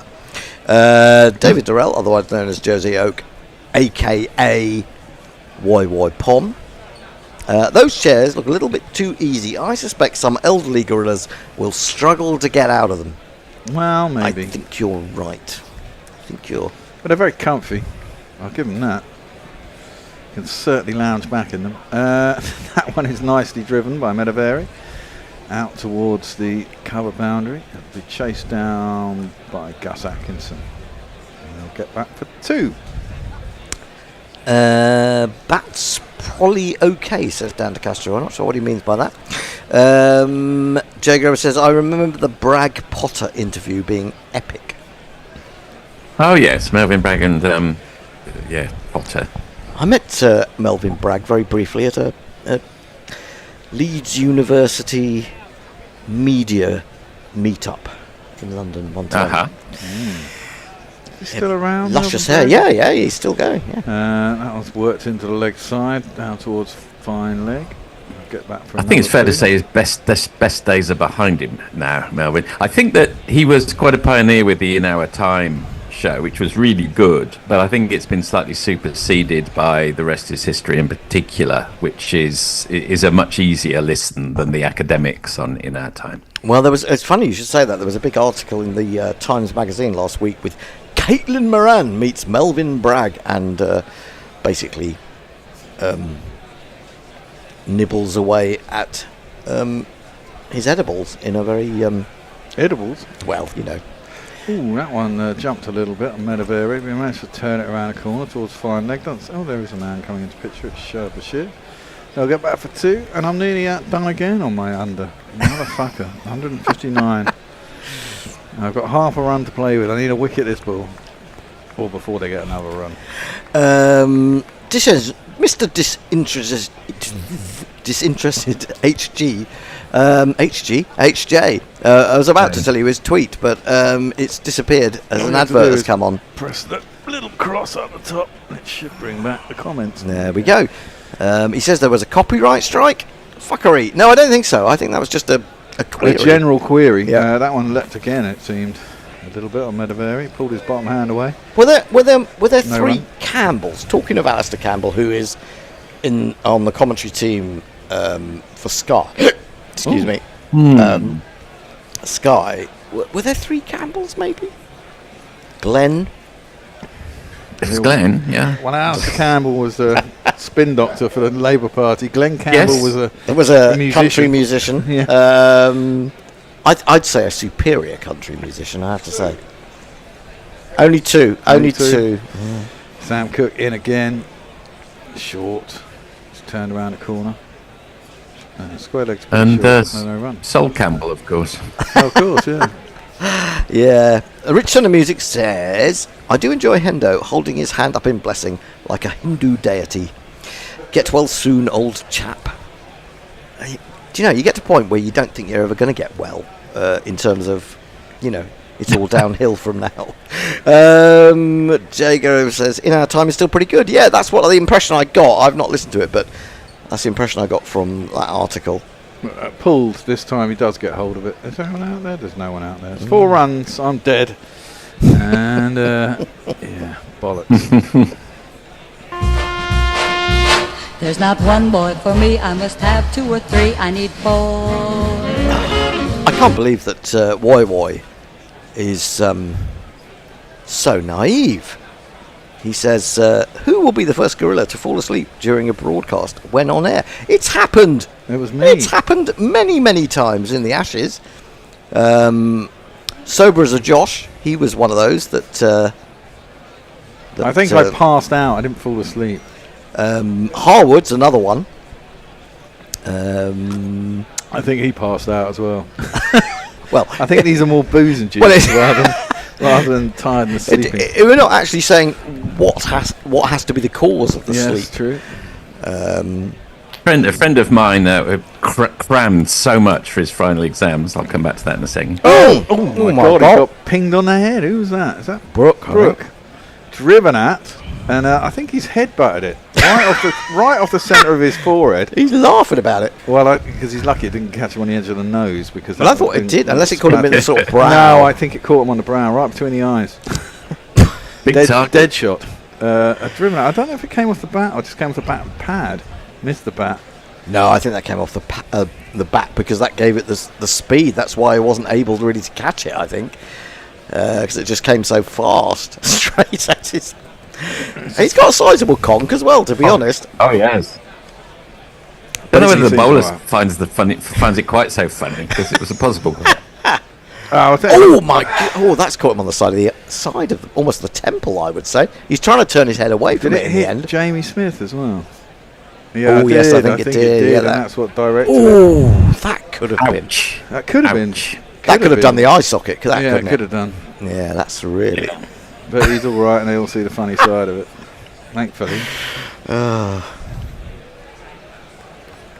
Don't see that happen often, do you? Bashir tosses that one up on the leg side. It's swept. Is anyone down there? Don't think so. 4 more runs. See, they try 137 now. Will England have to play again? And he's going, great guns, I hit the ball. 4 runs, I hit the ball, and it went for 4 runs. This would be an impressive win from Zimbabwe, wouldn't it, from here? Oh, yeah. I hadn't thought about that. Stephen Kelp says, is Hendo a country fan? If so, I love him even more. Sadly not, Stephen, which is why I said, oh, wow. I quite like the Glenn Campbell stuff. Sakana Raza has got down on one knee and slapped that round to wide long on. It's 4 more. 1, 2, 3,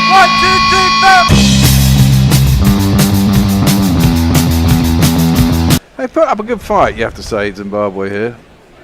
He picked that one up well, didn't he? He did. From way outside off stump. Yeah. I mean, it is quite attritional cricket, isn't it? The wicket isn't really doing a lot. It's not particularly helpful to the bowlers. I don't think it's that attritional, actually. I mean, I think you could possibly say that Curran's innings was a little bit attritional. Well, I mean, in terms of what England are trying to get here, I mean, they're just trying to basically break. I mean, they've got 560 runs to try and get 20 wickets, and they're just happy to pick up the wickets. I don't think they're worried about a run. So, no. In that sense, yeah. That was just defended back to the bowler. But they are Zimbabwe have got a chance to score runs, but England's just trying to find those 11 decent balls, or 9 decent balls actually. Yeah. That are going to get them wickets. And they're hard to come by, basically. That one's just defended back down the track, and there's no run. Yeah, I think we did. I was just going to. Sorry, go on forward. Sorry, I'm just very quickly going to say a friend of mine crammed so much during his finals, he fell asleep and he woke up to find himself in the middle of an exam. He's fallen asleep in the middle of the exam. Oh my God! That's a bit of a nightmare, isn't it? That one's too short, and Raza just goes back, defends it back down the track, no run. Did he pass? No, everyone passes. Yeah, it's fine. Oh, that one that hit him on the conch didn't get the bat. Oh, it didn't? No. It just came off Jamie Smith. Yeah, right. Yeah, it just came off his hip. That's another reason for dropping Jamie Smith. Oh, God, it was really quite nasty, that. I mean, I suppose technically he's not travelling that fast. No, it's not. There was also more of a glancing blow, as you see it on there, but it's well, I think only because he turned his head at the last minute, to be honest. Yeah, agreed. Yeah, I suppose that's instinct, isn't it? Yeah, absolutely. Well, Sam Cooke is going to bowl. Manaveri is facing up. Oh, that's got to be out, surely. It's kept low. It's come back.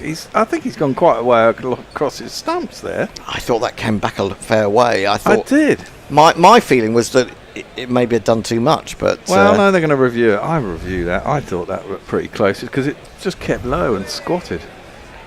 You might be right. I thought maybe he'd got outside the line, but we'll find out. Oh no, he's not. He's not outside the line. He went he went. Well, that's what I mean. I thought I could see his leg stump, and that's just in the picture I got in my head. Is I could see he'd gone across, and you could see his leg stump. Maybe I got it completely wrong. Let's have a look at the replay, and I'll tell you whether I think. Oh no, you might be right there, 40. No, it's going down. No, I'm wrong. We're all wrong. We're all wrong. He did go across. Apart from me, I said it was going down the leg. Yeah, it's definitely. It did jag. It did jag a fair way, didn't it? And it wasn't as low as you think, is it? It's actually hit. It's because he then sort of falls over afterwards. You feel like he was. It didn't hit the bat. It didn't lower. No, I think that's missing. I think that's missing. I take it all back, Hendo. You take it all back. Let me have a look. I've got more doom and despondency from George McPherson. I think George McPherson may be just winding us up here. He says, you have to question the selector's decision to have an inexperienced bowling lineup. They have not played as well as they could have. Well, that's possibly true. A lot of injuries. Well, George, were you listening when we did sort of outline, when you talk about the inexperienced lineup, yes, to a certain extent that's true. But, we outlined, we named all the bowlers that weren't available to England here. Because of injury. So we were trying to work out who would have been in this team. Well, the only other one is the obvious one who wasn't picked for the side, but that's because they wanted to try out Sam Cook, and that's Matthew Potts. Yeah. I can't think of anyone else. Who I think is a pretty steadfast bowler for England. I think he's definitely either in the team or in the 13. He's a kind of a squad player, isn't he? He's a good bowler, perhaps not, and a very hard trier, and he will on his day get you wickets. But he's quicker than Sam Cook, though. Oh, he's quicker than Sam Cook. By a good 4 or 5 miles an hour, and that makes all the difference. But whether he nibbles it quite as much as him, or with such consistency, he does.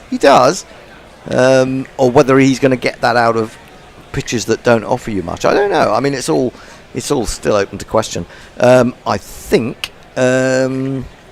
Should have been. Yeah, they gave Josh Hull a go at the end of last year, didn't they? I noticed he's in the Lions squad, but it didn't look as if he was really knocking at the door, to be honest. No, he didn't really impress me, I've got to say.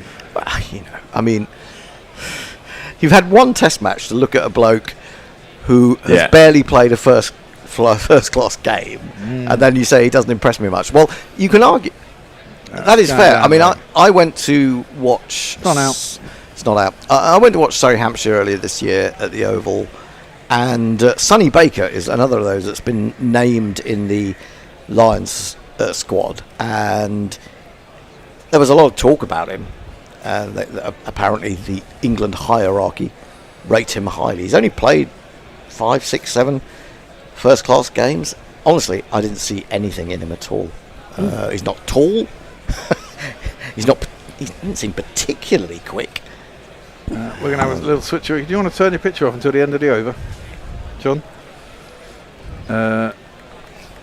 Defended into the leg side and there's no run. I think it's John, Messi and Sagir. I don't know if Sagir's not here. It is, yes. Sagir's not here. So we've got 2 men out, two contributors out in the ether. Yeah, we had the socials were entirely populated by Melbourne yesterday, apart from 1 half hour from Grubby. Spoiling everything. Yes, as ever. We were talking grammar on the way home last night, Grubby and I. Oh, yes. In the Uber. Sam Cook is in, and it's defended into the leg side, and there is no run. What was the grammatical point you were making? Well, I was making the point as a sub-editor of so many bloody years, that I didn't consider myself a particularly anal sub-editor. There are some sub-editors who will, the tiniest thing they will pull writers up on, and they will look for fault with. And I said something about split infinitives, and sometimes I actually feel that they read better sometimes than correcting them. Yeah, they do. Yeah. Boldly go. Much better than to go boldly. That is defended the leg side and there's no run. I wouldn't even know what split infinitive was in technical terms. A spliff infinitive? You know what that was? I know what a spliff infinitive is. Well, there is an argument. I don't know whether you agree with this, Hendo, that you can't split an infinitive because the go in the to go is the only infinitive part. That is the part of the verb that is the infinitive. So unless you're going to split it right down the middle like a tomasis, you can't split an infinitive. And anyway, it's just an arbitrary rule. It's totally arbitrary. It's not the problem to split an infinitive. Worked into the leg side, 2 mid-wicket. There is no run. Grubby wasn't having any of it. He needed. So I don't know any of the rules of grammar. Well, I don't either, really. I mean, I did learn grammar as a kid, but my rule of thumb as an editor has always been, does it read well? Yes. You know what I mean? Apart from punctuation and spelling and things like that, from a grammatical perspective, and I think it's not actually so grammatical. What I was moaning about was Americanisms. Well, yeah, they're terrible. Cook, last ball of the over, it's defended back to him, and there is no run. Madavari remains not out. Right. We're going to have a little switcheroo. Sagir is here. So it's Messi's going to come and sit in my seat. John is going to give you some ball by ball, and Sagir is going to do some summarisation. All right, Sagir. Hey, good evening, everyone. Sorry I was a bit held up, and apologies for not having video at my end. So welcome, Skier. Welcome, John. Good to have you on board. Thank you. Good afternoon, Messi. Good evening, Sagir. Good evening to you too. How are you? I'm good. Zimbabwe are resisting gamely. In comes Bashir, and that's played out on the offside for no run. 71 for 4. Sagir, did you want to put your screen on? Well, I could put my video on, but this laptop that I'm using, one of the friends over Bashir in, and that's edged. Past the inside edge. Well, I think he inside edged it. Maybe it missed everything. It's being pursued back to the boundary by Harry Brook, who throws it back in. Bye is given by the umpire. Bye is given, so he's missed everything. Wow, that turned a lot. Yeah. That turned an awful lot. And Jamie Smith wasn't behind it and spilt it. He's not having a great time, Jamie Smith, at the moment, is he? Well, far be it for me to point out he's not Surrey's first choice wicketkeeper, Messi, but there we are. You've got me on my pet subject already, Messi. I haven't got it. You got yourself there. Here's Bashir. He's in again, and this is just dabbed down in front of him by Raza, and no run. Did turn a lot, though, in fairness to Jamie Smith, that previous ball. Sagir, are you coming to us from Tokyo at the moment? Yes, I'm actually in Sano, about 80 kilometers north of Tokyo. Wow. I had to borrow somebody else's laptop, doesn't have a webcam on it, so my apologies. That's all right. This was padded away, this last ball. No attempt to play it. We're seeing the ball that spun again there between bat and pad. Here is Bashir again, and this time Raza advances a little, but decides not to be ambitious and just prods it back up the pitch. So good to see you, Messi. And you, John, and to hear you, and not on football for once. Are you in London? That's a big slog. It's gone behind the wicketkeeper's head, and I think it's going to run all the way for 4, and it does. It does indeed.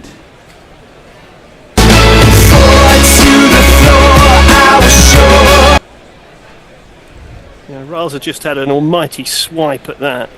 Not exactly a controlled shot, but resulted in 4 runs nonetheless. I don't think Bashir will mind him playing that shot. Yeah, Mog says the rules of grammar are essentially there to prevent comprehensibility.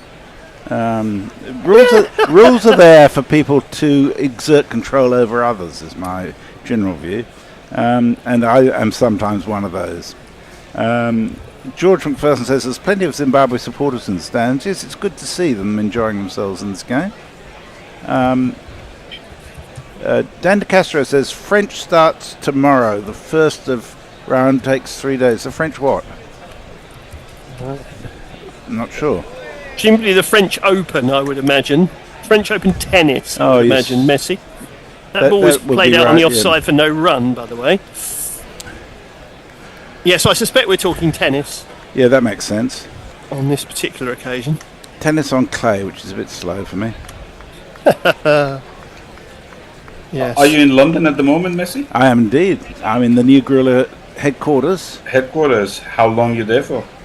Cook is in, and this is driven back past Cook, who tried to get a hand on it. It's being pursued down towards the boundary. It will be pulled up. Will they settle for 2? I think they will, as it's thrown back in. 179 for 4. I'm in England for another 4 weeks a year. Lovely. I shall be back in London for the World Test Championship final. I'm going to the first day, and then I'll be in the studio for the next 3, which will be fun. Yeah, no, that'll be great. How's the weather out there? Been fantastic. Lucky you. Yeah. Here's Cook. He's in, and this is turned away on the leg side. Fielder comes round, throws back in. I think that was tongue fielding, was it not? It's just a single this time.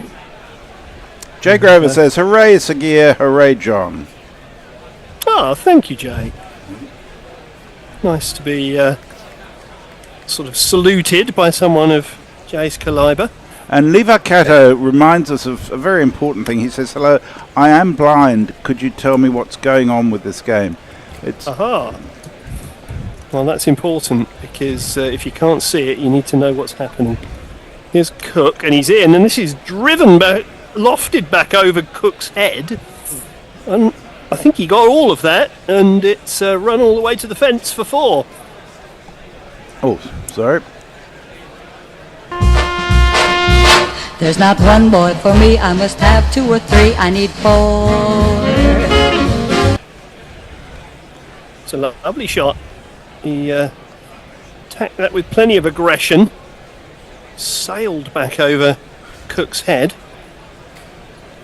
Given the charge, what will his response be to that? He's in again past the umpire and bowls, and this is off target as well, and it's tickled away down the leg side. It's going to be fielded at fine leg by Bashir, and they've scampered back for a couple, I think. 184 for 4. Yeah, 185 now. 185 now. So they trail by 115. Sikandar Raza is doing best what he knows best, which is play in a fairly quick style, isn't it? Game better suited for T20s and one-day internationals. Here's Cook, and this is hooked away.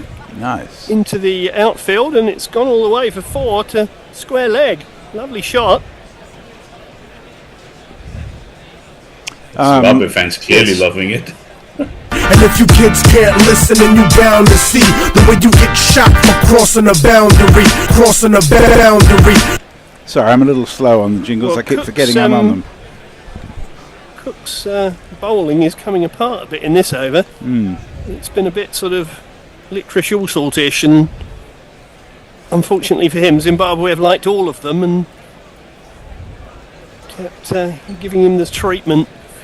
So Jay Grover is contemptuous. He says to Levi, it's wishful thinking that we should actually describe what's going on. Just to summarise, following on, Zimbabwe are 189 for 4. They're still 111 behind England. So they need that much to make England back again. Medaveri is 23 off 25. Raza is 31 off 32.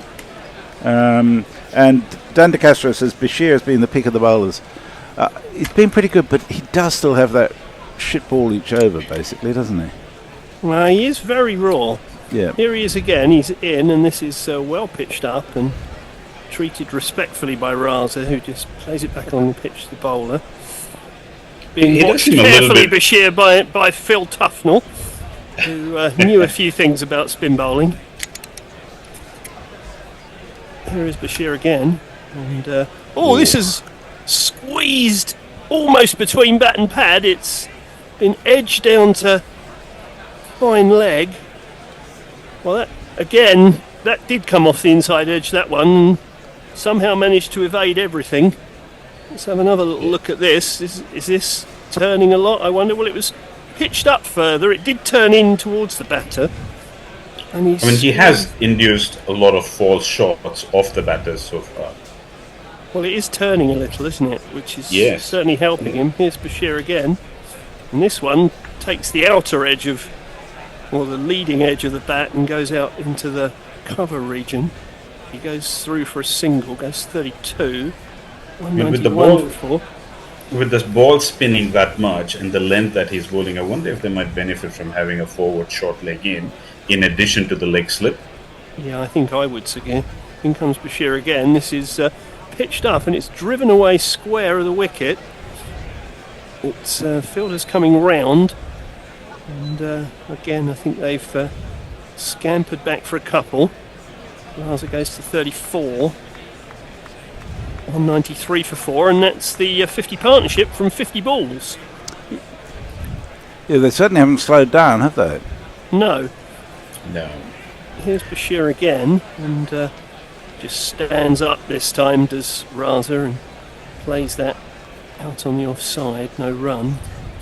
With a deficit as big as they were facing, there's no point faffing around, just blocking that ball out, because you're going to lose wickets anyway. You might as well make a few runs while you're at it. Yeah, I agree, Sagir. There's Bashir in again, and he almost overbalances there. He reached so far forward and then thought, is my bat going to reach the ball? And almost fell into the ball, really, playing the defensive shot, but no harm done. End of the over. Mayank wonders whether Zimbabwe can make it to day 4, to which Sagir says probably not. Jay says to Mog, the rules of grammar seem to be sumptuary rules. And Jay says, depends how much you want to see Bear stressed out at a wedding in relation to going to day 4. Bear is going to a wedding tomorrow and therefore is not due in the studio. He is a little concerned about the capacity of me and Tony and Hendo to get the broadcast on air on a Sunday without him here, with him not knowing whether he's going to be able to phone in to control it anyhow. So it'll be interesting if we do get to day 4. These are the challenges that make Gorilla that bit more interesting than anywhere else. It's almost worth them getting to day 4 to find that out. Here's Cook, he's in, and this is it sort of squared him a little bit, but he's played it out to extra cover, no run. Well, I'm sure ECB had a reason to have this test match for only 4 days, because they're probably more confident in their team than anything else, that they would be wrapped up within 4 days. Yeah, indeed. It's been a long, long time since we saw a formal 4-day test match, isn't it? In England? Well, no, I think Ireland was... Anywhere else? No, there's been several 4-day test matches in, I think, both South Africa and possibly Sri Lanka or Zimbabwe. Cook once again, and this is played much more decisively by Madavira, just out on the offside for no run. I mean, the truth is... It's rare in England. It's very rare in England. But the cost of staging a test match, wherever it is actually quite significant. And if you schedule 2 days when no player's going to be held, you're paying out a lot of money for something that doesn't happen. Yes, exactly. So that's a big issue for them, I suspect.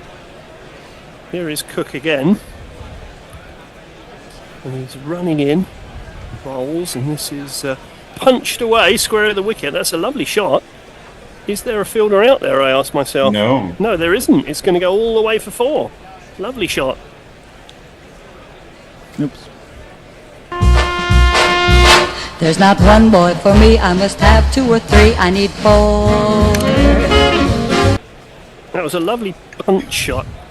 Just sort of stood up and pushed it away just behind square. Madhavira is playing a beautiful innings over here, good supporting role, but also sort of taking liberties with the scoring.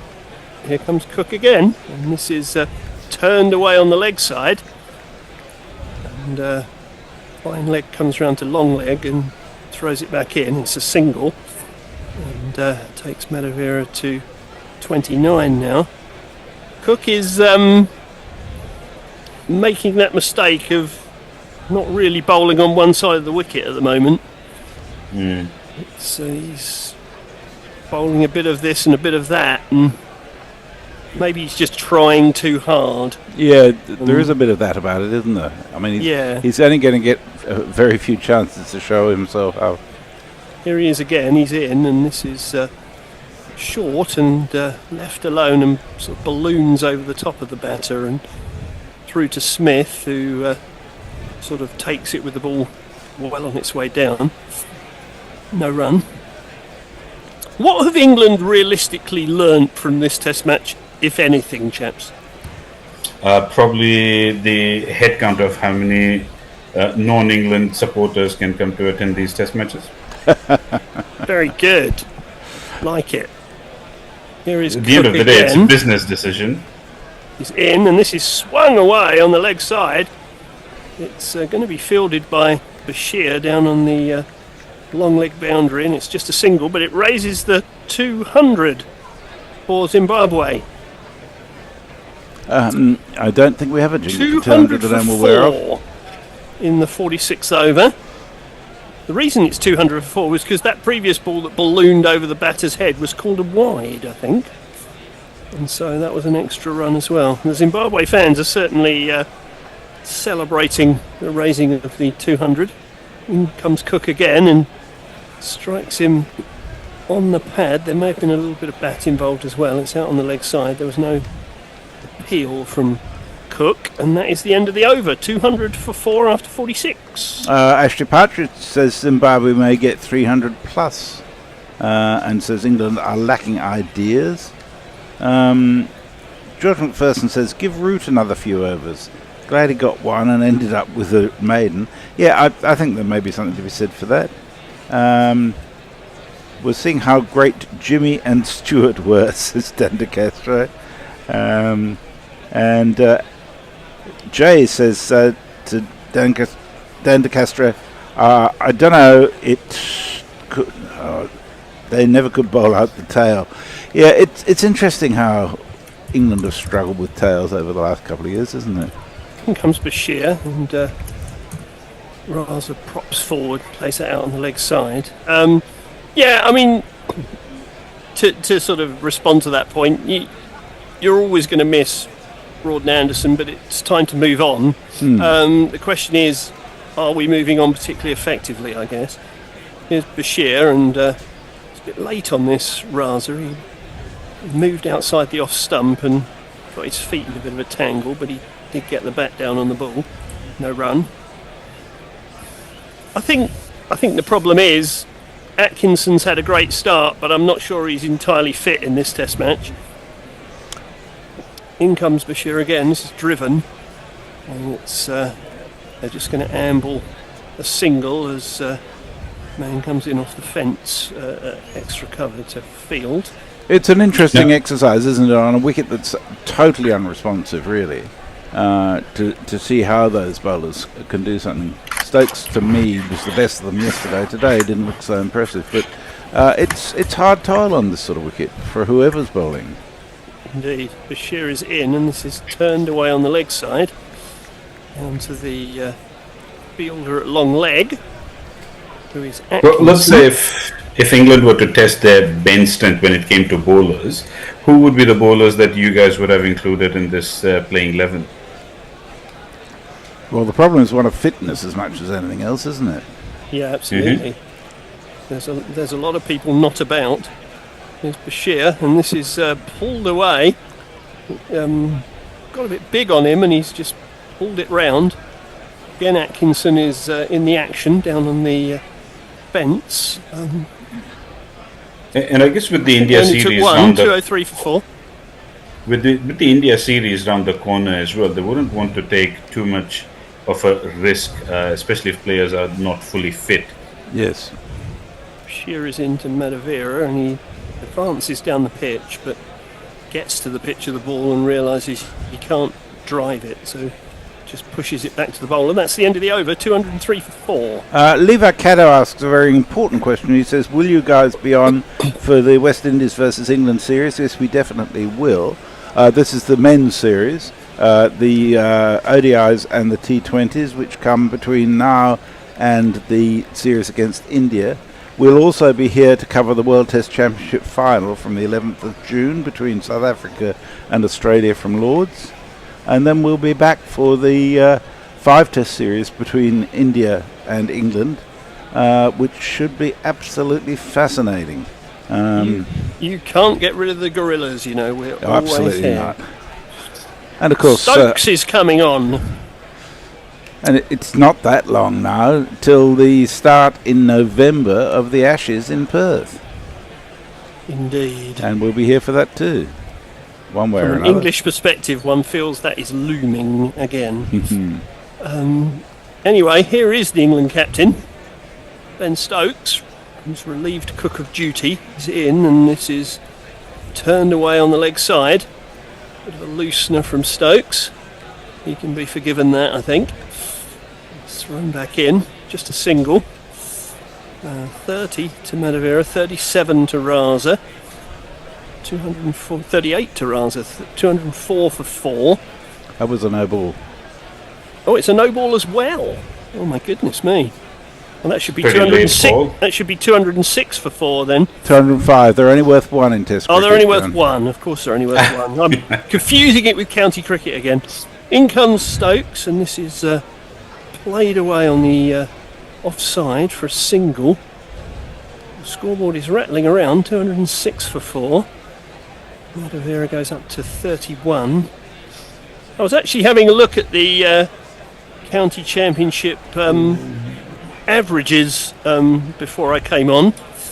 I don't know whether you chaps are aware, but Haseeb Hamid is top of the averages with an average of over 80.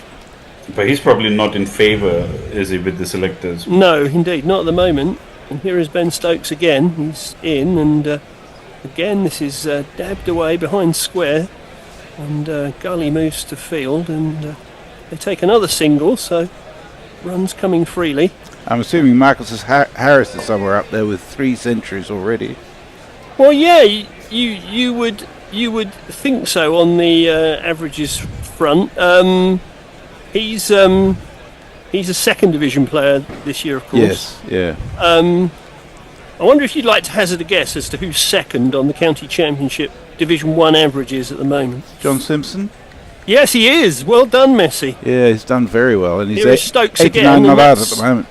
angling in, and a little bit of bat and a little bit of pad, but there was definitely some movement there for Stokes. No run. There's no shortage of keepers who can bat for England at the moment, is there? Well, Simpson's just been phenomenal since he went to Hove. Just incredible. He just churns them out and churns them out. Remarkable. Stokes is at the top of his run again, tossing the ball in the air with his right hand, and he's on the way in. Past the umpire. Oh, great what catch. a catch Great that is! catch. That Great is a catch. brilliant catch. Stokes can't believe it. Neither can the batter. That is an unbelievable catch from Harry Brook. Goodness me. Just flew off the bat. Probably off the face of the bat at the top, I think, probably. And Brook has reached up above his head and grabbed it in his right hand. That is a phenomenal catch. That's unbelievable.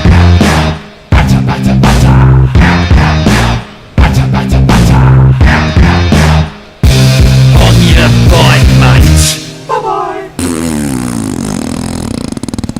Well, that's... He actually deserves that better is a than a stunner. raspberry. That is a stunner. An absolute stunner. I mean, a lot will be made of the fact that Stokes has changed the bowling, brought himself on, and the captain's got a wicket. And he's got a lot of lift out of that ball too. But without a catch like that, well, Madavera can consider himself very unlucky. He batted well. He's out for 31.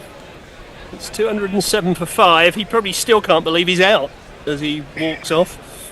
But It's an unbelievable have a grab. breakthrough. Yeah. Yeah, that's high on the list of very good catches I've seen. In fairness, it's probably the second best catch I've seen this season, but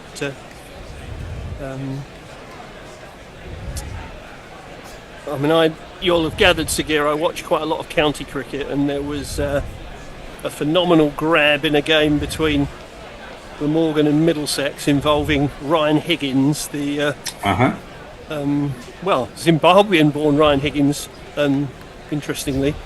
An incredible catch at Gully. I think that's on YouTube if someone wants to have a look at that. But that catch from Brook is right up there. It's a super catch, and it's brought a new batter to the wicket.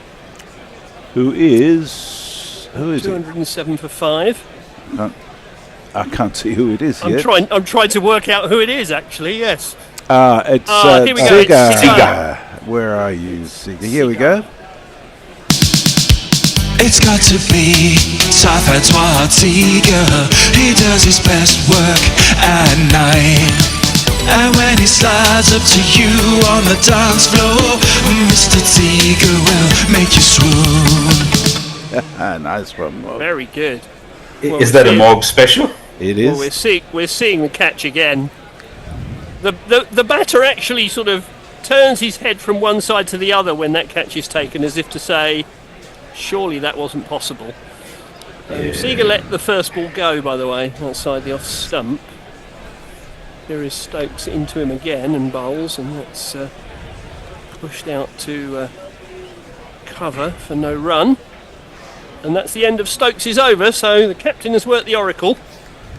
And Zimbabwe are 207 for 5 So the in their second innings. There are questions about when England next playing. We've got 3 ODIs, and I think they start very soon after this game. Later this week, I think. Well, perhaps next Thursday week, the depending on what 29th. you consider to be the end of the week, yes. Yes. Yes, this coming Thursday. Dan De Castro said, credit due to Zimbabwe, good fight. Zimbabwe know how to put bat to ball, says Frank Rockefeller. And he also says, catches win matches and shit gets wickets, therefore catches are shit.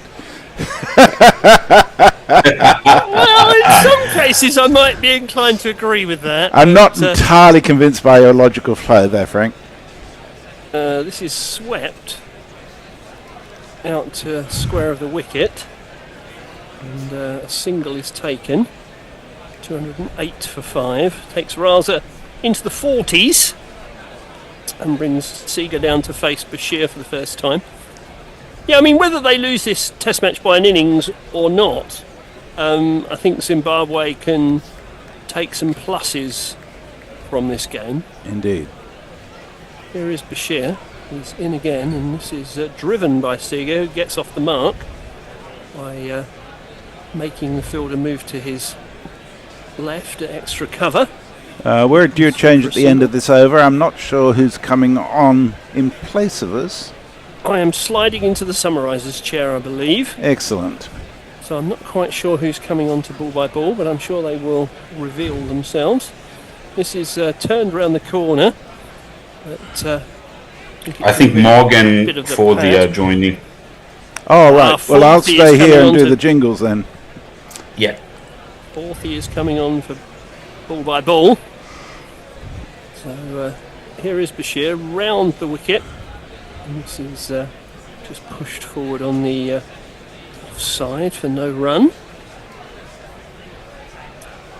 40 for Raza, 1 for Seeger. They trail by 91. There is, of course, some speculation that they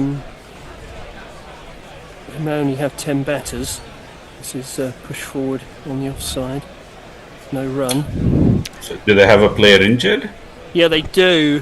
One of the bowlers was injured yesterday, were they not? Musrabani. Yeah, Musrabani is injured.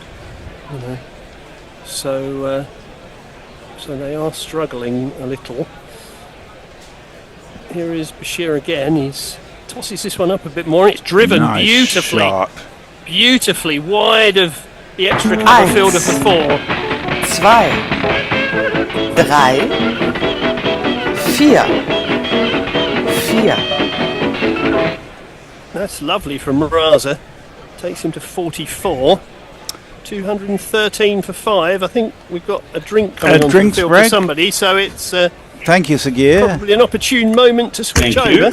Thank you, Sagir. Welcome back, Mog, thank you. who is going by the screen name of Tamisis, which presumably means his hand fucking job. And Forthy, you're with us as well. So I shall try and change the screen, or Bear's going to change the screen, but I shall still be here doing your jingles.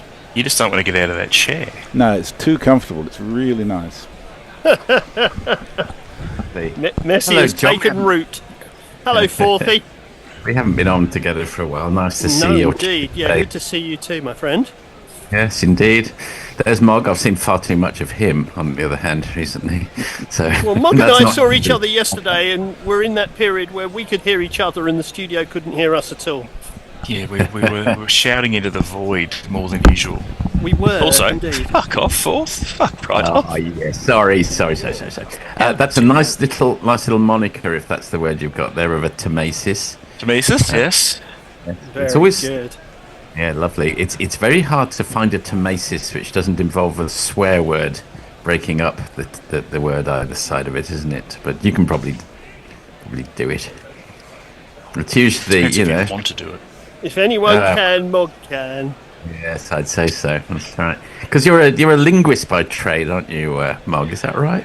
Never worked as a linguist ever, but I did get a degree in it. So it's been very useful these past 20-something years. Yes, very much. Very useful. What's your background, John? Do you have a linguistic background of any description?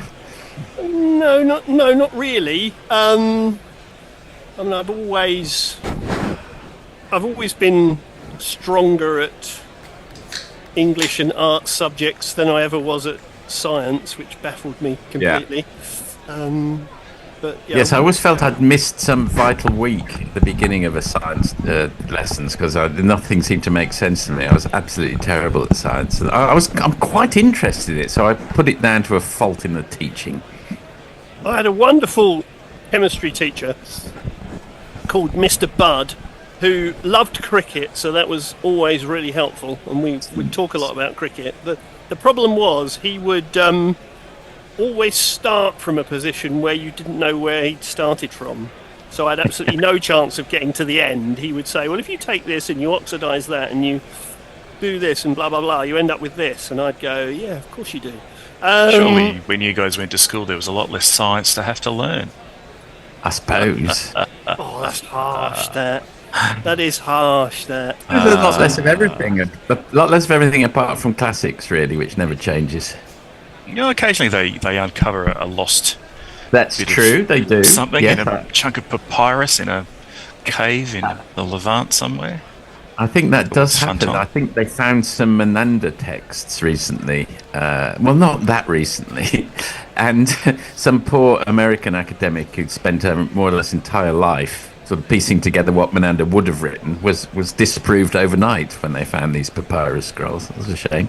Anyway, we're back with the cricket. Ben Stokes is starting his sixth over. He's 1 for 27. He got that magnificent. He was the beneficiary of that catch from Brooke earlier. He starts with a bouncer to Bob Seger, still the same, which goes through and snaffle. Thank you very much. Snaffle just above his head by Jamie Smith. Indeed. I like Still the Same. I'm not such a big fan of the rest of Bob Seger's. Not a big old-time rock and roll stan then? No, not a fan of that. In comes Stokes again, slightly wider of the crease, nibbles at it, but just passes by. It's good to see Stokesy galumphing in, isn't it, John? Wouldn't you say? Again, once more. Yeah, I think he's just one of these cricketers that, even if he's not bowling particularly well, and that's not to say that he's not bowling particularly well today, but even when he's not bowling particularly well, things tend to happen around him, don't they? Yes. He is talismanic. That's the reality That's the word. of him. Is exactly the word. He's got talismanic blonde hair these days as well. That's defended off foot by Seger. Did he go off and get a hair replacement treatment done? Well, all the big, the big noises in cricket end up doing it, don't they? Your Ricky Pontings, your Jack Callises, your Michael Vaughns, Greg Matthews, Graham Gooch, Greg Matthews. I mean, yes. Welcome to the club, Greg. But yeah, it looks very bleached, doesn't it? Almost. Does, yes. He's got a slightly old look about him. He's as is advertised, he stopped ringing. He's in again.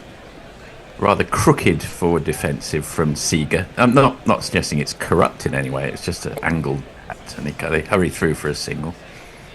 Yeah, it wasn't particularly aesthetically pleasing, was it? No. Defensive shot. It was a bit sort of crab-like and strange. Effective. Yeah, nonetheless. got him a run. I'm not arguing with that. He's 44 off 49. Sorry, that was Seeger got that single, wasn't it? Yeah, So he's it's 2 off Raza's 7. Right, he's 2 off 7, and Raza's 44 off 49. He's facing up to Stokes, is moving to the wicket very easily. Doesn't always do that, so that's good to see. He's flicked off his legs down to deep square leg. They'll come through for a single. Ben Duckett hurries in, made sure it's only a single. We're seeing, as I thought we might, Ben Stokes' magnificent catch from... You just nearly killed somebody there during your celebration. Yes, from the 2000 and what was it, 15 Ashes, I think? That was a when stunner. he was still a young lad, when the ball was virtually behind him, was actually behind him, and he grabbed it out of thin air. Last ball of his over. Left well alone by Seagar. 2 on 5 for 5 at the end of the 50th half century of overs and half century of Mog. Not yet. I think you said that yesterday. I know. So. If you keep saying it, eventually it'll come true. What we're up to? Dan De Castro says, 1 wicket left, get Raza, and it's game over. Probably. It's a long tail. That's probably right. And Garavis, I don't think he's going to bat, so they don't need to get that many more wickets in the end. Mike, looking forward to seeing these 4 last... to go, won't it? Yeah, because I don't imagine they'd bother to send a Garav out if you can't walk. There would be very little point. It's Bashir time again. He's 2 for 61 off 13, which I think slightly flatters him, but I know Bear's a big defender. And Raza goes right across his stumps and pulls it down to deep square leg for a single. I think that's probably Gus Atkinson. I think it is, yeah. Just rotating through. I didn't know Bear was a huge Bashir fan. I think he feels give him a go, just make sure he gets all the overs under his belt and that he's been under, he can't, second even behind Jack Leach for his county, so you've got to give him a go. And that's a fuller ball outside off, which is square cut, and there's a big diving stop there. I can't quite see who it was. Jamie Cook, maybe? Yeah, Sam Cook. Sam Cook. Why do I keep saying Jamie Cook? Sam Cook. Jamie Cook and Sam Smith. That would be a different combination altogether, I think. Yes, indeed. If it was Sam Smith, it'd be quite the unholy combo. Yeah, indeed, yes. Anyway, so that was they took beauty. Big appeal. Ooh. Beat him on the inside edge of the bat. My feed wasn't quite good enough to work out why they might not be doing the DRS. What do you think, John? I don't know. It looked pretty close. I don't think Stokes is going to go for it, but it looked pretty close. Hitting outside. Yeah. Maybe it hit him outside off, because he was quite a long way across. I'm reluctant to say anything outside because I suggested that for the LBW earlier, which was missing leg comfortably and probably hit him in front of leg stump. I was deceived by the fact here we go again. It's actually beat him on the outside edge, and it's hit him outside off on the back leg. Yeah, it's probably just outside the line of off there. I'm afraid my feed sometimes lets me down. I'm just making excuses there, though. I've got to say, I don't think Seager's bat's coming down particularly straight, which is why it's beating him on the outside edge. Yeah, it's as if he's kind of playing a little bit across it, and as if he's playing for it to turn the other way. Look technically in very good order thus far. He's got a oh my goodness! And that's gone through the gate. I think it's bowled him. I think it's bowled him. It's taken the leg bail. Bashir's got his head in his hands as if to say, how did that miss? When in fact it didn't. It went straight through the gate and he bowled it. So, another one bites the dust. I think that is going to be out, Fred. Another one bites the dust. Yeah, that's the way review it. The wicketkeeper knocked his bails. So was that stumped or clean bowled? Bowled. I think it was bowled, actually. Well, I think it's I bowled, don't know or, what as, the basis or of as the Mog deal says, is. the wicket-keeper's removed the bail. So let's have a look. I got the think impression it's from clean real time bowled. it was clean bowled. Let's have a look. Yep, He's come that's down the bowled him. wicket. Yeah, It's absolutely. That's bowled him. gone between a rather big gate and its hit leg stump. The classic off-spinner's dismissal. And well done, Bashir. He gets his third wicket. He's on for a fifer. Yeah, he's assumed that Smith has missed the stumping. As Bashir, because he can't see the stumps. And It's then suddenly obscure. thinks, hold on, there's a bail off. Oh, I've bowled him. Yeah, that was great. Well, he was about the only one in the ground who didn't know that one was out, because he's the only one whose sight was obscured, but it's definitely out. So Yes, they've confirmed that. The sixth Zimbabwean wicket falls, 218 for 6. We believe that only 3 more are required because a man is out injured. Do you want to fill in on a few tweets? Not tweets. Why the heck not? Whatever we call them now. Jay Grover is struggling to come up with a Temesis that doesn't have profanity. Yes, it is hard. There's two different things. There's the expletive infixation, which always has to have the profanity, but Temesis is just emphasising a word by slamming other words in there. So it doesn't have to be. I can't think of them off the top of my head either, but it doesn't really matter. Moving on. Well, I'll tell you one, which is that's a whole nother story. That it does not involve that is a Temesis and doesn't involve an expletive. Yeah, another's not a word though. Well, it isn't, but another is, and it's got a hole in the middle of it, so it's a Temesis, isn't it, Mog? Come on. I'm not convinced. I'm going to have to What refer do you that mean one not back to the convinced? I ENG. used to work with a guy who just said to me, "I'm not convinced," when I'd put an entirely convincing proposition to him, and all he would say was, "I'm not convinced." But he didn't say why. I'm just trying to make up the fact I didn't think of one myself. I'm deflecting. That's all I'm doing. Sagir says, good night. He's Good night, off Sagir. for the final tournament tomorrow. There's some discussion about the T20s and the IPLs. Quite frankly, don't care. I like Meanwhile, says, but she's been really good. Meanwhile, Blessing Mother Rabbani has come to the wicket. It's the first ball of the over, so he's not on strike, but we'll probably be hearing his jingle, I would guess. A blessing on your head, Muzarabani, Muzarabani. You're not quite the spearhead, Mazel Tov, Muzarabani. To get a blessing on his head, you'd have to be fairly tall. You would. It has to be said, otherwise you wouldn't be able to reach it. Tall and Stokes short. in again, but it's to Raza, and Raza ducks backwards, jerks out of line, as it were, backwards, and in the improved fashion, almost lands up sort of prone on the floor, but he does a good job avoiding the... It was a good bouncer, actually, right at the body and at chest height, well avoided. He's having a look at Shoaib Bashir with his head in his hands as he thinks the stumping's been missed. Is it out? He just said to Smith. He looks confused, poor chap. He was like, is it out? Smith's gone up to him and goes, mate, you bowled him. Really? You don't often see that, do you? No, you don't. Stokes in again, and he dug it in short, and Raza plays that well. He rides the top of it, and gets on top of it. He's a short man, so he did well to get on top of it. And suddenly realised Muzarabani had taken about 3 strides down the pitch and was almost halfway down because his strides are long, and said, what are you doing, son? Get back up there. Whoa. Yeah. Whoa. Hold your horses.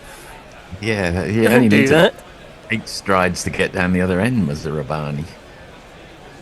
Haven't been too many taller than him, but there's a South African guy at the moment who's probably taller, isn't there? Which one's he? Oh, yes. Yes, anyway, that one. In comes Stokes. Oh, and that maybe just kept a touch low. And again, Raza does well because he's got his iron now. He's 46 off 54. Just manages to negotiate it to mid-wicket. To be the slowest 50 of the entire match if he makes it 50. That's probably true, yeah. It's been an odd match that well, not odd. It's been quite exciting, if rather one-sided, if I can put it that way. Yes, the And game it was is the fastest Zimbabwean 100, Test 100. Yes. Yes. Right, Stokes in again, 5th ball of the over, and that is flamingoed, I think is the correct expression, to Raza, but doesn't get hold of it properly, and it goes straight to mid-wicket. Yeah, it looked very stylish, but didn't go very far. That's right. Yeah. The flail was there. The lovely pivot on one leg was there, but everything was in place apart from any runs accruing. apart from any power in the shot, yes. Yes, that's right. It's got a necklace hanging down provocatively. Sure, that would be a bit distracting if you can see it under your eye. Oh, my word. Right, okay. Through. I'll try to describe that shot. Maybe You John ask where I live. Here's the address I give. The phone. It took him to 50. He sort of he drove back. it almost off the back foot on one leg, didn't he? Half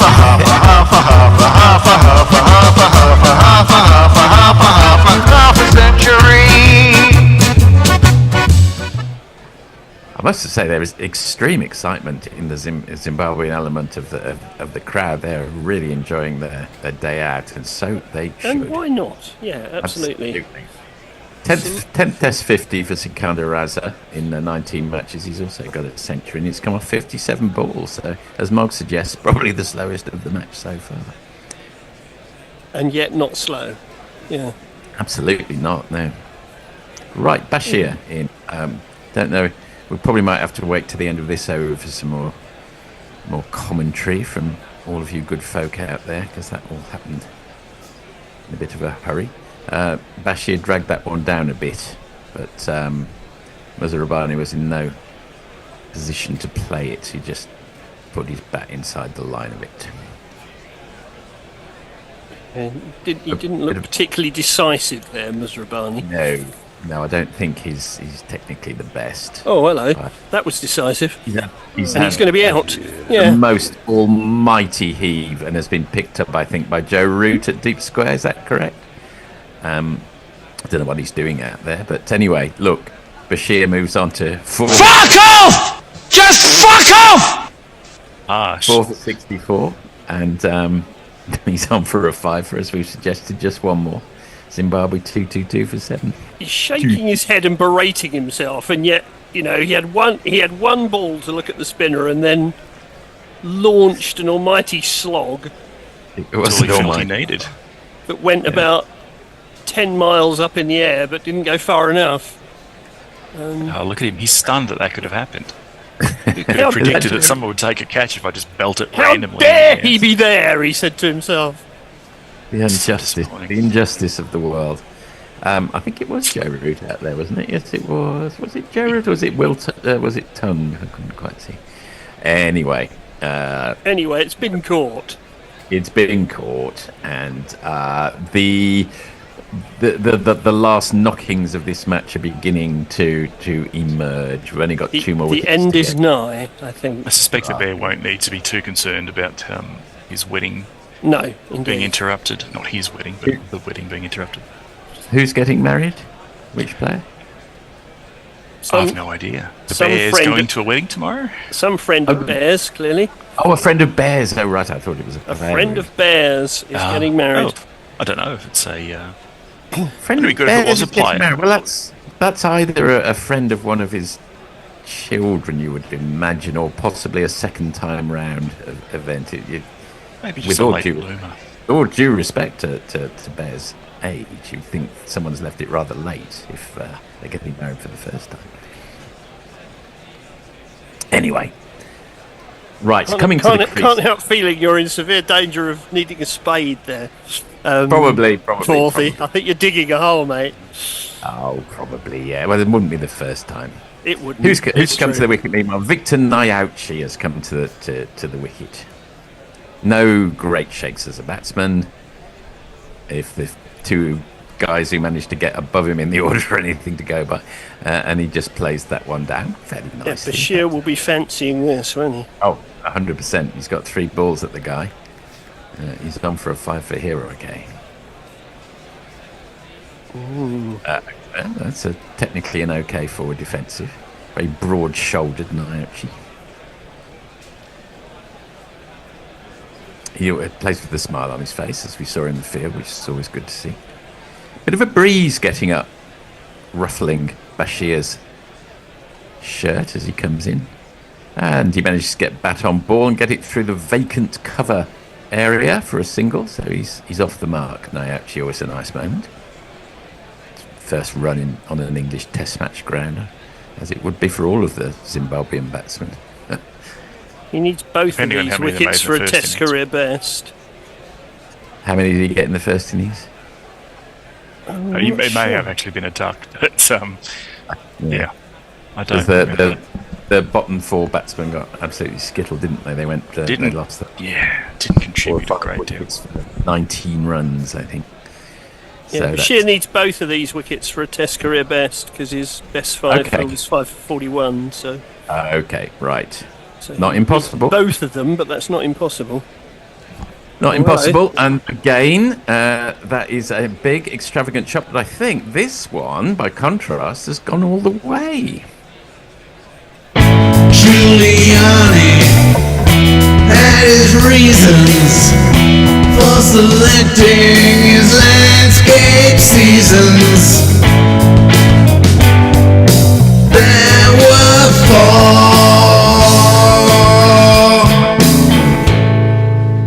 Well, as the jingle suggested, not quite all the way, but a boundary nonetheless. And I think that's the end of the over, isn't it? I think it was. Right, not that Jeff Thomas says, 3 gorillas sitting in their libraries. Do you coordinate your backdrops? Sadly not this time, maybe next time. Frank Rockefeller says, I look like I'm surrounded by an inventory of some description. No, that's just a photograph of some of my bookcases that have a lot of Daleks on them. So that's very exciting. Stokes into Naochi. He takes a big stride backwards and just defends it. Yeah, I'm not sure he was getting into line there, was he? No, I think he was getting out of line. Give encouragement to the English bowlers, I think. I'm not sure he fancies this an awful lot. I think Bashir will be saying, could you just see this over through and give me a chance? Could you just not bowl on the stumps, Stokesy? Otherwise, I can't get me 6 for. Exactly. I think Ben Stokes doesn't think that way, though. He'll be... No, certainly not. Well, Stokes has probably got root in his ear, hasn't he? Saying, I'm missing the playoff final. let me get in there. I want to shout for Sheffield United. Get it over with. Is he United? He's a big Sheffield United fan, apparently. And he has his eye on the playoff final, which started about 4 minutes ago. Although I'm not a great fan of Chris Wilder, I'll be quite happy for Sheffield United to beat Sunderland after the gloating they did after our playoff final again. They can bugger off Sunderland, honestly. Sorry if there's any Sunderland fans out there. In comes Stokes, again, a big step backwards, giving ample encouragement to the bowler. He's got his hand on his chin, Ben Stokes, as he goes back, but he does manage to connect with his at least stop ball. Well, I think Sheffield United finished miles ahead of Sunderland in the actual regular season, so there would be some justice if Sheffield United prevailed. Yes. The playoffs are called great. The Black Cats? Yes, they are called that. The playoffs are great, if you're not in them. Everyone else enjoys them except you, and only one club out of 4 can go up. And B, there is an inherent injustice if the third team don't go up. That is cut wide of the man at gully, and it's going to go all the way from Naochi off Stokes. Ooh, sorry, here we go. Oh, sorry, I went to 6, never mind. Because I was distracted because we've got one of these. Super Chat Cash, Super Chat Cash, Super Chat Cash. What's the Super Chat? Grover, £5. Not really a linguistic question, just a banal observation, but a lot of Zimbabwean names look oddly Japanese. I assumed it was going to be something to do with Sheffield United from Jay. And There's that Mr. Chance is there. another flash, and it's gone wide of third stump. Ben Stokes' face is an absolute picture. There's a face of thunder because another 4 has gone wide. 1, 2, 3, 4. There's a space, they've spaced out first and second slip, but it's nonetheless gone where the spaced out third slip would have been. I mean, the question is, why haven't you got 3 anyway? Well, quite. Yeah. You're bowling. You're in the bowling first to a innings. number. You're bowling to a number 10 who can't bat. Well, they've put and the you haven't got first 3 slips. I mean, and they're very spaced out. The chances of Ben Stokes' face getting even more angry as it goes between one of those gaps is high, I would think. Anyway, end of the 54th over. Zimbabwe 2-3-1 for 7. Frank Rockefeller suggested India will be easier than Zimbabwe. That's one opinion. on the basis of what? 7 beers, possibly. So I think Hale says the jingles are necessarily loud compared to the comms. Tweak some knobs, Messi. Can't take any responsibility for that. Oh, we have another super chat. Okay, I've just tried to turn it down a little. We'll see how it goes with the next one. Oh, there's another super chat, so let's see how this is. Okay. Here you go. YouTube Prime Super Chat. I can't tell the difference, but someone will let us know. Joe Grover pisses more cash away, another £5. Team called the Black Cats versus the team called the Blades. Who can I support? I, as in who can Mog support? I didn't know they were called the Blades, so I'm going to have to go with them. Yep. Well, it's Sheffield, the home of steel, hence the Blades. Defended by Raza. Quite confidently, actually. Off Bashir. He's got a bit of a swagger about him there. So he should. So that explains why Sheffield are called the Blades. Why are Sunderland called the Black Cats on the race grounds? Don't know the answers to that red one. and white. Yeah, maybe that's it. Red and no, that would make no sense. Reverse sweep by Raza, but no runs. They should be the decapitated swans or something. If they're red and white. Well, the Swans is taken by Swansea, of course. That's pretty cool. Imagination gone wild there. Yeah, no. Like when Alistair Cook was known as Chef all those years. Highly imaginative name. Yeah. Dot ball defended by Raza. Nothing much happening this over. I think that we'll probably have a little switch around at the end of it. For the denouement.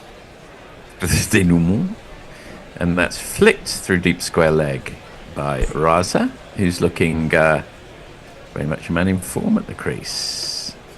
Don't know if you'll get to hear the Matthew Kuhneman jingle at any point, but I actually rhymed Kuhneman with denouement. How did you manage that? Badly. Very badly. That's nice. That's hey.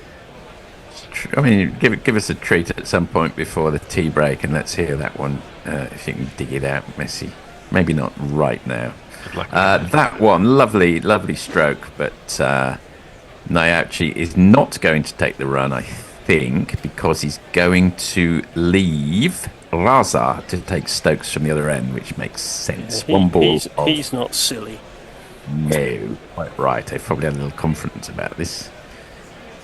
And he leaves it well alone. And at the end of that 55th over, Zimbabwe 2-6 for 7 Nyauchi's 9 not out. Raza's 55 not out. I will hand you over to the new team. Well, thank you very much, Forthy and Mog. It's likely, I suspect, to be the last time we shall see you this test match. So thank you. And me also.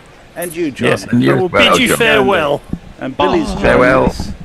And We'll see you Hendo's again. back with us on Ball by Ball. I'm pleased to Yes. say. Well, I can't hear myself at all. Well, I can hear you, Hendo. I can't. So that's the main thing, if you can hear me. Hello. Yeah, Hendo, I can hear you. Yeah, that's good. That's good. But okay, well that's good. It's a bit disconcerting when you can't hear yourself because you're muffled by the headphones. It's a bit like I don't know, not sure what. Josh Tongue is going to come back into the attack.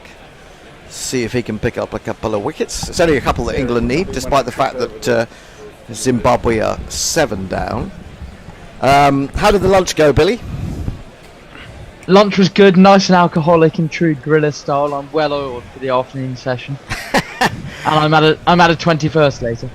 Well, I can hear you very well, but I can't hear myself. Carpet just there. So I don't know what's going on with the connections here. That was carted into the offside by Raza, but to mid-off there is no run. Can you hear Billy and me? I can hear Billy and you, but I can't hear myself. Probably for the best, Hendo. Possibly, yeah. Yeah, I mean, here we are. go. I'm back. I'm back, baby. Probably because I'll be talking some sort of Michael Vaughan-like nonsense. Yeah. Tongue then, 10 overs, 1 for 57. Raza down the wicket, crashes that into the outfield. There's no one there. He's picked it up over extra, and he's earned himself 4 more runs. 1 and 2 and 3 and 4. What was on the main course, Billy?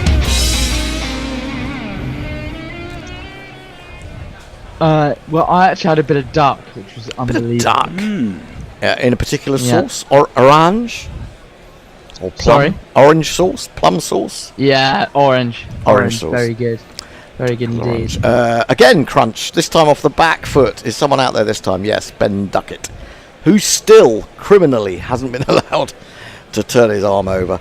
I mean, if you want to see, this is supposed to be an experimental test match for England. We should see a little bit of Duckett's bowling. I have to say though, it was a shame that Williams couldn't reach his 3 figures. I felt like he probably deserved it. He batted beautifully this morning. He did. I totally agree with you on that. And in fact, I mean, although Zimbabwe are probably going to lose this by an innings and a few, I think they batted really well today. Yes. It's not helped by the fact that they've lost one batsman. I have to say that for all his good points, blessing, this is pulled by Raza wide, mid-on. Stokes ambles around to field to take the single. For all of his good qualities with the ball, he's a number 11 masquerading as a number 8. I don't think he's the kind of number 8 that Gary Naylor would approve of. Well, I mean, I think the high points. There have been lots of high points for England, but if you were to, rank them, of course, against the opposition, the big high point has been the fact that Stokes has managed to get through a few overs and has looked relatively sharp and obviously good for, Pope and Duckett to get some runs under their belt. We have a hand job intervention, I'm afraid. Oh lordy. YouTube Prime Super Chat. No shipping, unlike the bucket hat. You don't want anyone to intervene in your hand job, do you? Well, Mog says play the new Duckett jingle where I slander his bowling and any who suggest he should be allowed to do it. Left alone outside the off stump. I don't know whether he tried to bowl a slow ball. The speed gun would suggest not, but it scuttled through along the ground and then sort of hit the inside of poor old Jamie Smith's knee, rebounded away. I thought they would have taken a bye, but maybe because there's only one ball left, Raza would rather not expose him again to Shoaib, although he's exposing him to Tongue. He's in and he bowls and he defends, not entirely with the bat and pad close together, not entirely leaning over the front bent knee, but it does the job. That is the end of the over, 241 for 7. Well, I shall try this Duckett jingle, which is one of yours. I don't know if it's the right one, Mog. We shall see. Hang on. No. Oh dear. He arrived with a smile, and he's going places. He's looking good now. I'm sorry about Jesus that. Christ, That goes it's chaos. Yes. The hell. So I don't know where the new one is, Mog. I shall have to see if it can be searched for. I don't know how to do a search it. Oh, maybe I do. I wouldn't worry too much. That was fun. Bashir, 4 for 70. He's looking for a fiver. He's got a couple of fivers, hasn't he, already? Now Raza gives himself room again, tries to lift this over extra cover, but hits over the top of it, really. Although he's trying to hit over extra cover, it was a slightly cross-batted shot off the front foot. So it wasn't played with a completely straight bat, let's put it that way. Bashir in again, he's down the wicket and he's lofted that up and he's going to be caught asleep by Harry Brook. And it is a 5 for Shoaib Bashir, who goes down and puts his head to the grass. And he has 5 for 70, and the Bear has lost a bet. I can tell you that because he was hoping that Raza was going to be stumped, or the next batsman was going to be out-stumped. He had 25 to 1, he had 5 quid on it. Silly little boy, what on earth were you playing at? It was rather an ugly end to a quite an enterprising innings, actually.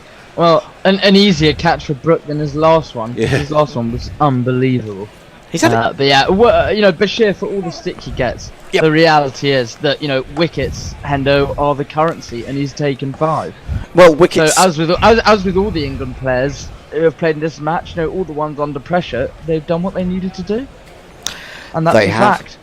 They have, and, you can look at county cricket and say he hasn't got wickets and he's being loaned out here, there and everywhere, but maybe county cricket just doesn't suit him, doesn't suit his game. And okay, you can argue also that this isn't the strongest batting lineup he's ever going to bowl to, but at the same time he's got some good wickets. Well, I think I heard Jeetan Patel, I think he's still England's spin bowling coach, but he said that they don't care if Bashir doesn't take any wickets, which I kind of thought was a load of bollocks. That's rubbish. But the reality is he hasn't necessarily played on that many spinning wickets, and bowlers need wickets to get their confidence up, and he's managed to get 5, so good on him. Good question. Well, there's also that chat, the chat about the fact that he's one of the youngest bowlers to 50 wickets for England in Test cricket, so you can't really. It's a fourth, 5th wicket haul, 5 wicket haul, should I say, in 16 Tests. Now, I don't suppose that's been done by too many bowlers, actually. Yeah. At this stage of their career. Although what Jeetan Patel says is absolute nonsense, because, part of it is about getting him more and more experience, getting him to bowl, in a way that he's comfortable with. Here he is in again. Bowls to the last batsman, who plays inside it. Misses the outside edge by a smidgen. But you don't want him going for 0 for 140, do you? Exactly. That's going to do no one any good. Bashir really gives this one air, and it's swiped down the ground. Is there someone out there? Oh no, it's just cleared Ben Duckett, who manages to haul it in, making a rather strange shape out of the boundary sponge. Are you able to fit Jeetan Patel into your Michael Vaughan song, which I enjoyed a couple of hours ago, Hendo? I quite like Jeetan Patel, though. I quite like him. But I do think that is rubbish. And it's kind of a bit like, as Bashir is in, defended to the man of short leg. Just a little bit of turn, but he waited for it, did Chivanga. I've forgotten what I was saying now. Lost my train of thought, as happens so regularly. Bashir in again, bowls, defended off a thickish outside edge. Into the covers, and there is no run. 241 for 8. The Bear's shouting something, but I've no idea what. The Bear is shouting about the GPL, which will ask us to check. Apparently 2 more runs will see me win, so you can expect 1 more run or 3 more runs. It's normally the way it works. So Bear will keep us up to date with where we are on the GPL. There's a considerable discussion about New Jersey and the mountains or lack thereof in New Jersey and mountain women.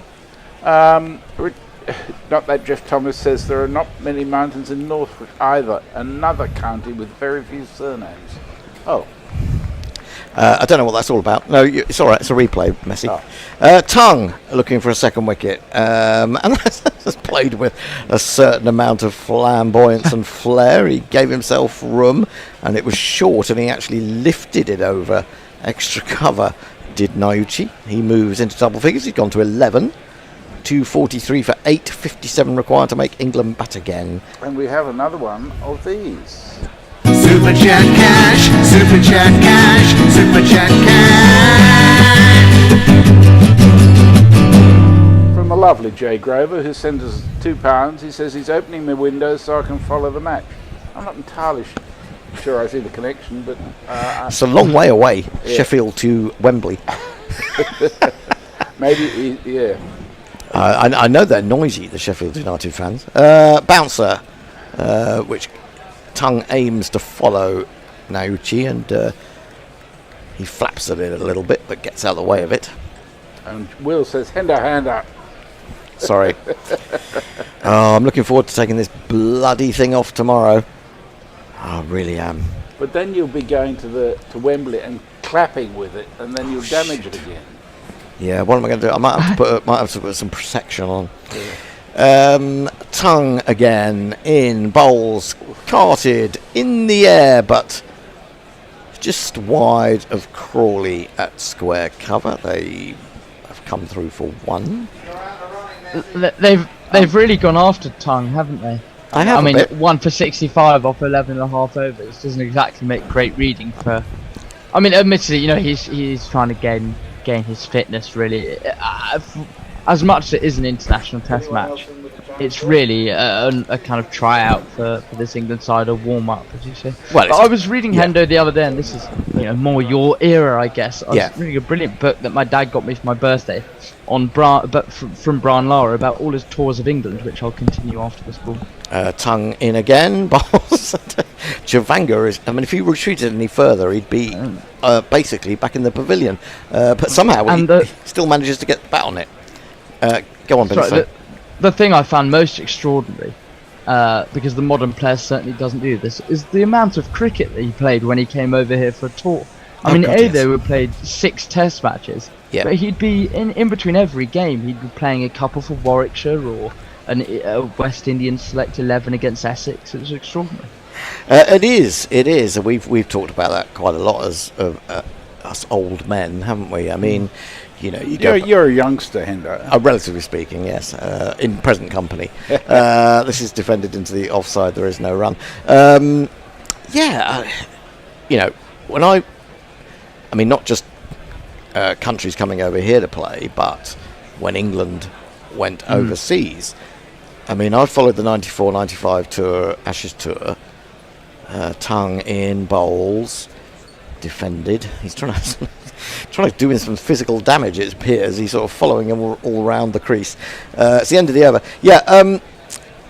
And there was, before we got to Brisbane for the first test, we'd been in Perth. We'd had a 4-day game against Western Australia. We'd had a 50-over game against Western Australia that was split into 2 innings of 25. Experiment. They moved on to South Australia for a 4-day game. They went to Sydney for a 4-day game.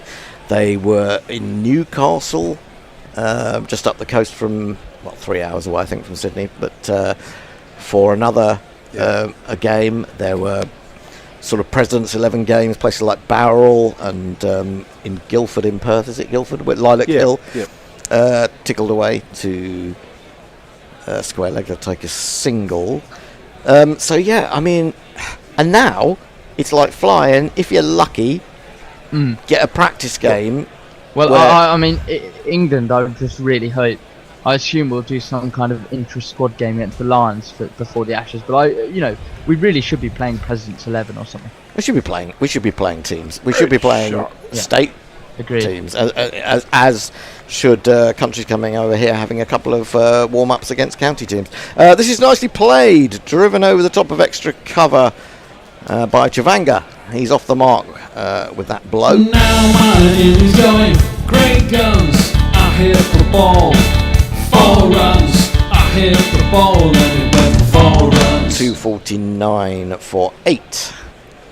Only 1 wicket to go. There is a non-batting player. A little cheeky reverse paddle from Chavanga, which pops over the head of Harry Brook. I mean, he's had pretty much everything this afternoon. He's had the ball clock him on the side of the eye.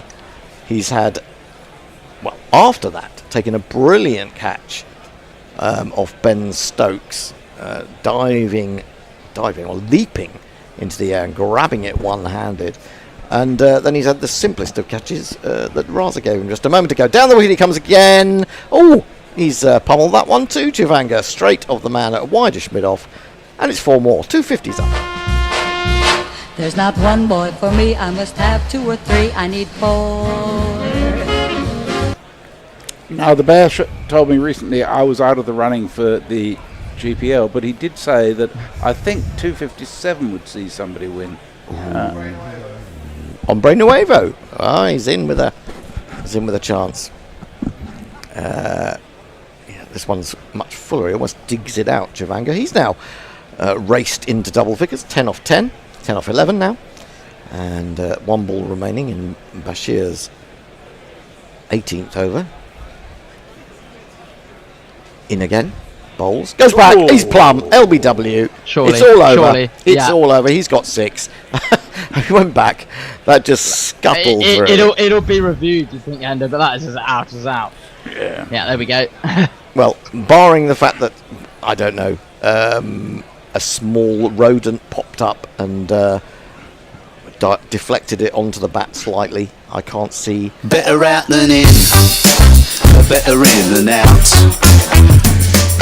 Better out than in, better in than out. In, out, shake it, pull it out. Right, he's playing for a bit more spin than was actually there. I mean, it's a bit more spin. He was paying for a lot more spin than was actually there. That's as plumb as it gets, isn't it? Yeah, I mean, impact is on middle stump, seeing him just below the right knee roll, or it's almost middle and off impact. He'll be crashing into middle and leg, you would think. It was just a But good there's excuse no edge to get on him it in at with all. Vin Jingle up, really. It was. That is as plumb could be. It's the middle stump, as you say, pretty much just a little bit higher than halfway up, and Damasceno raises the finger in confirmation. England have won the Test match. I'm a loser.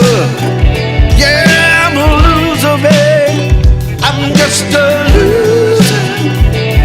Whoa, A little harsh, I'm sorry. Well, 6 wickets for Shoaib.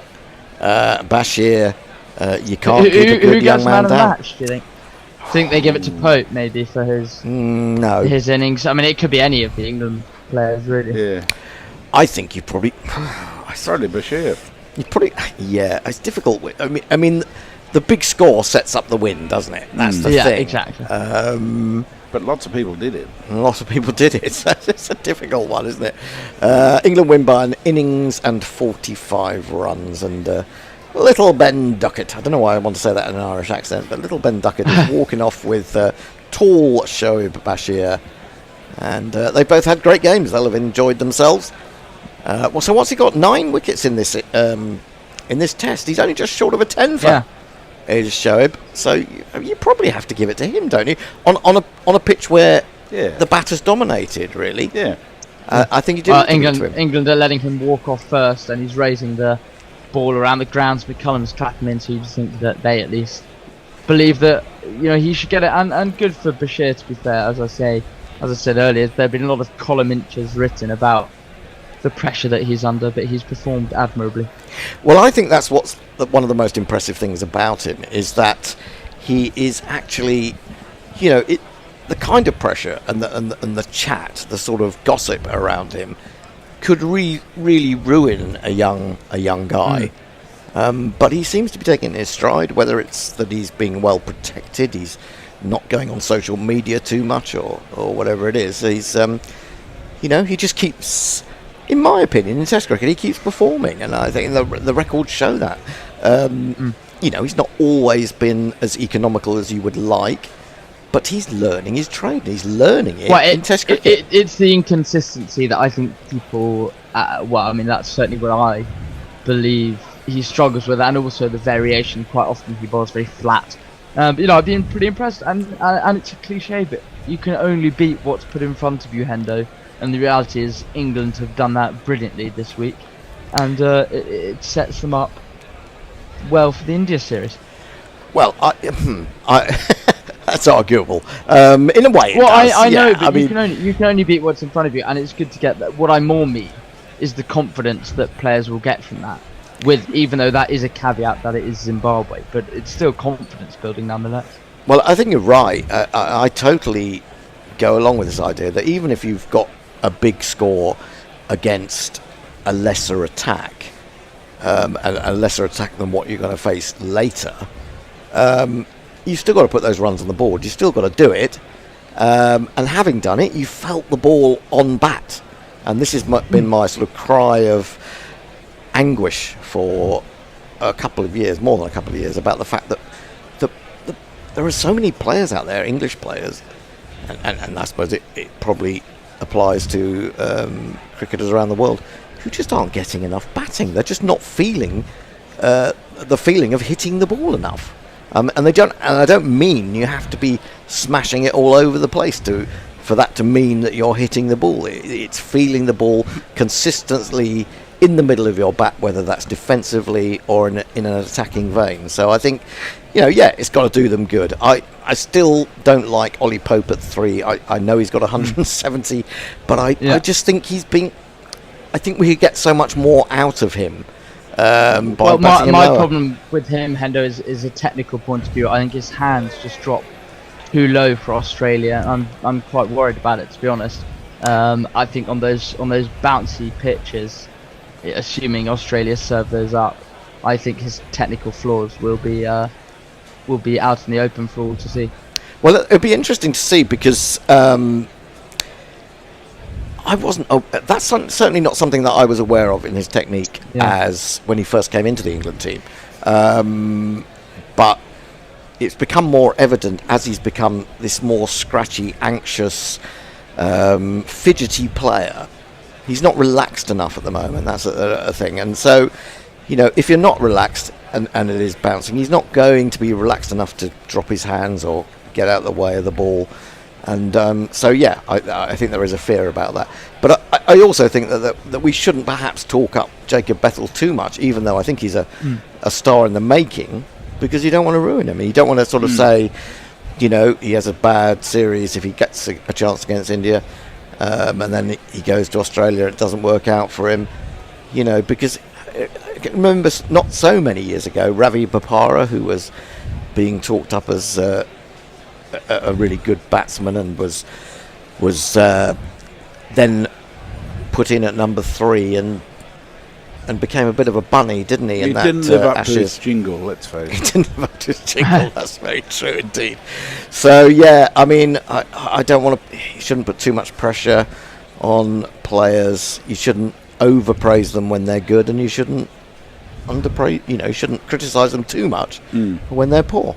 Yeah, indeed. Anyway, have we got any final... We have got lots of acknowledgements, which I'd like to go through. Muttley says, thanks for the coverage, Primates. When are you on next, Love and Sausages? We're on next at 1 p.m. on Thursday for the first ODI against the West Indies. Then the Sunday, then the Tuesday after that. So join us then. Mog says, well done, chaps. Excellent initiation for the new Bastion. Indeed. Game set and match, game over, says George McPherson. Joe says, thank you all very much. I hope Bear enjoys the wedding and Billy doesn't deflower too many cousins at the 21st. only up north. Is it your 21st, Billy? It's not mine. Mine was last summer. Oh, right. It's friends. Oh, you're I just keep thinking you're 18, and I think you probably will remain 18 to me, in a strange sort of way, if that doesn't sound too weird. No, not at all. George McPherson said, had Guevara not had gotten injured, then it would have been interesting to see how many more runs they would have made. And, he was missing for a lot of the bowling in the England innings, wasn't he? Yeah. We've beaten the rain, says George, which is true. Social media is a cesspit of silly comments, says Frank Rockefeller. Well, thank God for that for us. And we have another wonderful super chat from one of our greatest supporters ever, in the form of the wonderful super chat. It should be a happy man, shouldn't he? Just looking at the TV now. Sheffield United 2, Sunderland 0 after 34 minutes. That's pretty good.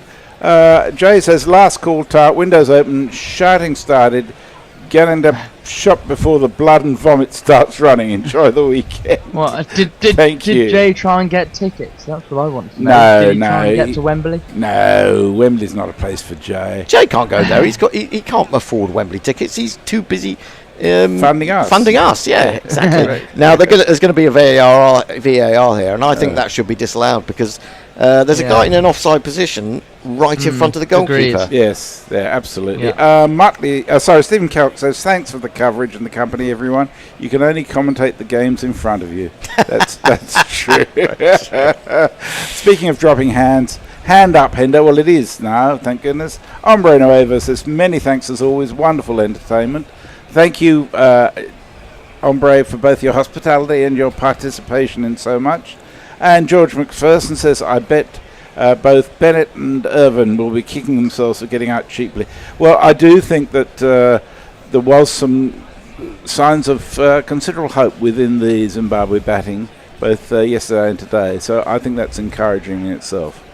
Yeah, and actually, in a sense, we've seen 4 or 5 batsmen get decent scores, haven't we? Which is from Zimbabwe, and considering that they said, and I feared the worst after the first day when England had got 498, was that the bowling was considered to be the premier suit of Zimbabwe. So I feared the worst, but they've actually, they've proven themselves to be, competitive. Well, look, I agree. I think they certainly haven't done themselves a disservice. No, I might be wrong. I think I heard they were playing 11 Test matches this year. They are apparently so. Yeah, I mean, I'm not which is absolutely fantastic. Yeah, it is fantastic. And then, of course, they're co-hosting the ODI World Cup next year.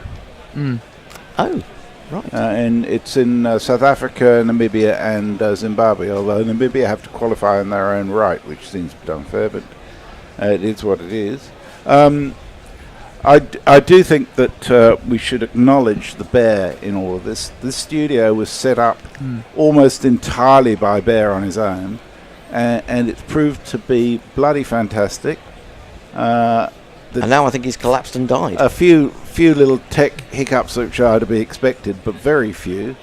And frankly, it's perfect for broadcasting, isn't it, Hendo? It's very good. Thank you, Bear. It's very good. Thank you, Bear. But I don't want too much praise for him because let's face it, he's got at least 4 more T-shirts than I've got named after him. So. He wants heaps of praise. He's just an ego on rather chubby legs. I'm afraid to say. Chubby legs are not in short supply here. No. Hombre Nueva says the scenes from the ground now are great. The Zimbabwe team are out cheering their fans, and everyone's smiling and dancing. Yeah, the spirit in which it was played was certainly very positive, wasn't it? It just made me think, Messi. I think the almost abiding memory from this Test match that I will take away was just before lunch when they focused on the crowd and the 3 Zimbabwe fans stood up and one, having lost only 1 wicket before lunch, he clenched his fist. That was absolutely brilliant. Excellent. Shall we call it a day there? Or let's call it a day. Yeah, let's call it a day. So where does the theme tune? Well, let's just say our goodbyes. We will be back just as a reminder to all of you, 1:00 on Thursday for the first one-day international against West Indies, England West Indies, that is. I don't know where that's being played. Does anyone know where that's being played? I can't think. I know one of them is at the Oval, but I don't think it's that one. I think it may be the final ones. Maybe Edgbaston. Yeah, could be. I will be in after I've been to hospital again for a test on osteoporosis, and so I'll be moaning about my back on Thursday. Where would you be without something to moan about? I don't know. And I can also probably moan about Wimbledon losing the playoff final. So, no, you won't moan about that. There will be £150 at stake in the GPL, though, so there's all the more reason to be involved. Get with us. Enjoy it. We're calling it a day. Thursday is at Edgbaston, I'm told, 1:00 start. So join us around about 10 to 1. That's when we will be on air. We'll be. Will you be? You'll be here. Will you be here? No, I won't be here for the ODIs. I might be here for the T20s. I might be here for the third ODI because you're going to see Jay. I'm going to see Jay. I'm going to see hopefully Muttley, Al Hotchkiss, and Brian in Birmingham. Brian in Northampton. When did he go to Birmingham or Brisbane or wherever he happens to be? All right, well, we'll leave it there. Thanks very much, Billy. I hope you had a good lunch. It sounded like you had a good lunch. Yeah. Sorry, you didn't get a little bit more commentary, but I'm now going to get back on it, Hendo. Good on you. Excellent. Watch out for that deflowering. 2 lunches in one day. Right, until Thursday, See you it's goodbye from the Bear, it's goodbye from Billy, it's goodbye from everyone else who's been with us today. Fourthy amongst those, we've had Sajir, we've had John Batham, we've had Mog, we've had Will. Have I forgotten anyone? I hope don't not. think so. Hopefully not. And thank you for Tony. And thank you to Tony for putting all the rotors together. And Indeed. Yeah. Indeed. Brilliant man. We'll be back on Thursday. See you all then. Goodbye from Messi and the rest of the crew. Bye-bye. Bye-bye. Guerrilla crickets. Whoa. Guerrilla crickets. Whoa. Guerrilla. Take guard, man the barricades, patrol the cover boundary. At last the time is come, this is a cricketing emergency. Hear this call to arms for every cricket revolution. Take up your bats and stumps for the test match insurgency. At first they tried to silence us, but we would not be silenced. They threatened us with lies, so we threatened them with violence. Che Guevara, Sangakkara, Joseph Stalin, Douglas Jardine, Robespierre, Darrell Hare, Vladimir Lenin, O'Brien Kevin, guerrilla cricket. It's not about the winning, it's about how many rules you break. Even in cricket commentary, this is the best advice to take. Pick guerrilla cricket, it's the finest choice you'll ever make. There's so much more to cricket than rev counters and a slice of cake. At first they tried to sanitize us and clean up our act, but people like it filthy, and we know that for a fact. Fidel Castro, Lenny Pascoe, Carlos the Jackal, Umar Akmal, Mahatma Gandhi, Grant and Andy, Brendan Behan, Austin Ian, guerrilla cricket. Stick with us, cause you know we're not the kind of thing that you see on the TV and the radio. So vive la revolution. First they tried to buy us, but we would not be bought. Okay, we were, but then we ran away, and we will not be